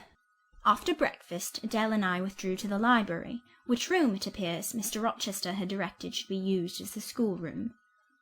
Most of the books were locked up behind glass doors, but there was one bookcase left open containing everything that could be needed in the way of elementary works, and several volumes of light literature, poetry, biography, travels, a few romances, etc. I suppose he had considered that these were all the governess would require for her private perusal, and indeed they contented me amply for the present. Compared with the scanty pickings I had now and then been able to glean at Lowood, they seemed to offer an abundant harvest of entertainment and information. In this room, too, there was a cabinet piano, quite new and of superior tone, also an easel for painting and a pair of globes. I found my pupil sufficiently docile, though disinclined to apply. She had not been used to regular occupation of any kind. I felt it would be injudicious to confine her too much at first, so when I had talked to her a great deal and got her to learn a little, and when the morning had advanced to noon, I allowed her to return to her nurse. I then proposed to occupy myself till dinner-time in drawing some little sketches for her use. As I was going upstairs to fetch my portfolio and pencils, Mrs. Fairfax called to me. "Your morning school hours are over now, I suppose?" said she. She was in a room, the folding doors of which stood open. I went in when she addressed me. It was a large, stately apartment, with purple chairs and curtains, a Turkey carpet, walnut-panelled walls, one vast window rich in slanted glass, and a lofty ceiling nobly moulded. Mrs. Fairfax was dusting some vases of fine purple spar, which stood on a sideboard. "What a beautiful room!" I exclaimed as I looked round, for I had never before seen any half so imposing. "Yes, this is the dining room. I have just opened the window to let in a little air and sunshine, for everything gets so damp in apartments that are seldom inhabited. The drawing room yonder feels like a vault." She pointed to a wide arch corresponding to the window, and hung like it with a Tyrian-dyed curtain, now looped up. Mounting to it by two broad steps, and looking through, I thought I caught a glimpse of a fairy palace, so bright to my novice eyes appeared the view beyond. Yet it was merely a very pretty drawing-room, and within it a boudoir, both spread with white carpets, on which seemed laid brilliant garlands of flowers, both sealed with snowy mouldings of white grapes and vine leaves, beneath which glowed in rich contrast crimson couches and ottomans, while the ornaments on the pale Parian mantelpiece were of sparkling Bohemian glass, ruby red, and between the windows large mirrors repeated the general blending of snow and fire. "In what order you keep these rooms, Mrs. Fairfax," said I. "No dust, no canvas coverings. Except that the air feels chilly, one would think they were inhabited daily." "Why, Miss Eyre, though Mr. Rochester's visits here are rare, they are always sudden and unexpected. And as I observed that it put him out to find everything swathed up, and to have a bustle of arrangement on his arrival, I thought it best to keep the rooms in readiness." "Is Mr. Rochester an exacting, fastidious sort of man?" "Not particularly so, but he has a gentleman's tastes and habits, and he expects to have things managed in conformity to them." "Do you like him? Is he generally liked?" "Oh, yes. The family have always been respected here. Almost all the land in this neighbourhood, as far as you can see, has belonged to the Rochesters time out of mind."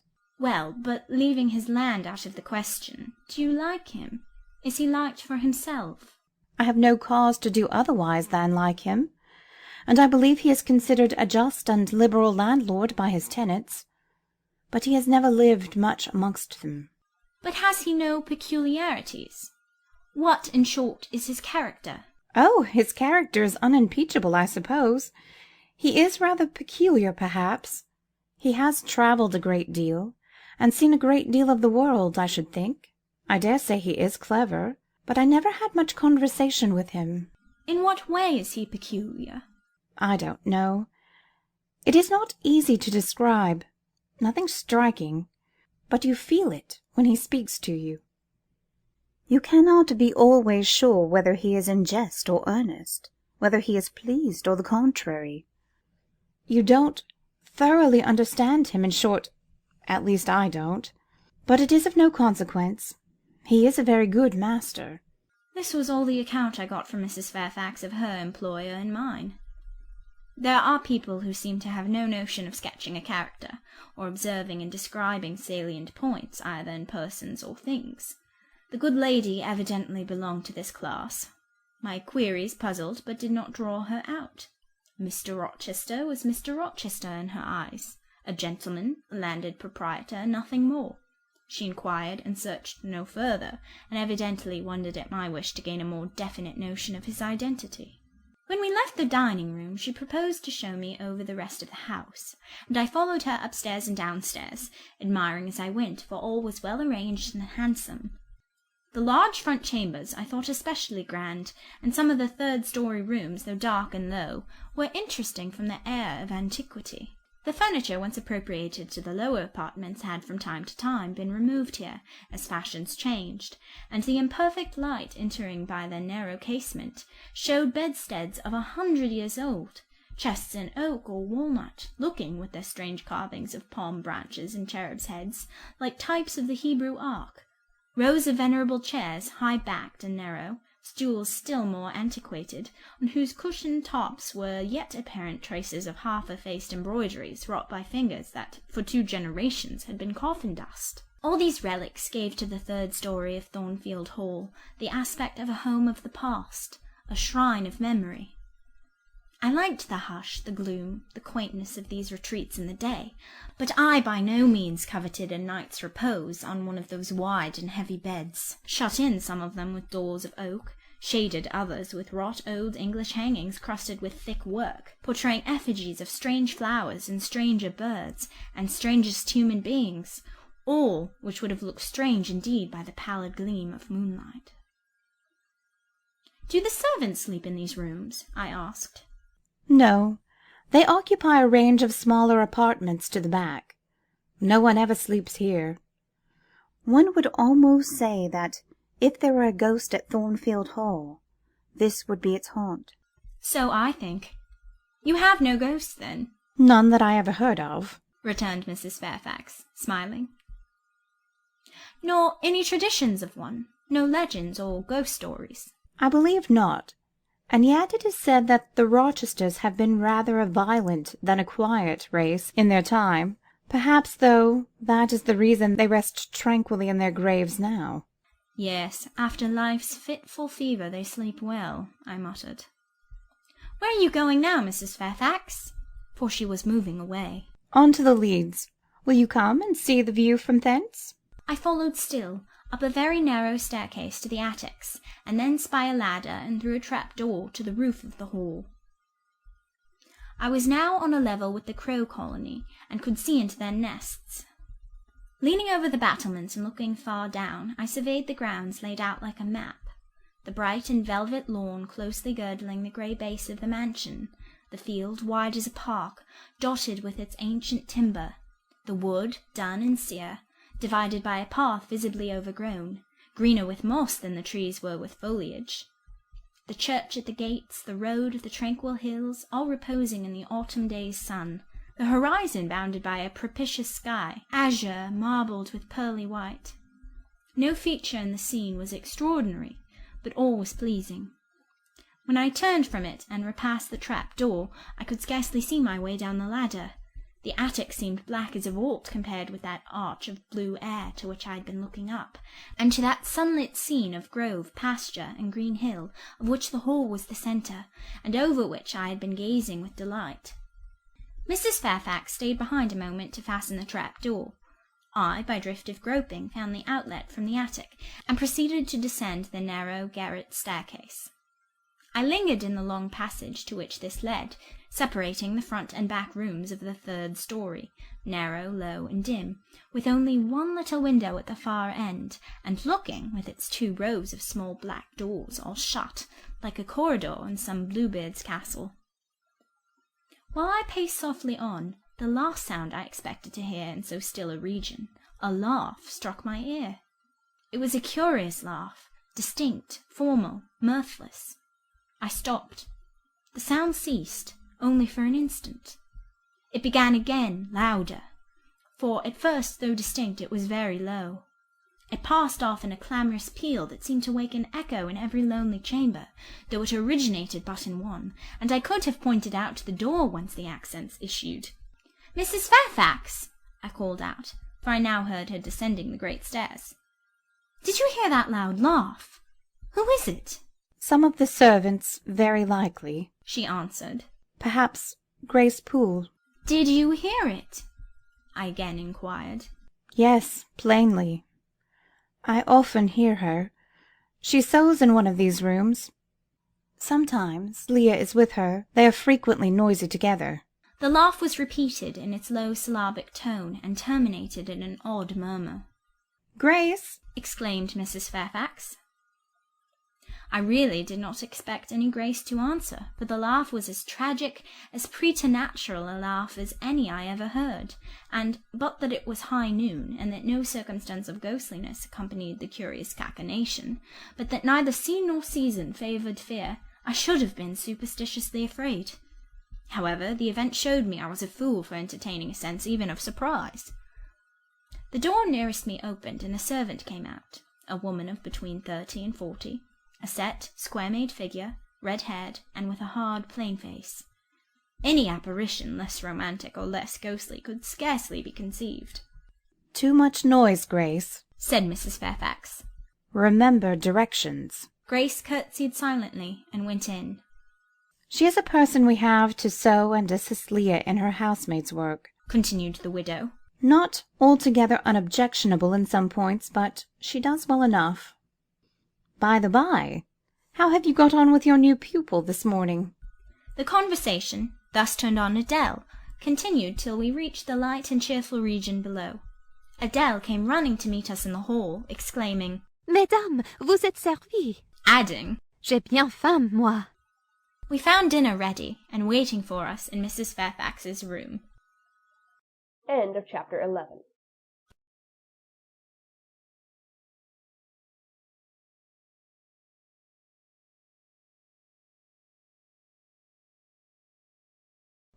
Jane Eyre by Charlotte Bronte. Chapter 12. The promise of a smooth career, which my first calm introduction to Thornfield Hall seemed to pledge, was not belied on a longer acquaintance with the place and its inmates. Mrs. Fairfax turned out to be what she appeared, a placid-tempered, kind-natured woman, of competent education and average intelligence. My pupil was a lively child, who had been spoilt and indulged, and therefore was sometimes wayward, but as she was committed entirely to my care, and no injudicious interference from any quarter ever thwarted my plans for her improvement, she soon forgot her little freaks, and became obedient and teachable. She had no great talents, no marked traits of character, no peculiar development of feeling or taste which raised her 1 inch above the ordinary level of childhood, but neither had she any deficiency or vice which sunk her below it. She made reasonable progress, entertained for me a vivacious, though perhaps not very profound, affection, and by her simplicity, gay prattle, and efforts to please, inspired me in return with a degree of attachment sufficient to make us both content in each other's society. This par parenthèse will be thought cool language by persons who entertain solemn doctrines about the angelic nature of children, and the duty of those charged with their education to conceive for them an idolatrous devotion. But I am not writing to flatter parental egotism, to echo cant or prop up humbug. I am merely telling the truth. I felt a conscientious solicitude for Adèle's welfare and progress, and a quiet liking for her little self, just as I cherished towards Mrs. Fairfax a thankfulness for her kindness, and a pleasure in her society proportionate to the tranquil regard she had for me, and the moderation of her mind and character.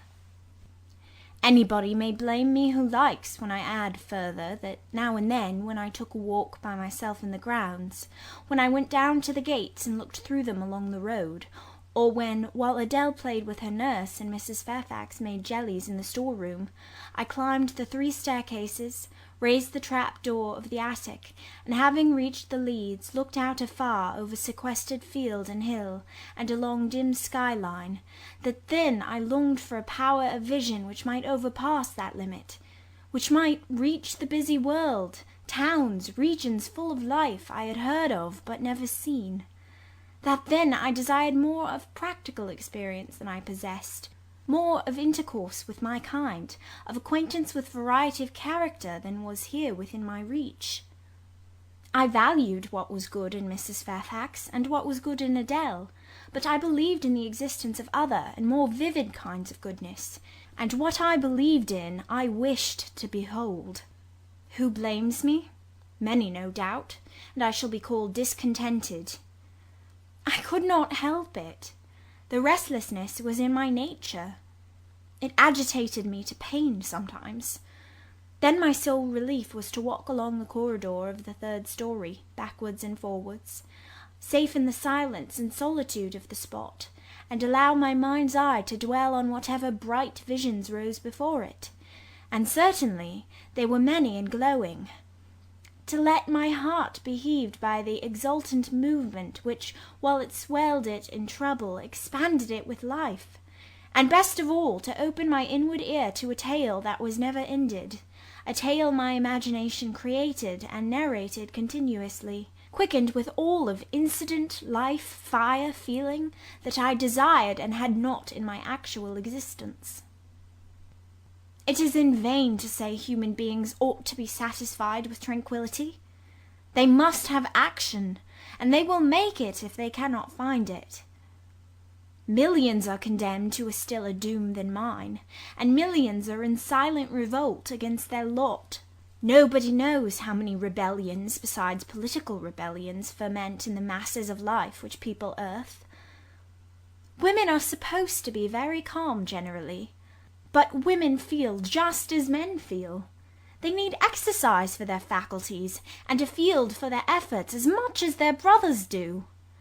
They suffer from too rigid a restraint, too absolute a stagnation, precisely as men would suffer, and it is narrow-minded in their more privileged fellow-creatures to say that they ought to confine themselves to making puddings and knitting stockings, to playing on the piano and embroidering bags. It is thoughtless to condemn them or laugh at them if they seek to do more or learn more than custom has pronounced necessary for their sex.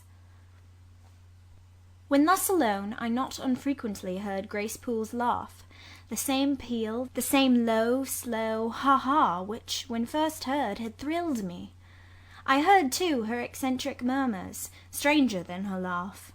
There were days when she was quite silent, but there were others when I could not account for the sound she made. Sometimes I saw her. She would come out of her room with a basin or a plate or a tray in her hand, go down to the kitchen and shortly return, generally, O romantic reader, forgive me for telling the plain truth, bearing a pot of porter. Her appearance always acted as a damper to the curiosity raised by her oral oddities. Hard-featured and staid, she had no point to which interest could attach. I made some attempts to draw her into conversation, but she seemed a person of few words. A monosyllabic reply usually cut short every effort of that sort. The other members of the household, viz., John and his wife, Leah the housemaid, and Sophie the French nurse, were decent people, but in no respect remarkable. With Sophie I used to talk French, and sometimes I asked her questions about her native country, but she was not of a descriptive or narrative turn, and generally gave such vapid and confused answers as were calculated rather to check than encourage inquiry. October, November, December passed away. One afternoon in January, Mrs. Fairfax had begged a holiday for Adele, because she had a cold, and as Adele seconded the request with an ardour that reminded me how precious occasional holidays had been to me in my own childhood, I accorded it, deeming that I did well in showing pliability on the point. It was a fine, calm day, though very cold. I was tired of sitting still in the library through a whole long morning. Mrs. Fairfax had just written a letter which was waiting to be posted, so I put on my bonnet and cloak and volunteered to carry it to Hay. The distance, 2 miles, would be a pleasant winter afternoon walk. Having seen Adele comfortably seated in her little chair by Mrs. Fairfax's parlour fireside, and given her her best wax doll, which I usually kept enveloped in silver paper in a drawer, to play with, and a story-book for a change of amusement, and having replied to her Revenez bientôt, ma bonne amie, ma chère Mademoiselle Jeannette, with a kiss, I set out. The ground was hard, the air was still, my road was lonely. I walked fast till I got warm, and then I walked slowly to enjoy and analyse the species of pleasure brooding for me in the hour and situation. It was 3 o'clock. The church bell tolled as I passed under the belfry. The charm of the hour lay in its approaching dimness, and the low gliding and pale beaming sun. I was a mile from Thornfield, in a lane noted for wild roses in summer, for nuts and blackberries in autumn, and even now possessing a few choral treasures in hips and haws, but whose best winter delight lay in its utter solitude and leafless repose. If a breath of air stirred, it made no sound here, for there was not a holly, not an evergreen to rustle, and the stripped hawthorn and hazel bushes were as still as the white, worn stones which causewayed the middle of the path. Far and wide on each side there were only fields, where no cattle now browsed, and the little brown birds which stirred occasionally in the hedge looked like single russet leaves that had forgotten to drop. This lane inclined uphill all the way to Hay. Having reached the middle, I sat down on a stile which led thence into a field. Gathering my mantle about me and sheltering my hands in my muff, I did not feel the cold, though it froze keenly, as was attested by a sheet of ice covering the causeway, where a little brooklet, now congealed, had overflowed after a rapid thaw some days since. From my seat I could look down on Thornfield. The grey and battlemented hall was the principal object in the vale below me. Its woods and dark rookery rose against the west. I lingered till the sun went down amongst the trees and sank crimson and clear behind them. I then turned eastward. On the hilltop above me sat the rising moon, pale yet as a cloud, but brightening momentarily. She looked over Hay, which, half lost in trees, sent up a blue smoke from its few chimneys. It was yet a mile distant, but in the absolute hush I could hear plainly its thin murmurs of life. My ear, too, felt the flow of currents. In what dales and depths I could not tell, but there were many hills beyond Hay, and doubtless many becks threading their passes. That evening calm betrayed alike the tinkle of the nearest streams, the sough of the most remote. A rude noise broke on these fine ripplings and whisperings, at once so far away and so clear. A positive tramp, tramp, a metallic clatter which effaced the soft wave wanderings, as in a picture the solid mass of a crag, or the rough boles of a great oak, drawn in dark and strong on the foreground, effaced the aerial distance of azure hill, sunny horizon, and blended clouds, where tint melts into tint. The din was on the causeway. A horse was coming. The windings of the lane yet hid it, but it approached. I was just leaving the stile, yet as the path was narrow, I sat still to let it go by. In those days I was young, and all sorts of fancies, bright and dark, tenanted my mind. The memories of nursery stories were there, amongst other rubbish, and when they recurred, maturing youth added to them a vigour and vividness beyond what childhood could give. As this horse approached, and as I watched for it to appear through the dusk, I remembered certain of Bessie's tales, wherein figured a north of England spirit called a Gytrash, which, in the form of horse, mule, or large dog, haunted solitary ways, and sometimes came upon belated travellers, as this horse was now coming upon me. It was very near, but not yet in sight, when, in addition to the tramp-tramp, I heard a rush under the hedge, and close down by the hazel stems glided a great dog, whose black and white colour made him a distinct object against the trees. It was exactly one form of Bessie's Gytrash, a lion-like creature with long hair and a huge head. It passed me, however, quietly enough, not staying to look up with strange preter-canine eyes in my face as I half expected it would. The horse followed, a tall steed, and on its back a rider. The man, the human being, broke the spell at once. Nothing ever rode the Gytrash. It was always alone, and goblins, to my notions, though they might tenant the dumb carcasses of beasts, could scarce covet shelter in the commonplace human form. No Gytrash was this, only a traveller taking the short cut to Milgate. He passed, and I went on. A few steps, and I turned. A sliding sound, and an exclamation of "What the deuce is to do now?" and a clattering tumble arrested my attention. Man and horse were down. They had slipped on the sheet of ice which glazed the causeway. The dog came bounding back, and seeing his master in a predicament, and hearing the horse groan, barked till the evening hills echoed the sound, which was deep in proportion to his magnitude. He snuffed round the prostrate group, and then he ran up to me. It was all he could do. There was no other help at hand to summon. I obeyed him, and walked down to the traveller, by this time struggling himself free of his steed. His efforts were so vigorous I thought he could not be much hurt, but I asked him the question, "Are you injured, sir?" I think he was swearing, but am not certain. However, he was pronouncing some formula which prevented him from replying to me directly. "Can I do anything?" I asked again. "You must just stand on one side," he answered as he rose, first to his knees and then to his feet.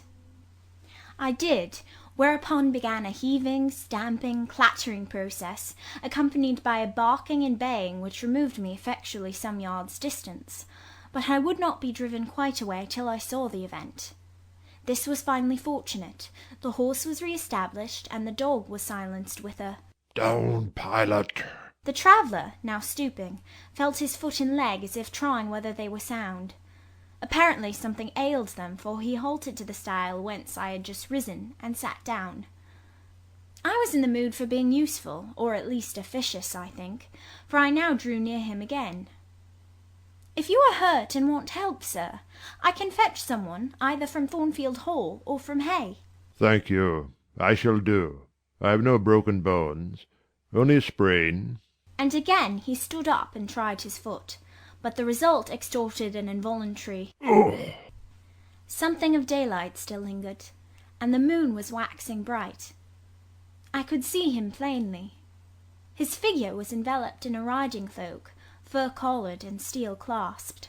Its details were not apparent, but I traced the general points of middle height and considerable breadth of chest. He had a dark face with stern features and a heavy brow. His eyes and gathered eyebrows looked ireful and thwarted just now. He was past youth, but had not reached middle age. Perhaps he might be 35. I felt no fear of him, and but little shyness. Had he been a handsome, heroic-looking young gentleman, I should not have dared to stand thus questioning him against his will, and offering my services unasked. I had hardly ever seen a handsome youth, never in my life spoken to one.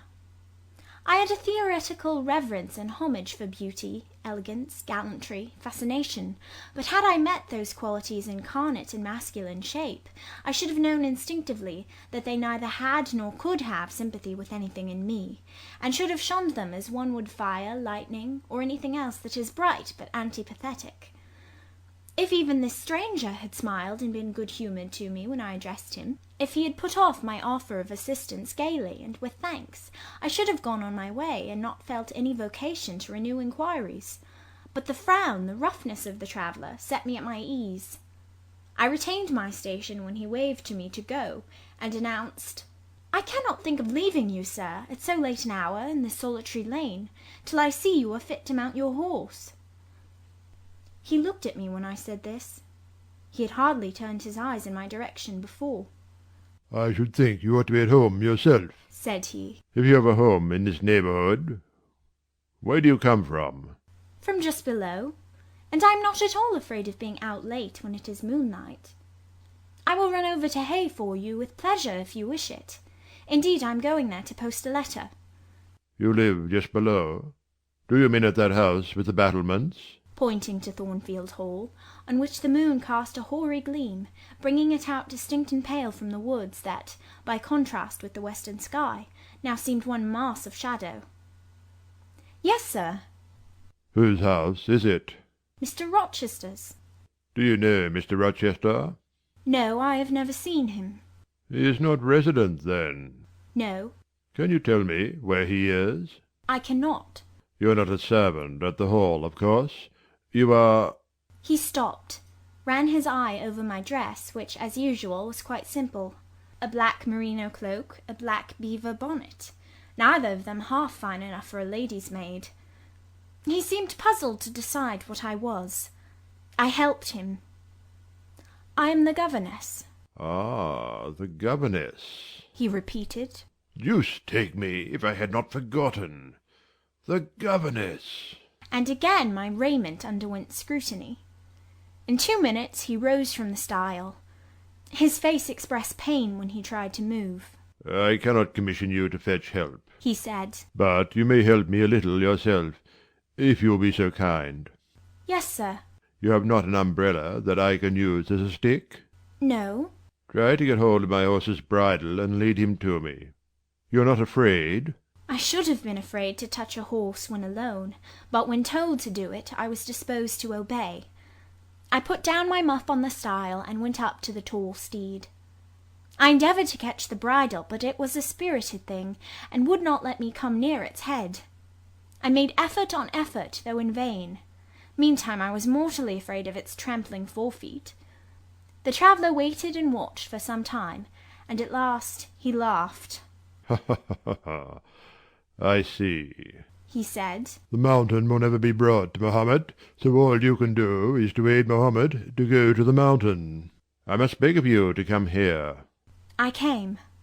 Excuse me, he continued. Necessity compels me to make you useful. He laid a heavy hand on my shoulder, and leaning on me with some stress, limped to his horse. Having once caught the bridle, he mastered it directly, and sprang to his saddle, grimacing grimly as he made the effort, for it wrenched his brain. Now, said he, releasing his underlip from a hard bite. Just hand me my whip. It lies there under the hedge. I sought it and found it. Thank you. Now make haste with the letter to Hay, and return as fast as you can. A touch of a spurred heel made his horse first start and rear, and then bound away. The dog rushed in his traces. All three vanished, like heath that in the wilderness the wild wind whirls away. I took up my muff and walked on. The incident had occurred and was gone for me. It was an incident of no moment, no romance, no interest in a sense, yet it marked with change one single hour of a monotonous life. My help had been needed and claimed. I had given it. I was pleased to have done something. Trivial, transitory though the deed was, it was yet an active thing, and I was weary of an existence all passive. The new face, too, was like a new picture introduced to the gallery of memory, and it was dissimilar to all the others hanging there, firstly because it was masculine, and secondly because it was dark, strong, and stern. I had it still before me when I entered Hay, and slipped the letter into the post-office. I saw it as I walked fast downhill all the way home. When I came to the stile, I stopped a minute, looked round and listened, with an idea that a horse's hoofs might ring on the causeway again, and that a rider in a cloak and a Guy-Trash-like Newfoundland dog might be again apparent. I saw only the hedge and a pollard window before me, rising up still and straight to meet the moonbeams. I heard only the faintest waft of wind roaming fitful among the trees round Thornfield, a mile distant, and when I glanced down in the direction of the murmur, my eye, traversing the whole front, caught a light kindling in a window. It reminded me that I was late, and I hurried on. I did not like re-entering Thornfield. To pass its threshold was to return to stagnation, to cross the silent hall, to ascend the darksome staircase, to seek my own lonely little room, and then to meet tranquil Mrs. Fairfax, and spend the long winter evening with her, and her only, was to quell wholly the faint excitement wakened by my walk, to slip again over my faculties the viewless fetters of an uniform and too still existence. of an existence whose very privileges of security and ease I was becoming incapable of appreciating. What good it would have done me at that time to have been tossed in the storms of an uncertain, struggling life, and to have been taught by rough and bitter experience to long for the calm amidst which I now repined. Yes, just as much good as it would do a man tired of sitting still in a too-easy chair to take a long walk, and just as natural was the wish to stir, under my circumstances, as it would be under his. I lingered at the gates. I lingered on the lawn. I paced backwards and forwards on the pavement. The shutters of the glass door were closed. I could not see into the interior, and both my eyes and spirit seemed drawn from the gloomy house, from the grey hollow filled with rayless cells, as it appeared to me, to that sky expanded before me, a blue sea absolved from taint of cloud, the moon ascending it in solemn march, her orb seeming to look up as she left the hill-tops, from behind which she had come, far and further below her, and aspired to the zenith, midnight dark in its fathomless depth and measureless distance, and for those trembling stars that followed her course. They made my heart tremble, my veins glow when I viewed them. Little things recall us to earth. The clock struck in the hall. That sufficed. I turned from moon and stars, opened a side door, and went in. The hall was not dark, nor yet was it lit, only by the high-hung bronze lamp. A warm glow suffused both it and the lower steps of the oak staircase. This ruddy shine issued from the great dining-room, whose two-leaved door stood open, and showed a genial fire in the grate, glancing on marble hearth and brass fire-irons, and revealing purple draperies and polished furniture in the most pleasant radiance. It revealed, too, a group near the mantelpiece. I had scarcely caught it, and scarcely become aware of a cheerful mingling of voices, amongst which I seemed to distinguish the tones of Adele, when the door closed. I hastened to Mrs. Fairfax's room. There was a fire there too, but no candle, and no Mrs. Fairfax. Instead, all alone, sitting upright on the rug, and gazing with gravity at the blaze, I beheld a great black and white, long-haired dog, just like the Gytrash of the lane. It was so like it that I went forward and said, "Pilot?" and the thing got up and came to me and snuffed me. I caressed him, and he wagged his great tail, but he looked an eerie creature to be alone with, and I could not tell whence he had come.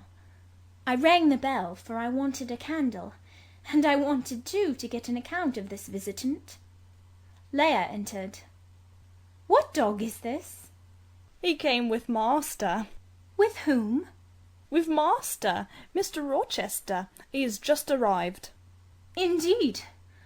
And is Mrs. Fairfax with him?" "Yes, and Miss Adele. They are in the dining-room, and John is gone for a surgeon, for master has had an accident. His horse fell, and his ankle is sprained." "Did the horse fall in Hay Lane?" "Yes, coming downhill. It slipped on some ice." "Ah. Bring me a candle, will you, Leah?" Leah brought it. She entered, followed by Mrs. Fairfax, who repeated the news, adding that Mr. Carter the surgeon was come, and was now with Mr. Rochester. Then she hurried out to give orders about tea, and I went upstairs to take off my things. End of chapter 12.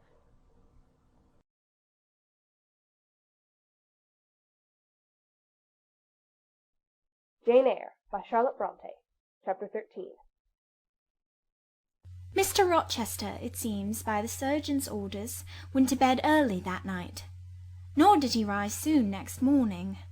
When he did come down, it was to attend to business. His agent and some of his tenants were arrived, and waiting to speak with him. Adele and I had now to vacate the library. It would be in daily requisition as a reception-room for callers. A fire was lit in an apartment upstairs, and there I carried our books and arranged it for the future schoolroom. I discerned in the course of the morning that Thornfield Hall was a changed place. No longer silent as a church, it echoed every hour or two to a knock at the door or a clang of the bell. Steps too often traversed the hall, and new voices spoke in different keys below. A rill from the outer world was flowing through it. It had a master. For my part, I liked it better. Adele was not easy to teach that day. She could not apply. She kept running to the door and looking over the banisters to see if she could get a glimpse of Mr. Rochester. Then she coined pretexts to go downstairs in order, as I shrewdly suspected, to visit the library, where I knew she was not wanted. Then, when I got a little angry and made her sit still, she continued to talk incessantly of her ami, Monsieur Edward Fairfax de Rochester, as she dubbed him. I had not before heard his praenomens, and to conjecture what presents he had brought her, for it appears he had intimated the night before that when his luggage came from Millcote, there would be found amongst it a little box in whose contents she had an interest. Et cela doit signifier, said she, qu'il y aura là-dedans un cadeau pour moi, et peut-être pour vous aussi, mademoiselle. Monsieur a parlé de vous. Il m'a demandé le nom de ma gouvernante. Et si elle n'était pas une petite personne, assez mince et un peu pâle, j'ai dit oui, car c'est vrai, n'est-ce pas, mademoiselle? I and my pupil dined as usual in Mrs. Fairfax's parlour. The afternoon was wild and snowy, and we passed it in the schoolroom. At dark I allowed Adele to put away books and work, and to run downstairs, for from the comparative silence below, and from the cessation of appeals to the door-bell, I conjectured that Mr. Rochester was now at liberty. Left alone, I walked to the window, but nothing was to be seen thence. Twilight and snowflakes together thickened the air, and hid the very shrubs on the lawn. I let down the curtain, and went back to the fireside. In the clear embers I was tracing a view, not unlike a picture I remembered to have seen of the castle of Heidelberg on the Rhine, when Mrs. Fairfax came in, breaking up by her entrance the fiery mosaic I had been piecing together, and scattering, too, some heavy, unwelcome thoughts that were beginning to throng on my solitude. Mr. Rochester would be glad if you and your pupil would take tea with him in the drawing-room this evening, said she. He has been so much engaged all day that he could not ask to see you before. When is his tea time? I inquired. Oh, at 6 o'clock. He keeps early hours in the country. You had better change your frock now. I will go with you and fasten it. Here is a candle. Is it necessary to change my frock? Yes, you had better. I always dress for the evening when Mr. Rochester is here. This additional ceremony seemed somewhat stately. However, I repaired to my room, and, with Mrs. Fairfax's aid, replaced my black stuff dress by one of black silk, the best and the only additional one I had, except one of light grey, which, in my Lowood notions of the toilette, I thought too fine to be worn, except on first-rate occasions. You want a brooch, said Mrs. Fairfax. I had a single little pearl ornament, which Miss Temple gave me as a parting keepsake. I put it on, and then we went downstairs. Unused as I was to strangers, it was rather a trial to appear thus formally summoned in Mr. Rochester's presence. I let Mrs. Fairfax precede me into the dining-room, and kept in her shade as we crossed that apartment, and passing the arch, whose curtain was now dropped, entered the elegant recess beyond. 2 wax candles stood lighted on the table, and 2 on the mantelpiece. Basking in the light and heat of a superb fire lay Pilot. Adele knelt near him. Half reclined on a couch appeared Mr. Rochester, his foot supported by the cushion. He was looking at Adele and the dog. The fire shone full on his face. I knew my traveller, with his broad and jetty eyebrows, his square forehead, made squarer by the horizontal sweep of his black hair. I recognized his decisive nose, more remarkable for character than beauty, his full nostrils denoting, I thought, choler, his grim mouth, chin, and jaw, yes, all 3 were very grim and no mistake. His shape, now divested of cloak, I perceived harmonized in squareness with his physiognomy. I suppose it was a good figure, in the athletic sense of the term, broad-chested and thin-flanked, though neither tall nor graceful. Mr. Rochester must have been aware of the entrance of Mrs. Fairfax and myself, but it appeared he was not in the mood to notice us, for he never lifted his head as we approached. Here is Miss Eyre, sir, said Mrs. Fairfax in her quiet way.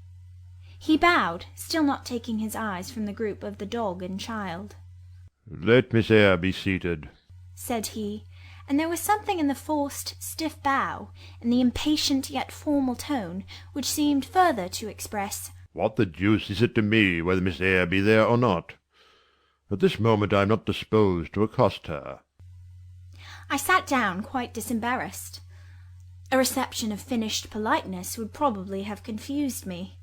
I could not have returned or repaid it by answering grace and elegance on my part, but harsh caprice laid me under no obligation. On the contrary, a decent quiescence, under the freak of manner, gave me the advantage. Besides, the eccentricity of the proceeding was piquant. I felt interested to see how he would go on. He went on as a statue would. That is, he neither spoke nor moved. Mrs. Fairfax seemed to think it necessary that someone should be amiable, and she began to talk. Kindly as usual, and as usual rather trite, she condoled with him on the pressure of business he had had all day, on the annoyance it must have been to him with that painful sprain. Then she commended his patience and perseverance in going through with it. "Madam, I should like some tea," was the sole rejoinder she got.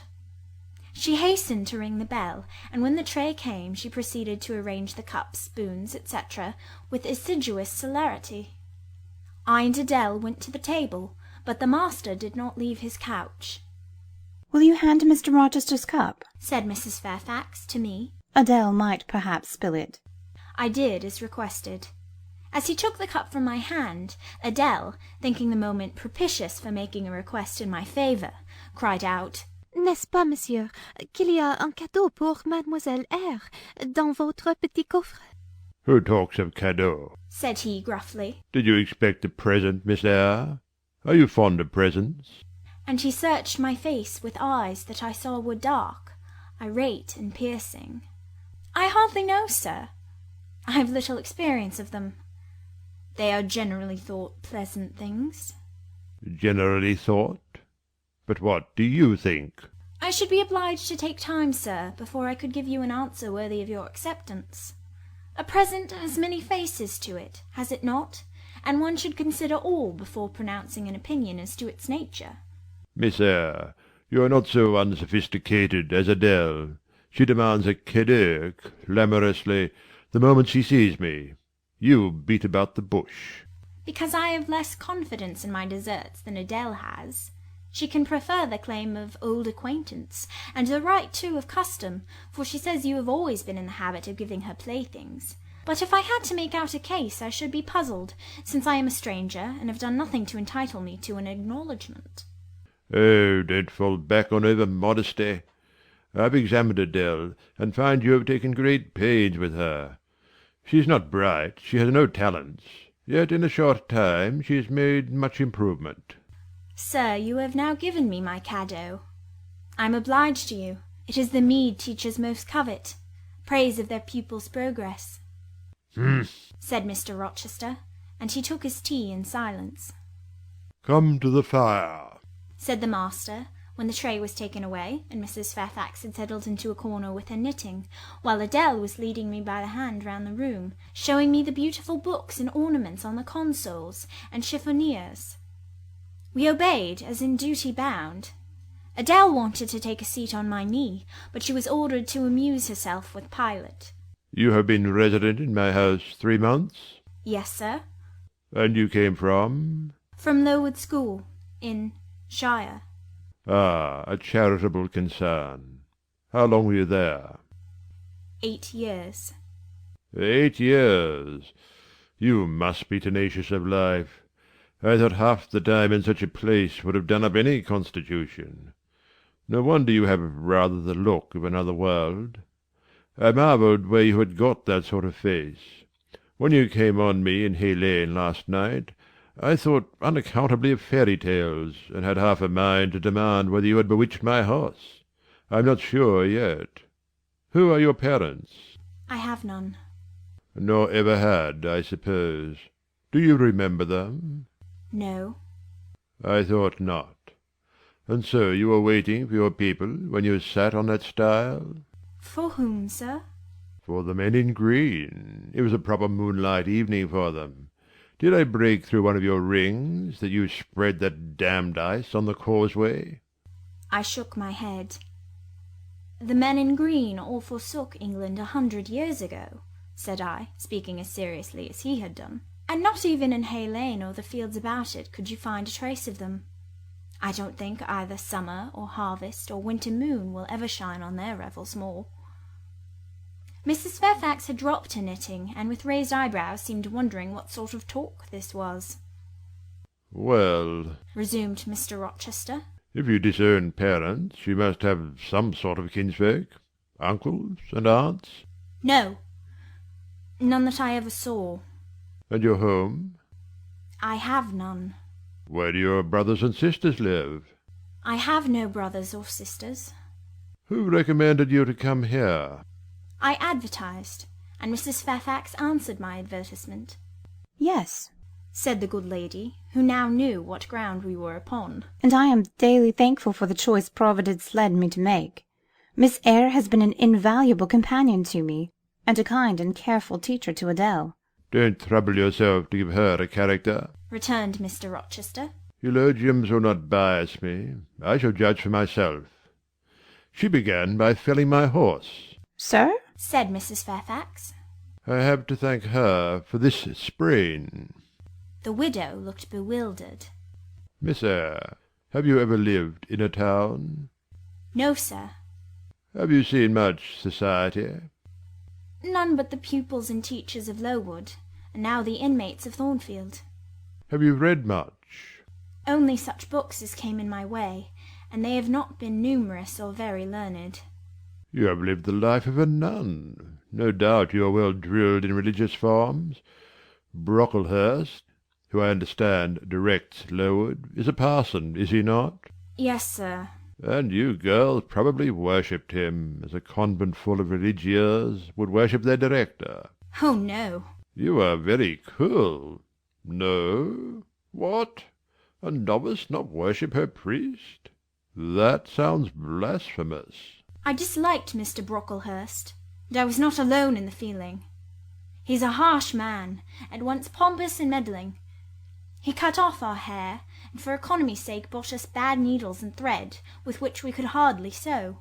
That was very false economy, remarked Mrs. Fairfax, who now again caught the drift of the dialogue. And was that the head and front of his offending? Demanded Mr. Rochester.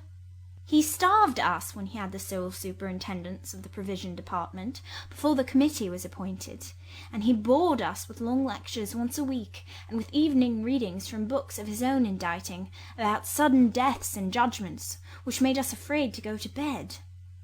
What age were you when you went to Lowood? About 10. And you stayed there 8 years. You are now, then, 18? I assented. Arithmetic, you see, is useful. Without its aid I should hardly have been able to guess your age. It is a point difficult to fix where the features and countenance are so much at variance as in your case. And now, what did you learn at Lowood? Can you play? A little. Of course. That is the established answer. Go into the library. I mean, if you please. Excuse my tone of command. I am used to say, do this, and it is done. I cannot alter my customary habits for one new inmate. Go then into the library, take a candle with you, leave the door open, sit down to the piano, and play a tune. I departed, obeying his directions. Enough! He called out in a few minutes. You play a little, I see, like any other English schoolgirl. Perhaps rather better than some, but not well. I closed the piano and returned. Mr. Rochester continued. Adele showed me some sketches this morning which she said were yours. I don't know whether they were entirely of your doing. Probably a master aided you? No, indeed, I interjected. Ah, that pricks pride. Well, fetch me your portfolio, if you can vouch for its contents being original. But don't pass your word unless you are certain. I can recognize patchwork. Then I will say nothing, and you shall judge for yourself, sir. I brought the portfolio from the library. Approach the table, said he, and I wheeled it to his couch. Adele and Mrs. Fairfax drew near to see the pictures. No crowding, said Mr. Rochester. Take the drawings from my hand as I finish with them, but don't push your faces up to mine. He deliberately scrutinized each sketch and painting. 3 he laid aside. The others, when he had examined them, he swept from him.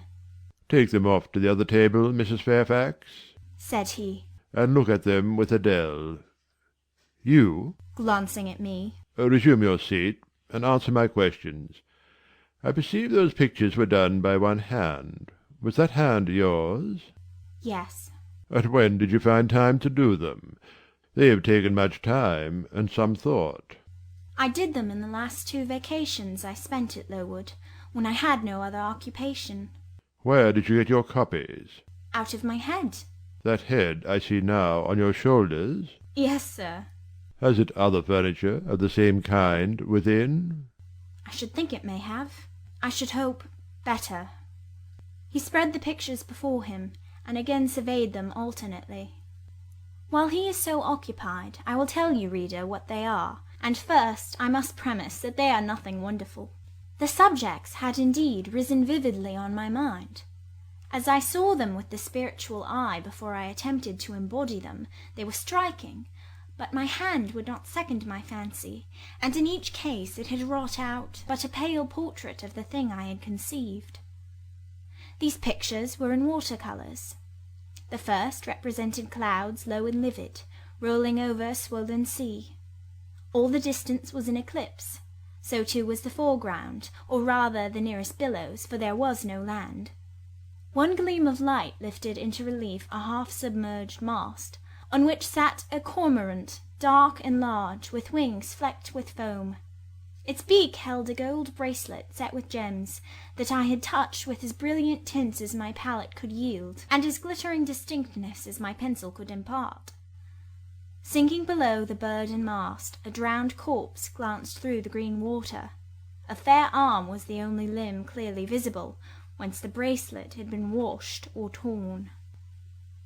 The second picture contained for foreground only the dim peak of a hill, with grass and some leaves slanting as if by a breeze. Beyond and above spread an expanse of sky, dark blue as at twilight. Rising into the sky was a woman's shape to the bust, portrayed in tints as dusk and soft as I could combine. The dim forehead was crowned with a star. The lineaments below were seen as through the suffusion of vapour. The eyes shone dark and wild. The hair streamed shadowy, like a beamless cloud torn by storm or by electric travail. On the neck lay a pale reflection like moonlight. The same faint lustre touched the train of thin clouds from which rose and bowed this vision of the evening star. The third showed the pinnacle of an iceberg piercing a polar winter sky. A muster of northern lights reared their dim lances, close serried along the horizon. Throwing these into distance rose in the foreground a head, a colossal head, inclined towards the iceberg and resting against it. 2 thin hands, joined under the forehead, and supporting it, drew up before the lower features a sable veil, a brow quite bloodless, white as bone, and an eye hollow and fixed, blank of meaning, but for the glassiness of despair, alone were visible. Above the temples, amidst wreathed turban folds of black drapery, vague in its character and consistency as a cloud, gleamed a ring of white flame, gemmed with sparkles of a more lurid tinge. This pale crescent was the likeness of a kingly crown. What it diademed was the shape which shape had none. Were you happy when you painted these pictures? Asked Mr. Rochester presently. I was absorbed, sir. Yes, and I was happy. To paint them, in short, was to enjoy one of the keenest pleasures I have ever known. That is not saying much. Your pleasures, by your own account, have been few, but I dare say you did exist in a kind of artist's dreamland while you blent and arranged these strange tints. Did you sit at them long each day? I had nothing else to do because it was the vacation, and I sat at them from morning till noon, and from noon till night. The length of the midsummer days favoured my inclination to apply. And you felt self-satisfied with the result of your ardent labours? Far from it. I was tormented by the contrast between my idea and my handiwork. In each case I had imagined something which I was quite powerless to realize. Not quite. You have secured the shadow of your thought, but no more, probably. You had not enough of the artist's skill and science to give it full being. Yet the drawings are, for a schoolgirl, peculiar. As to the thoughts, they are elfish. These eyes in the evening star you must have seen in a dream. How could you make them look so clear, and yet not at all brilliant, for the planet above quells their rays? And what meaning is that in their solemn depth? And who taught you to paint wind? There is a high gale in that sky, and on this hilltop. Where did you see Latmos? For that is Latmos.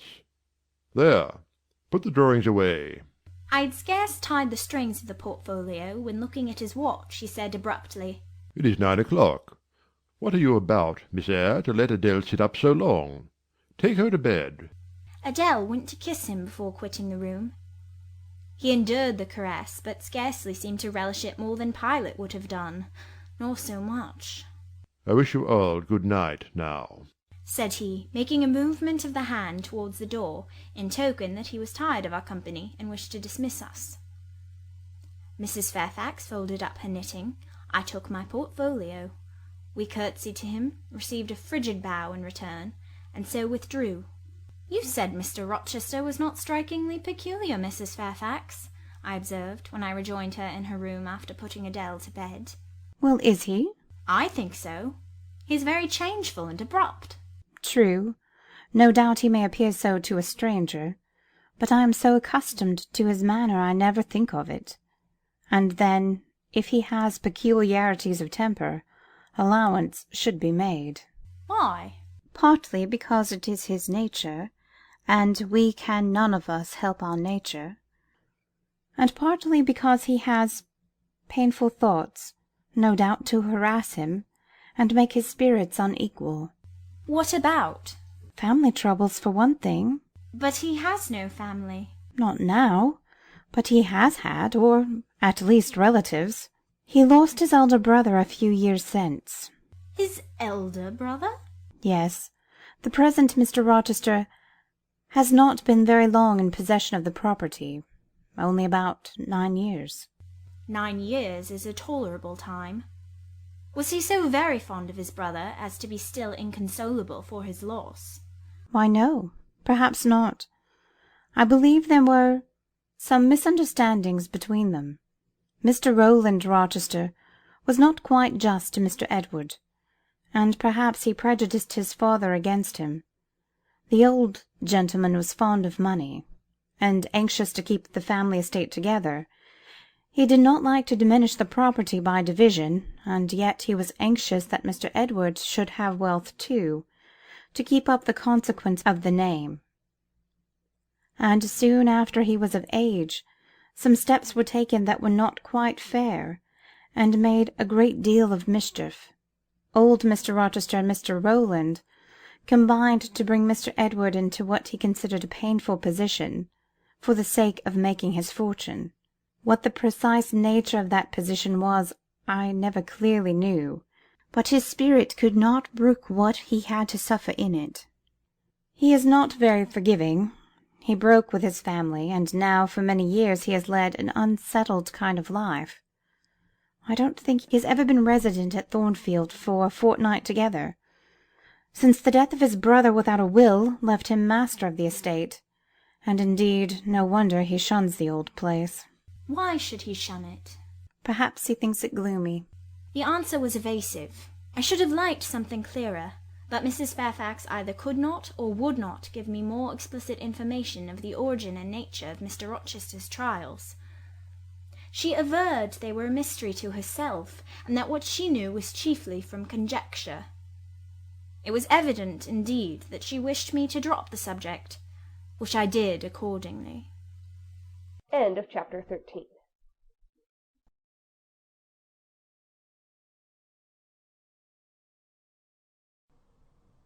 Jane Eyre by Charlotte Bronte, Chapter 14. For several subsequent days I saw little of Mr. Rochester. In the mornings he seemed much engaged with business, and in the afternoon gentlemen from Millcote or the neighbourhood called, and sometimes stayed to dine with him. When his brain was well enough to admit of horse exercise, he rode out a good deal, probably to return these visits, as he generally did not come back till late at night. During this interval, even Adèle was seldom sent for to his presence, and all my acquaintance with him was confined to an occasional rencontre in the hall, on the stairs, or in the gallery, when he would sometimes pass me haughtily and coldly, just acknowledging my presence by a distant nod or a cool glance, and sometimes bow and smile with gentlemanlike affability. His changes of mood did not offend me, because I saw that I had nothing to do with their alteration. The ebb and flow depended on causes quite disconnected with me.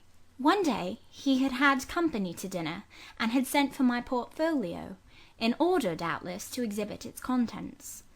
The gentleman went away early, to attend a public meeting at Millcote, as Mrs. Fairfax informed me, but the night being wet and inclement, Mr. Rochester did not accompany them. Soon after they were gone he rang the bell. A message came that I and Adèle were to go downstairs. I brushed Adèle's hair and made her neat, and having ascertained that I was myself in my usual Quaker trim, where there was nothing to retouch, all being too close and plain, braided locks included, to admit of disarrangement, we descended, Adèle wondering whether the petit coif was at length come, for, owing to some mistake, its arrival had hitherto been delayed. She was gratified. There it stood, a little carton on the table when we entered the dining-room.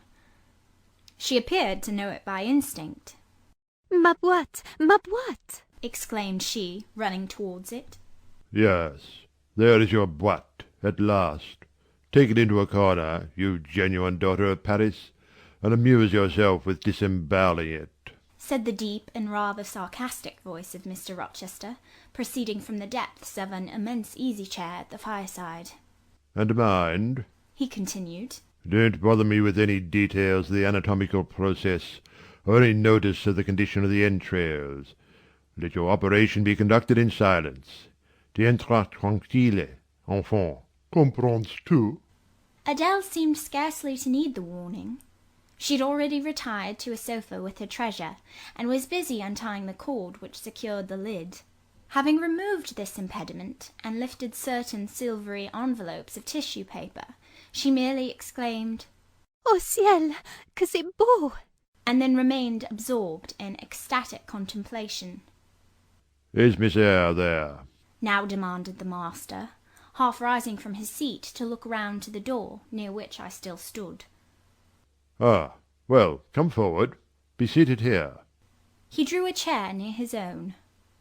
I am not fond of the prattle of children, he continued, for, old bachelor as I am, I have no pleasant associations connected with their lisp.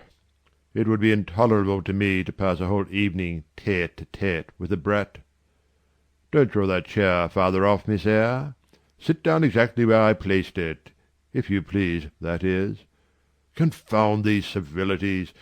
I continually forget them. Nor do I particularly affect simple-minded old ladies. By the by, I must have mine in mind. It won't do to neglect her. She is a Fairfax, or wed to one, and blood is said to be thicker than water. He rang, and dispatched an invitation to Mrs. Fairfax, who soon arrived, knitting-basket in hand. Good evening, madam. I sent to you for a charitable purpose. I have forbidden Adèle to talk to me about her presents, and she is bursting with repletion. Have the goodness to serve her as an auditress and interlocutrice. It will be one of the most benevolent acts you ever performed. Adèle, indeed, no sooner saw Mrs. Fairfax than she summoned her to her sofa, and there quickly filled her lap with the porcelain, the ivory, the waxen contents of her boîte, pouring out, meantime, explanations and raptures in such broken English as she was mistress of. Now I have performed the part of a good host, pursued Mr. Rochester. Put my guests into the way of amusing each other. I ought to be at liberty to attend to my own pleasure. Miss Eyre, draw your chair still a little farther forward. You are yet too far back. I cannot see you without disturbing my position in this comfortable chair. which I have no mind to do. I did as I was bid, though I would much rather have remained somewhat in the shade. But Mr. Rochester had such a direct way of giving orders, it seemed a matter of course to obey him promptly. We were, as I have said, in the dining-room. The lustre, which had been lit for dinner, filled the room with a festal breadth of light. The large fire was all red and clear, the purple curtains hung rich and ample before the lofty window and loftier arch. Everything was still save the subdued chat of Adele, she dared not speak loud, and, filling up each pause, the beating of winter rain against the panes. Mr. Rochester, as he sat in his damask-covered chair, looked different to what I had seen him look before. Not quite so stern, much less gloomy. There was a smile on his lips, and his eyes sparkled, whether with wine or not, I am not sure, but I think it very probable. He was, in short, in his after-dinner mood, more expanded and genial, and also more self-indulgent than the frigid and rigid temper of the morning. Still, he looked preciously grim, cushioning his massive head against the swelling back of his chair, and receiving the light of the fire on his granite-hewn features, and in his great dark eyes. For he had great dark eyes, and very fine eyes too, not without a certain change in their depth sometimes, which, if it was not softness, reminded you at least of that feeling.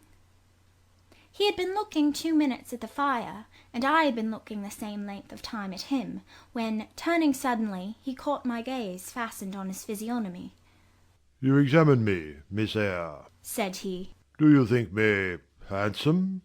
I should, if I had deliberated, have replied to this question by something conventionally vague and polite, but the answer somehow slipped from my tongue before I was aware. "No, sir." "Ah, by my word, there is something singular about you," said he. "You have the air of a little nonnette, quaint, quiet, grave and simple, as you sit with your hands before you, and your eyes generally bent on the carpet, except, by the by, when they are directed piercingly to my face, as just now, for instance. And when one asks you a question, or makes a remark to which you are obliged to reply, you rap out a round rejoinder, which, if not blunt, is at least brusque. What do you mean by it?" "Sir, I was too plain. I beg your pardon. I ought to have replied that it was not easy to give an impromptu answer to a question about appearances, that tastes mostly differ, and that beauty is of little consequence, or something of that sort." "You ought to have replied no such thing. Beauty of little consequence, indeed. And so, under pretence of softening the previous outrage, stroking and soothing me into placidity, you stick a sly penknife under my ear. Go on. What fault do you find with me, pray? I suppose I have all my limbs and all my features like any other man?" "Mr. Rochester, allow me to disown my first answer. I intended no pointed repartee. It was only a blunder." "Just so. I think so. And you shall be answerable for it. Criticise me. Does my forehead not please you?" He lifted up the sable waves of hair which lay horizontally over his brow, and showed a solid enough mass of intellectual organs, but an abrupt deficiency where the suave sign of benevolence should have risen. "Now, ma'am, am I a fool?" "Far from it, sir. You would perhaps think me rude if I inquired in return whether you are a philanthropist." There again, another stick of the penknife, when she pretended to pat my head, and that is because I said I did not like the society of children and old women. Low be it spoken. No, young lady, I am not a general philanthropist, but I bear a conscience. And he pointed to the prominences which are said to indicate that faculty, and which, fortunately for him, were sufficiently conspicuous, giving indeed a marked breadth to the upper part of his head. And, besides, I once had a kind of rude tenderness of heart. When I was as old as you, I was a feeling fellow enough, partial to the unfledged, unfostered, and unlucky. But fortune has knocked me about since. She has even kneaded me with her knuckles, and now, I flatter myself, I am hard and tough as an india-rubber ball, pervious, though, through a chink or two still, and with one sentient point in the middle of the lump. Yes. Does that leave hope for me? A hope of what, sir? Of my final retransformation from india-rubber back to flesh? Decidedly he has had too much wine, I thought, and I did not know what answer to make to his queer question. How could I tell whether he was capable of being retransformed? You look very much puzzled, Miss Eyre, and though you are not pretty any more than I am handsome, yet a puzzled air becomes you. Besides, it is convenient, for it keeps those searching eyes of yours away from my physiognomy, and busies them with the worsted flowers of the rug. So puzzle on. Young lady, I am disposed to be gregarious and communicative to-night. With this announcement he rose from his chair, and stood leaning his arm on the marble mantelpiece. In that attitude his shape was seen plainly as well as his face. His unusual breadth of chest, disproportionate almost to his length of limb. I am sure most people would have thought him an ugly man, yet there was so much unconscious pride in his port, so much ease in his demeanour, such a look of complete indifference to his own external appearance, so hearty a reliance on the power of other qualities, intrinsic or adventitious, to atone for the lack of mere personal attractiveness, that, in looking at him, one inevitably shared the indifference, and even in a blind, imperfect sense, put faith in the confidence. I am disposed to be gregarious and communicative to-night, he repeated, and that is why I sent for you. The fire and the chandelier were not sufficient company for me, nor would Pilate have been, for none of these can talk. Adele is a degree better, but still far below the mark. Mrs. Fairfax, ditto. You, I am persuaded, can suit me, if you will. You puzzled me the first evening I invited you down here. I have almost forgotten you since. Other ideas have driven yours from my head. But to-night I am resolved to be at ease, to dismiss what importunes, and recall what pleases. It would please me now to draw you out, to learn more of you. Therefore, speak. Instead of speaking, I smiled, and not a very complacent or submissive smile either. Speak, he urged. What about, sir? Whatever you like. I leave both the choice of subject and the manner of treating it entirely to yourself. Accordingly, I sat and said nothing. If he expects me to talk for the mere sake of talking and showing off, he will find he has addressed himself to the wrong person, I thought. You are dumb, Miss Eyre. I was dumb still. He bent his head a little towards me, and with a single hasty glance seemed to dive into my eyes. Stubborn? He said. And annoyed. Ah, it is consistent. I put my request in an absurd, almost insolent form. Miss Eyre, I beg your pardon. The fact is, once for all, I don't wish to treat you like an inferior. That is, correcting himself, I claim only such superiority as must result from 20 years' difference in age and a century's advance in experience. This is legitimate, et je tiens, as Adele would say. And it is by virtue of this superiority, and this alone, that I desire you to have the goodness to talk to me a little now, and divert my thoughts, which are galled with dwelling on one point, cankering as a rusty nail. He had deigned an explanation, almost an apology, and I did not feel insensible to his condescension, and would not seem so. I'm willing to amuse you if I can, sir, quite willing. But I cannot introduce a topic, because how do I know what will interest you? Ask me questions, and I will do my best to answer them.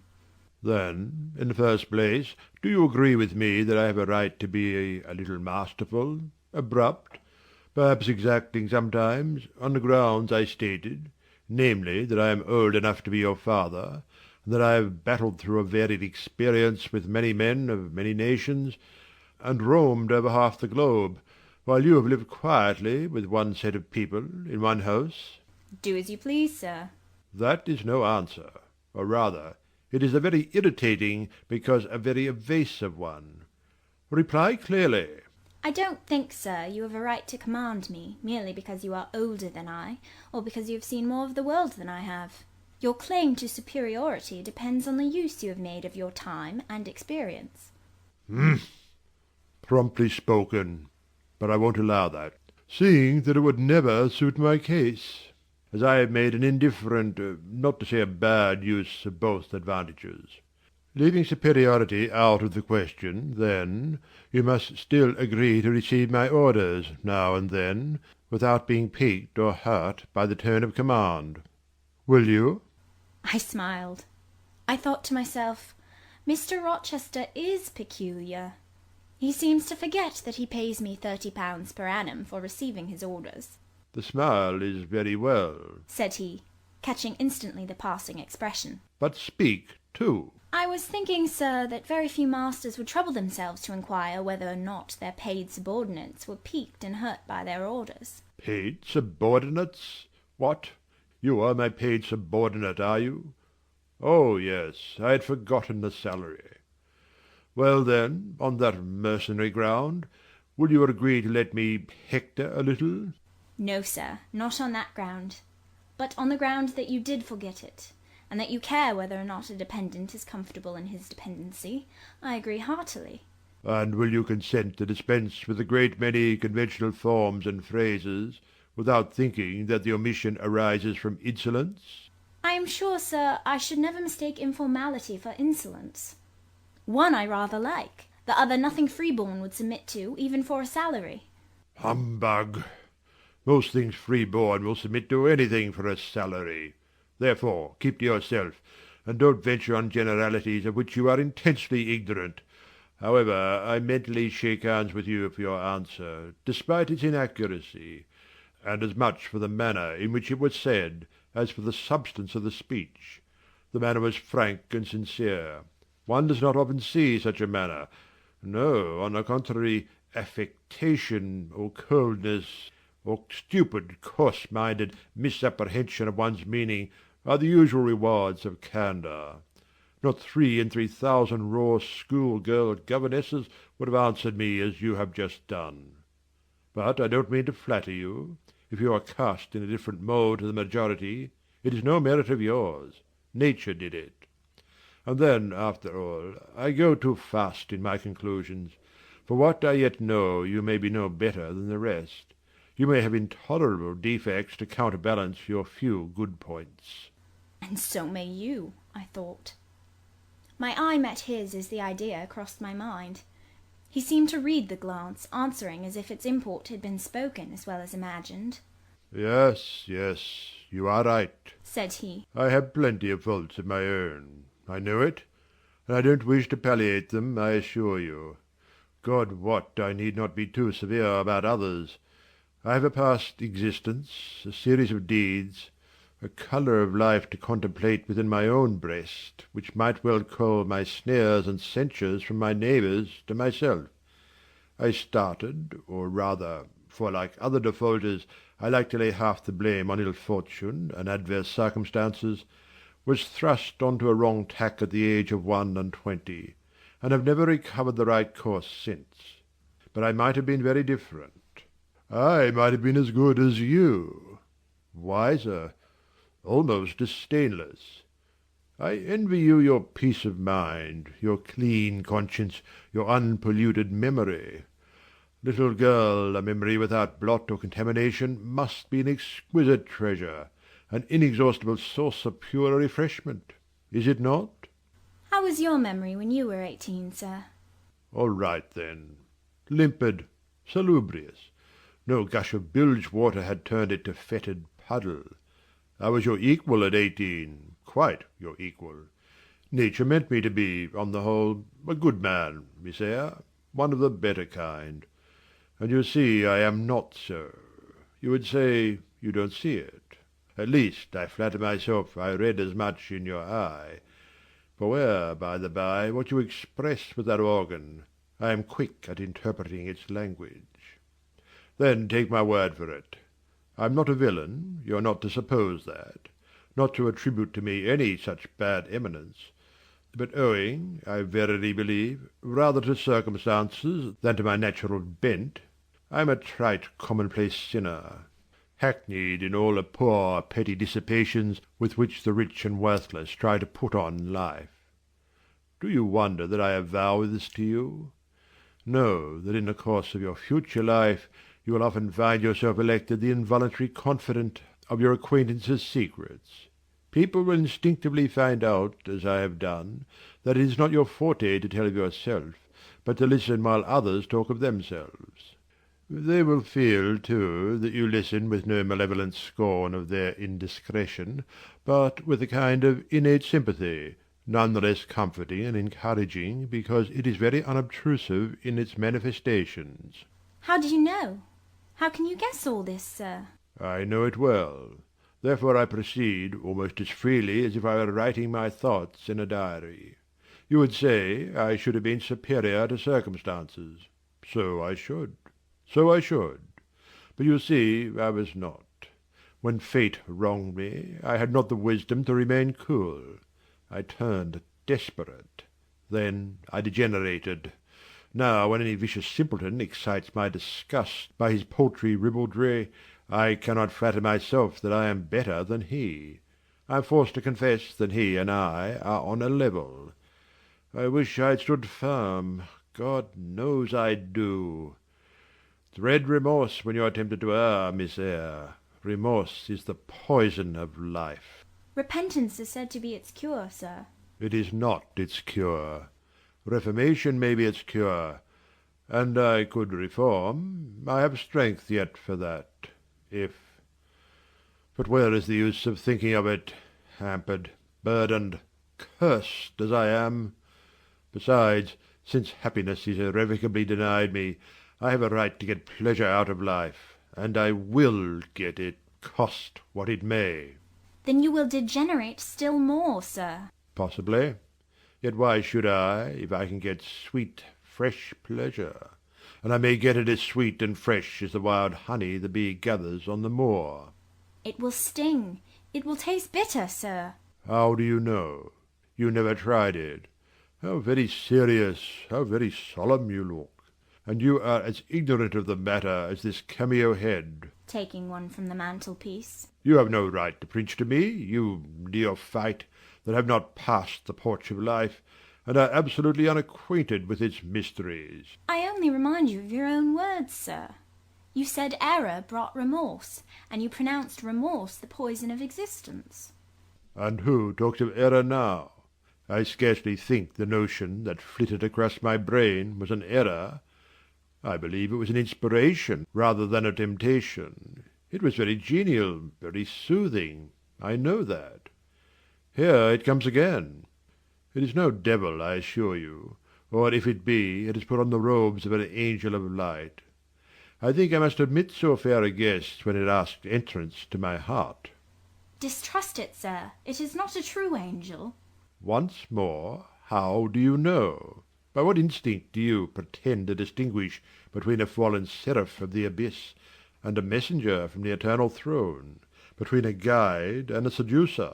I judged by your countenance, sir, which was troubled when you said the suggestion had returned upon you. I feel sure it will work you more misery if you listen to it. Not at all. It bears the most gracious message in the world. For the rest, you are not my conscience-keeper, so don't make yourself uneasy. Here, come in, bonny wanderer. He said this as if he spoke to a vision, viewless to any eye but his own. Then, folding his arms, which he had half extended on his chest, he seemed to enclose in their embrace the invisible being. Now, he continued, again addressing me, I have received the pilgrim, a disguised deity, as I verily believe. Already it has done me good. My heart was a sort of charnel. It will now be a shrine. To speak truth, sir, I don't understand you at all. I cannot keep up the conversation because it has got out of my depth. Only one thing I know. You said you were not as good as you should like to be, and that you regretted your own imperfection. One thing I can comprehend. You intimated that to have a sullied memory was a perpetual bane. It seems to me that if you tried hard, you would in time find it possible to become what you yourself would approve, and that if, from this day, you began with resolution to correct your thoughts and actions, you would in a few years have laid up a new and stainless store of recollections, to which you might revert with pleasure. Justly thought, rightly said, Miss Eyre. And at this moment I am paving hell with energy. Sir? I am laying down good intentions which I believe durable as flint. Certainly my associates and pursuits shall be other than they have been. And better. And better. So much better as pure ore is than foul dross. You seem to doubt me. I don't doubt myself. I know what my aim is, what my motives are, and at this moment I pass a law unalterable as that of the Medes and Persians, that both are right. They cannot be, sir, if they require a new statute to legalize them. They are, Miss Eyre, though they absolutely require a new statute. Unheard of combinations of circumstances demand unheard of rules. That sounds a dangerous maxim, sir, because one can see at once that it is liable to abuse. Sententious sage. So it is. But I swear by my household gods not to abuse it. You are human and fallible. I am. So are you. What then? The human and fallible should not arrogate a power with which the divine and perfect alone can be safely entrusted. What power? That of saying of any strange, unsanctioned line of action, "Let it be right." Let it be right. The very words. You have pronounced them. May it be right, then, I said as I rose, deeming it useless to continue discourse which was all darkness to me, and besides sensible that the character of my interlocutor was beyond my penetration, at least beyond its present reach, and feeling the uncertainty, the vague sense of insecurity, which accompanies a conviction of ignorance. Where are you going? To put Adele to bed. It is past her bedtime. You are afraid of me, because I talk like a sphinx. Your language is enigmatical, sir, but though I am bewildered, I am certainly not afraid. You are afraid. Your self-love dreads a blunder. In that sense I do feel apprehensive. I've no wish to talk nonsense. If you did, it would be in such a grave, quiet manner, I should mistake it for sense. Do you never laugh, Miss Eyre? Don't trouble yourself to answer. I see you laugh rarely. But you can laugh very merrily. Believe me, you are not naturally austere, any more than I am naturally vicious. The lowered constraint still clings to you somewhat, controlling your features, muffling your voice, and restricting your limbs. And you fear in the presence of a man and a brother, or father, or master, or what you will, to smile too gaily, speak too freely, or move too quickly. But in time I think you will learn to be natural with me, as I find it impossible to be conventional with you. And then your looks and movements will have more vivacity and variety than they dare offer now. I see at intervals the glance of a curious sort of bird through the close-set bars of a cage. A vivid, restless, resolute captive is there. Were it but free, it would soar cloud-high. You are still bent on going? It has struck 9, sir. Never mind. Wait a minute. Adele is not ready to go to bed yet. My position, Miss Eyre, with my back to the fire and my face to the room, favours observation. While talking to you, I have also occasionally watched Adele. I have my own reasons for thinking her a curious study, reasons that I may, nay, that I shall impart to you some day. She pulled out of her box about 10 minutes ago a little pink silk frock. A rapture lit her face as she unfolded it. Coquetry runs in her blood, blends with her brains, and seasons the marrow of her bones. Il faut que je le sais, cried she, et à l'instant même. And she rushed out of the room. She is now with Sophie, undergoing a robing process. In a few minutes she will re-enter, and I know what I shall see, a miniature of Céline Varens, as she used to appear on the boards at the rising of... but never mind that. However, my tenderest feelings are about to receive a shock. Such is my presentiment. Stay now to see whether it will be realized. Ere long, Adele's little foot was heard tripping across the hall. She entered, transformed as her guardian had predicted. A dress of rose-coloured satin, very short, and as full in the skirt as it could be gathered, replaced the brown frock she had previously worn. A wreath of rosebuds circled her forehead. Her feet were dressed in silk stockings and small white satin sandals. Est-ce que ma robe va bien? Cried she, bounding forwards. Et mes souliers, et mes pas. Tenez, je crois que je vais danser. And spreading out her dress, she chassed across the room till, having reached Mr. Rochester, she wheeled lightly round before him on tiptoe, then dropped on one knee at his feet, exclaiming, Monsieur, je vous remercie mille fois de votre bonté. Then rising, she added, C'est comme cela que maman faisait, n'est-ce pas, monsieur? Precisely, was the answer. And comme cela, she charmed my English gold out of my British breeches pocket. I have been green too, Miss Eyre, aye, grass green. Not a more vernal tint freshens you now than once freshened me. My spring is gone, however, but it has left me that French floweret on my hands, which, in some moods, I would fain be rid of, not valuing now the root whence it sprang, having found that it was of a sort which nothing but gold dust could manure. I have but half a liking to the blossom, especially when it looks so artificial as just now. I keep it, and rear it rather on the Roman Catholic principle of expiating numerous sins, great or small, by one good work. I'll explain all this some day. Good night. End of chapter 14.